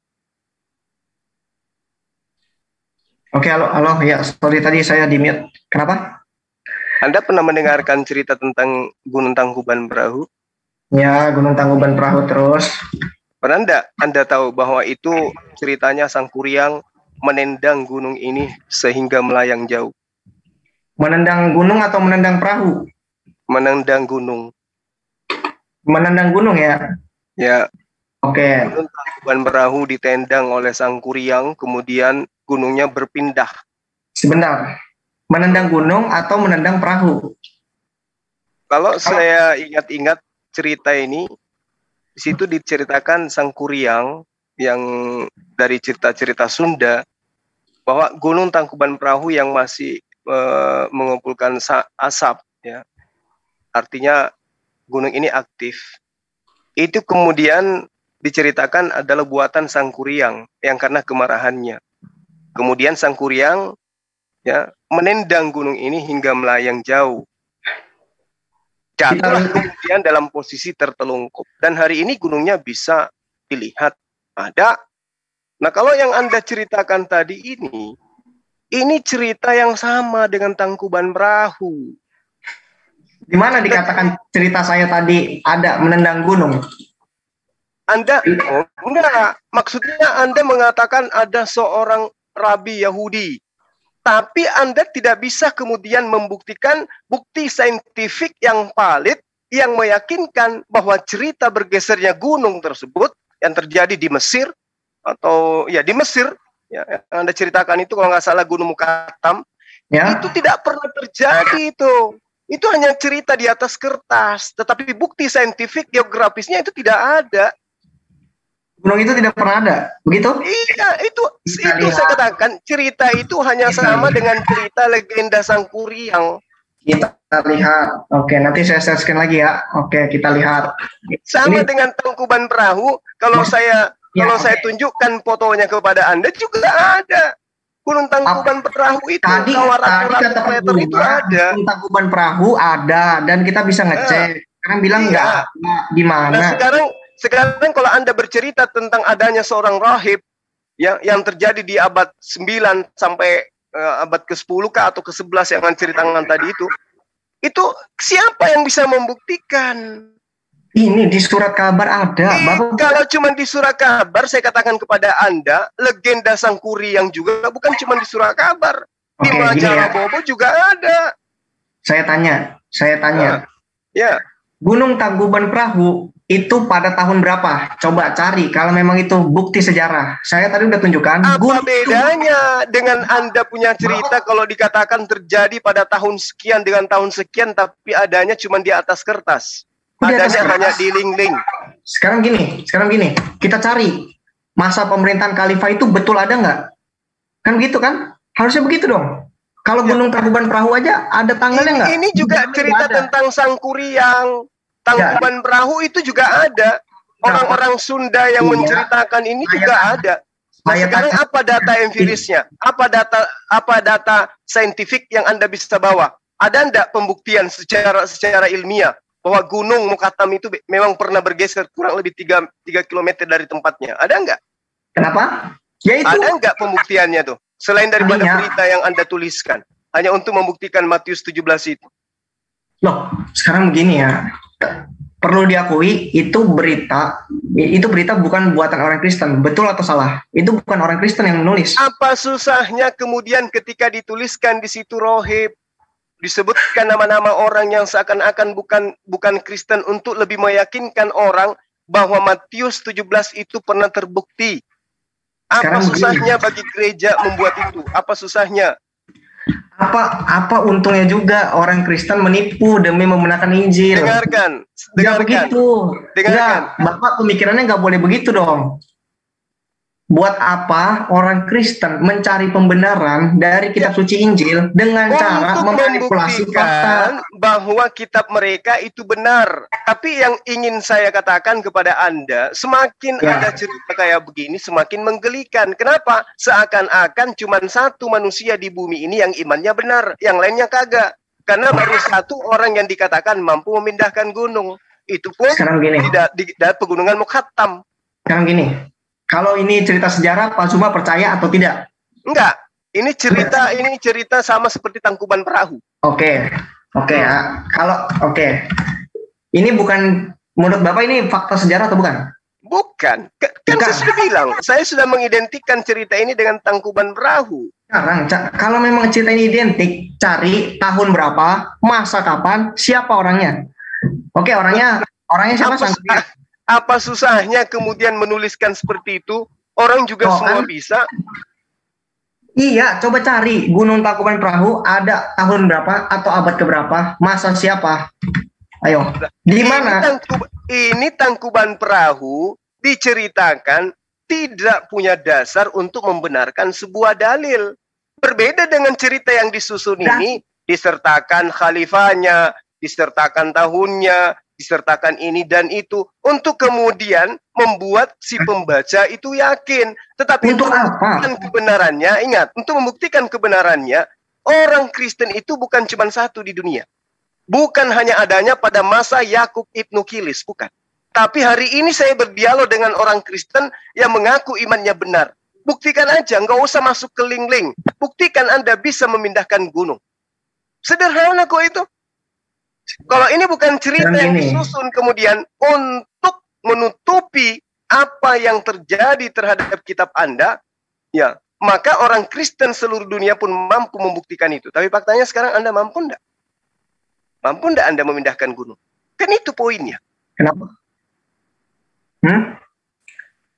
Sekarang gini, tujuan saya katakan kepada Anda, tidak ada susahnya bagi orang-orang yang menginginkan kemudian mengajarkan bahwa Matius itu adalah sebuah firman Tuhan atau tidak dengan menuliskan cerita-cerita kayak selevel dengan Tangkuban Perahu itu nggak ada.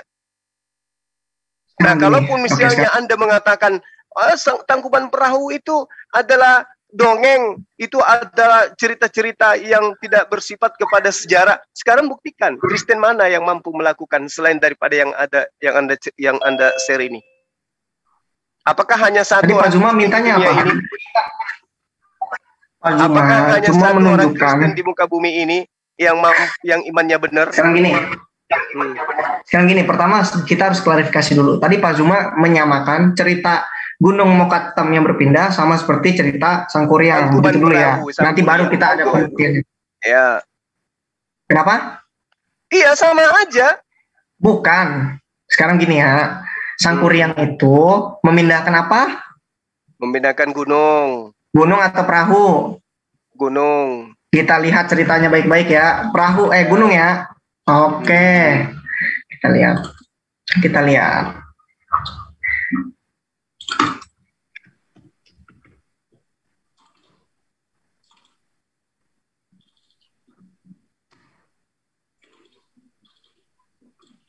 Itu perahu nggak itu yang Tangkuban Perahu karena ada namanya perahu? Setahu saya sih itu gunung. Ya kan setahu Bapak kan? Iya. Pak, sekarang saya pengen minta karena Bapak yang tadi mengatakan Tangkuban Perahu, Bapak yang tunjukin datanya. Data apa? Ya, saya kan mengatakan cerita yang Anda kemukakan itu. Nggak, coba cerita yang sejelas-jelas ya. Cerita yang Anda kemukakan itu selevel dengan legenda Sangkuriang. Itu yang saya katakan sama Anda kan. Kita dengar sekali lagi ya. Pak Zulkifli tadi ngomong apa? Itu cerita apa yang Sangkuriang? Belum tahu cerita apa? Legenda Sangkuriang. Legenda. Saya bilang legenda nggak tadi? Enggak kan? Saya yang mengatakan. Oke. Legenda. Zuma mengatakan itu apa yang legenda. Anda ceritakan itu sama Oke. dengan legenda. Oke kan, ya oke. Berarti menurut Pak Zuma itu legenda Gunung Tangkuban Perahu yang dipindahkan sama Sangkuriang itu legenda. Ya. Nah, sedangkan cerita saya tadi yang Gunung Mokatam itu bukanlah legenda, itu bisa Iya, dicek. bukan legenda karena apa? Pernah terjadi. Sekarang gini, itu. nih kalau Apa pembuktiannya kalau pernah terjadi? Pak Zuma. Karena ada tercatat di Pak Zuma. medsos gitu ya. Pak Ya. Zuma, Ya. kalau misalkan gini ya, kalau misalkan itu cerita bikinan yang Gunung Mokatam, kenapa datanya benar-benar lengkap, orang-orangnya betul Sekarang ada? begini. Kenapa orangnya Sekarang betul begini. ada? Dan Sekarang sedangkan begini.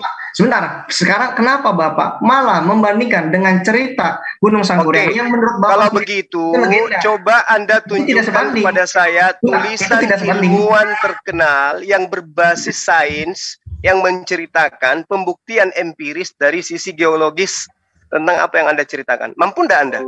Oke. Sekarang gini ya. Ya. Saya tunjukkan dari saintis, dari ilmuwan, dan itu ada. Bapak jangan bilang itu buatan orang Kristen. Atau mau bilang itu buatan orang Kristen?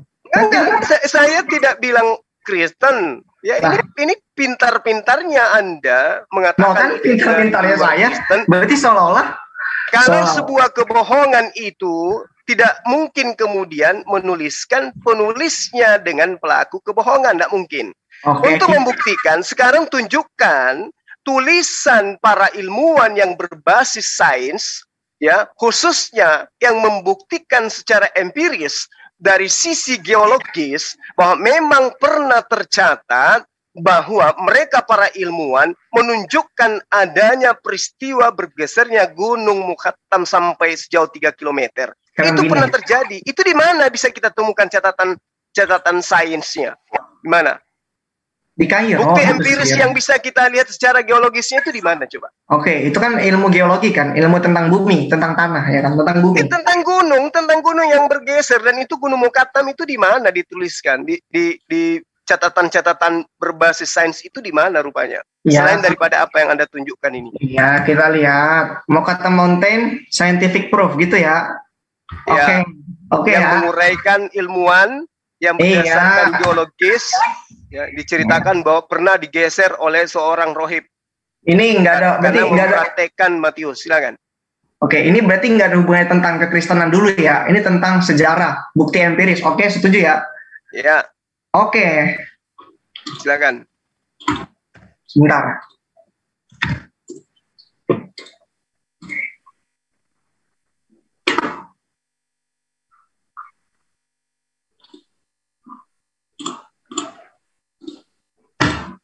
Sebentar, saya sedang bukakan ini, nge-lag banget. Iya.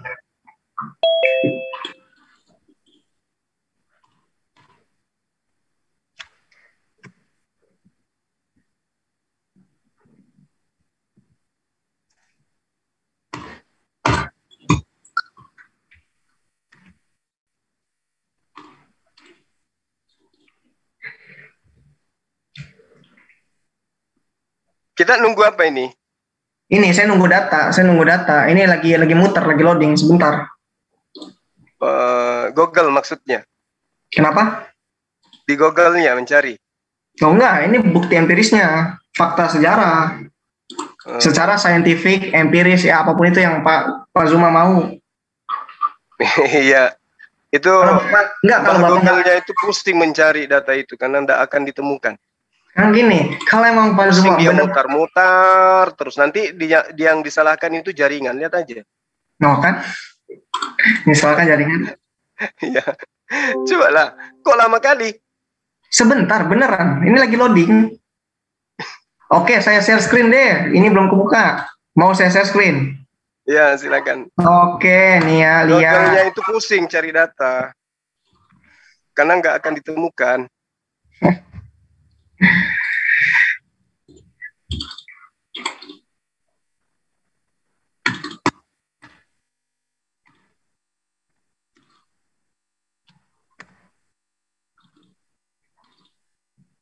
Sampai habis batang rokok ini.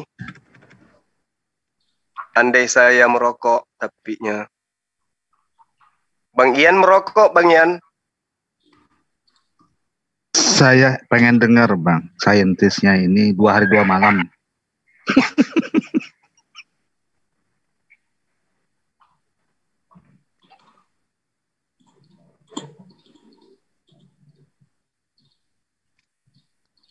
Oke nih ya. Ada. Secara singkat aja ya. Nggak ada ya? Secara singkat aja ya. Maksud saya, Anda nggak bisa tunjukkan data empirisnya? Nggak bisa tunjukkan. Ini Mana? saya tunjukkan, tapi secara singkat saja. Maksudnya secara singkat gimana? Secara kesimpulan. Oh, ya sama. Kalau saya menyimpulkan cerita Gunung Tangkuban Perahu kalau gitu. Loh, sekarang gini ya. Nih saya tunjukkan nih apa yang sedang saya baca. Silakan. Silakan adikku yang ganteng. Silakan. Kita lihat nih. Apa yang mau dilihat selain kumismu yang tipis itu? Nih kita lihat nih ya. Nih. Apa itu? Oh, kelihatan nggak ini? Orang yang percaya bahwa ada apa namanya mujizat, ya kan? Itu menemukan bahwa ada apa nih jejak nih? Ada jejak di limestone. Limestone apa nih? Limestone itu kayak apa namanya? Apa ya? Seperti jalur, ya kan? Dan batu-batuan clay di mana gunung apa? Mokattam Mountain, gunung Mokattam pernah ditemukan. Ini ya kan menurut mereka membuktikan bahwa Sungai Nil itu pernah membanjiri bukan membanjiri apa ya? Mengairi selama ribuan tahun dekat edge ini pinggiran sungai Gunung Mokattam, ya kan? Dan kemudian tiba-tiba gunungnya itu berpindah jauh dari dari Sungai Nil. Jadi tadinya kalau kita baca dari sini, Gunung Mokattam itu dekat dengan perairan Sungai Nil, kemudian berpindah sejauh 3 km menjauhi, move far away from the Nile, dari Sungai Mesir. Itu yang ada di Kairo. Kata siapa? Ini loh, ini kita buka. Noh, ngelek kan? Saya nggak pernah bohong. Ini saya buka, tapi ngelek. Makanya saya cuma bisa ambil. Kata siapa? Kan tadi cerita Tangkuban Perahu itu sama. Tulisan-tulisan kayak begitu kan sama aja pun. Mana? Pak Zuma kan belum nunjukin. Pak Zuma belum share screen. Ya, saya kan minta bukti empiris dari sisi geologis. Ya udah, sekarang gantian. Kalau Pak Zuma internetnya lancar, Pak Zuma tunjukkan dulu bukti empiris. Adekku, saya kan bercerita bahwa Gunung Tangkuban Perahu itu adalah legenda. Kalau menurut Bapak itu legenda, berarti kan nggak bisa dibuktikan, betul kan? Iya. Nah terus kenapa diperbandingkan dengan Gunung Mokattam yang ada berdasarkan sejarah? Karena cerita yang Anda sajikan itu kedudukannya sama dengan legenda Sangkuriang. Gimana sih? Jelas beda. Bapak bilang itu legenda, saya bilang ini fakta. Apa bedanya? Pak Zuma bilang itu tadi. Apa bedanya? Bapak bilang gunung. Dengar, yang Anda tunjukkan itu adalah sebuah cerita yang diusung untuk membenarkan Matius. Kitab Matius Anda. Maka disusunlah cerita tentang itu. Nah sekarang yang jadi pertanyaan, siapa yang berbohong? Matius kah ataukah Yesus? Tidak ada yang berbohong, soalnya itu bisa dibuktikan secara kenyataan dan secara sejarah. Kenyataan dibuktikan secara link, tapi data empiris dari sisi geologis. No, kan sekarang saya yang sebentar. Itu tidak bisa kita buktikan. Ya, sebentar saya potong dulu. Tadi share screen saya di ini loh, dipotong loh, dimatiin loh. Iya kan? Tadi Kan udah dibilang cerita yang sahabat saya tunjukkan ini, siapapun boleh menunjukkan data-data kayak begitu. Oh kan, ini malah mengutip Quora. Quora memang otoritatif. Sekarang begitu saja. Nah kan terbantahkan. Loh, kok terbantahkan lagi? Ini sederhananya begini. Menurut Anda cuma satu orang Kristen yang beriman? Sekarang gini. Sampai harus ngemis-ngemis sesuatu yang terjadi 11 abad yang lalu? Begini ya. Apa Kristen sekarang? Nggak ada yang beriman lagi gitu. Loh, nggak begitu dong. Mukjizat itu Allah itu pengen membuktikan bahwa apa yang dikatakan oleh Yesus itu benar dan ini kan mengikat semua orang Kristen sebentar, yang beriman. Sebentar, dan dia ini dan Allah ini mau supaya anak-anaknya tidak dipermalukan.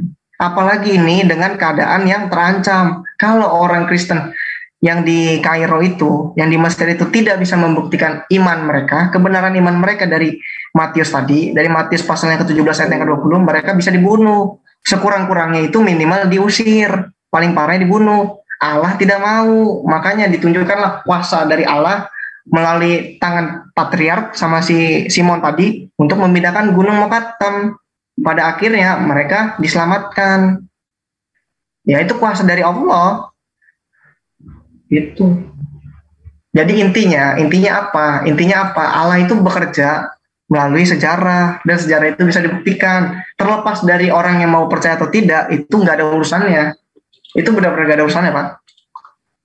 Gitu. Kalau saya mempercayai itu bukan hanya sekedar iman, tapi juga berdasarkan sejarah. Jadi sejarah yang penuh bukti adalah mitra bagi iman yang penuh bakti. Jadi iman yang penuh bakti inilah yang orang Kristen bisa buktikan secara sejarah yang penuh bukti tadi. Gitu, sekian dari saya. Oke, nggak apa-apa.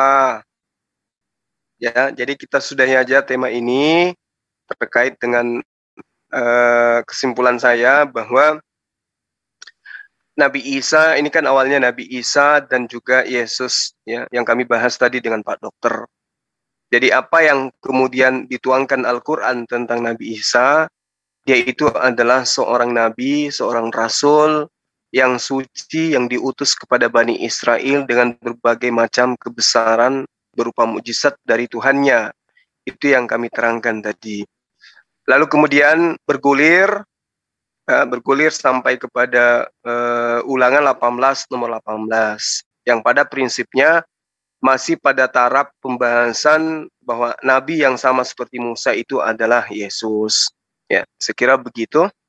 Dan adalah satu kebahagiaan adik saya ini, saudara saya, sahabat saya, salam kenal, udah bisa bergabung dengan kita juga. Crevaldo Immanuel, ya, saya minta supaya nggak bosan-bosan masuk ke sini memberikan edukasi terhadap teman Kristen, dan di sini juga ada teman-teman Muslim yang mungkin bisa diajak berdialog, bukan cuma saya, gitu ya. Yang pasti saya suka cara saudara saya ini memaparkan materi, tidak ada hujatan, tidak ada maki-makian, tapi benar-benar ingin menunjukkan sisi kebenaran dari agama Kristen. Kita sudahi dulu atau masih mau dilanjut? Ada teman bisa ini Crevaldo. Dia minta co-host, Bang. Tar dulu. Halo, Pak Zuma. Ya, saya juga. Halo, Pak Zuma. Iya. Ya, terima kasih. Saya juga bisa diskusi sama Bapak. Soalnya dari kemarin kan kita udah rencanain juga, Tia. Oh iya. Sabtu Minggu. Baik. Kasih ya adekku. Anda di mana ini? Di Medan atau di Jakarta atau di mana? Bekasi. Bekasi. Iya. Oh, dekat. Saya di Makassar. Kita saya lihat di Google Maps itu cuma berapa sentimeter kok, dekat kita. Ya dekat lah, 2 jam naik pesawat. Kalau di Google Maps itu dekat kali, berapa senti dia? Ya, cuma sekelingking lah. Ya Pak Zuma, salam kenal, saya Crevaldo Immanuel. Baik, salam kenal juga, saya Zulkifli M. Abbas. M-nya apa Pak? M-nya itu Muhammad. Oke, ya Pak Zulkifli Muhammad Abbas ya, oke. Salam kenal Pak. Baik. Saya juga sering dengar nama Pak Zuma. Memang menurut kesaksian orang yang sudah pernah beliau, katanya Pak Zuma enak diajak diskusi, nggak marah-marah, santai, tanpa memaki. Tergantung orangnya sih. Wah, maksudnya gimana?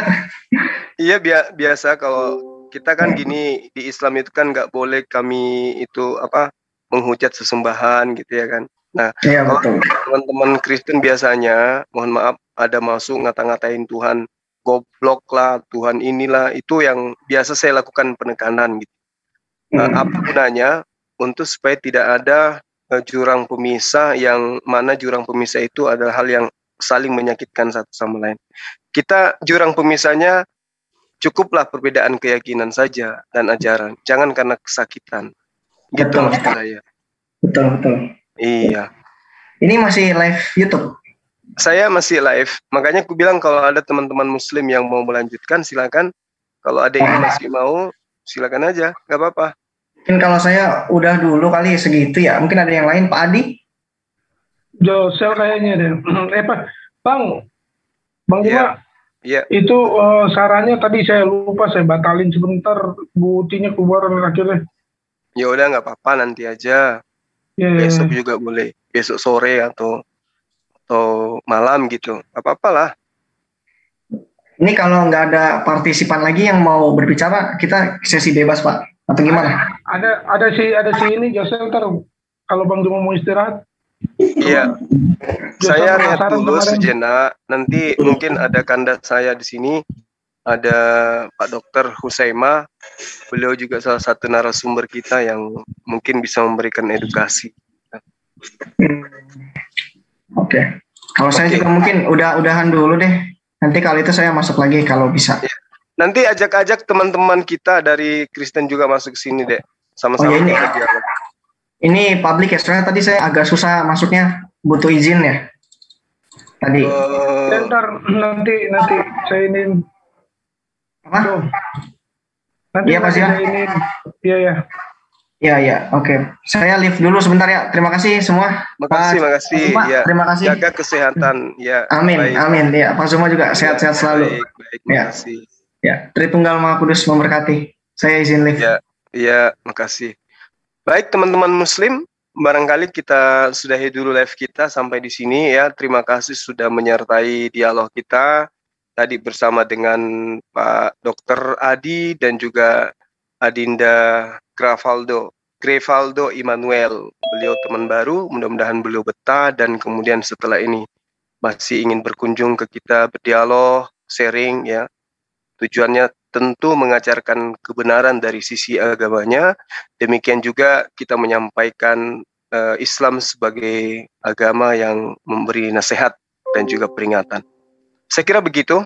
Dan juga teman-teman di live comment, di semua menara siar yang ada, kiranya antum semua tetap sehat, diberi kemudahan di dalam mencari rezeki, dan dibahagiakan bersama keluarga baik di dunia maupun di akhirat. Terus sedikit saya menginformasikan kepada sahabat-sahabat sekalian tentang pembangunan masjid kita, Masjid Nur Maulida, sejatinya yang dikhususkan kemudian menjadi markas pembelajaran kristolog. Ketika teman-teman ada berkunjung ke Makassar, nantinya kita bisa bertemu di masjid yang kita bangun bersama untuk kemudian sharing tentang materi-materi kristologi, Islamologi. Karena ini penting demi untuk terciptanya kedamaian antar anak bangsa agar tidak terjadi pergesekan di antara Islam Kristen, di mana dua agama ini adalah agama besar di negara kita, di mana kita menginginkan negara kita ini menjadi negara besar, menjadi negara yang sejahtera, di mana di dalamnya didukung oleh pemeluk agama yang memiliki agama, ada beberapa agama, dan kita menginginkan masyarakat Indonesia menjalankan syariat agamanya, hukum-hukum agamanya dengan damai sejahtera tanpa ada tanpa ada gesekan oleh karena akibat ketidakpahaman antar pemeluk agama.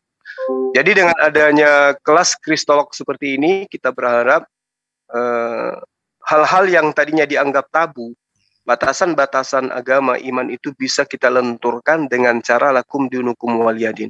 Jadi teman Kristen menghargai iman kita, kita pun menghargai iman mereka, sehingga sama yang terjadi antara saya dengan sahabat-sahabat Kristen saya ketika saya jalan bareng, ketika hari waktu sholat mobilnya dimampirkan ke masjid, ketika waktu ibadah hari Sabat mereka juga minta supaya diantarkan ke gereja. Itu yang kita harapkan sehingga tercipta generasi-generasi yang kemudian mampu membangun negara ini dengan masing-masing mengedepankan mengedepankan persatuan tanpa menyentuh esensi keyakinan. Nah, oleh karena itu harus diperbanyak komunikasi, diskusi seperti ini agar satu sama lain memahami. Kembali kepada pembangunan masjid kita, sahabat, itu sudah sampai tahap pembangunan plafon dan juga lantai, sehingga apa yang menjadi cita-cita kita bersama, insya Allah tidak lama lagi akan terkabulkan. Harapan kita pada sahabat-sahabat yang ingin berinfak dan bersedekah seperti biasa, diharapkan kemudian keikhlasannya tanpa ada paksaan untuk ikut berpartisipasi. Karena apa yang kita berikan itu akan menjadi pahala amal jariah kita kelak. Demikian saya akhiri. Subhanakallahumma wa bihamdi asyhadu an la ilaha illa anta astaghfiruka wa atubu ilaik. Assalamualaikum warahmatullahi wabarakatuh. Salam satu Tuhan. Waalaikumsalam warahmatullahi wabarakatuh.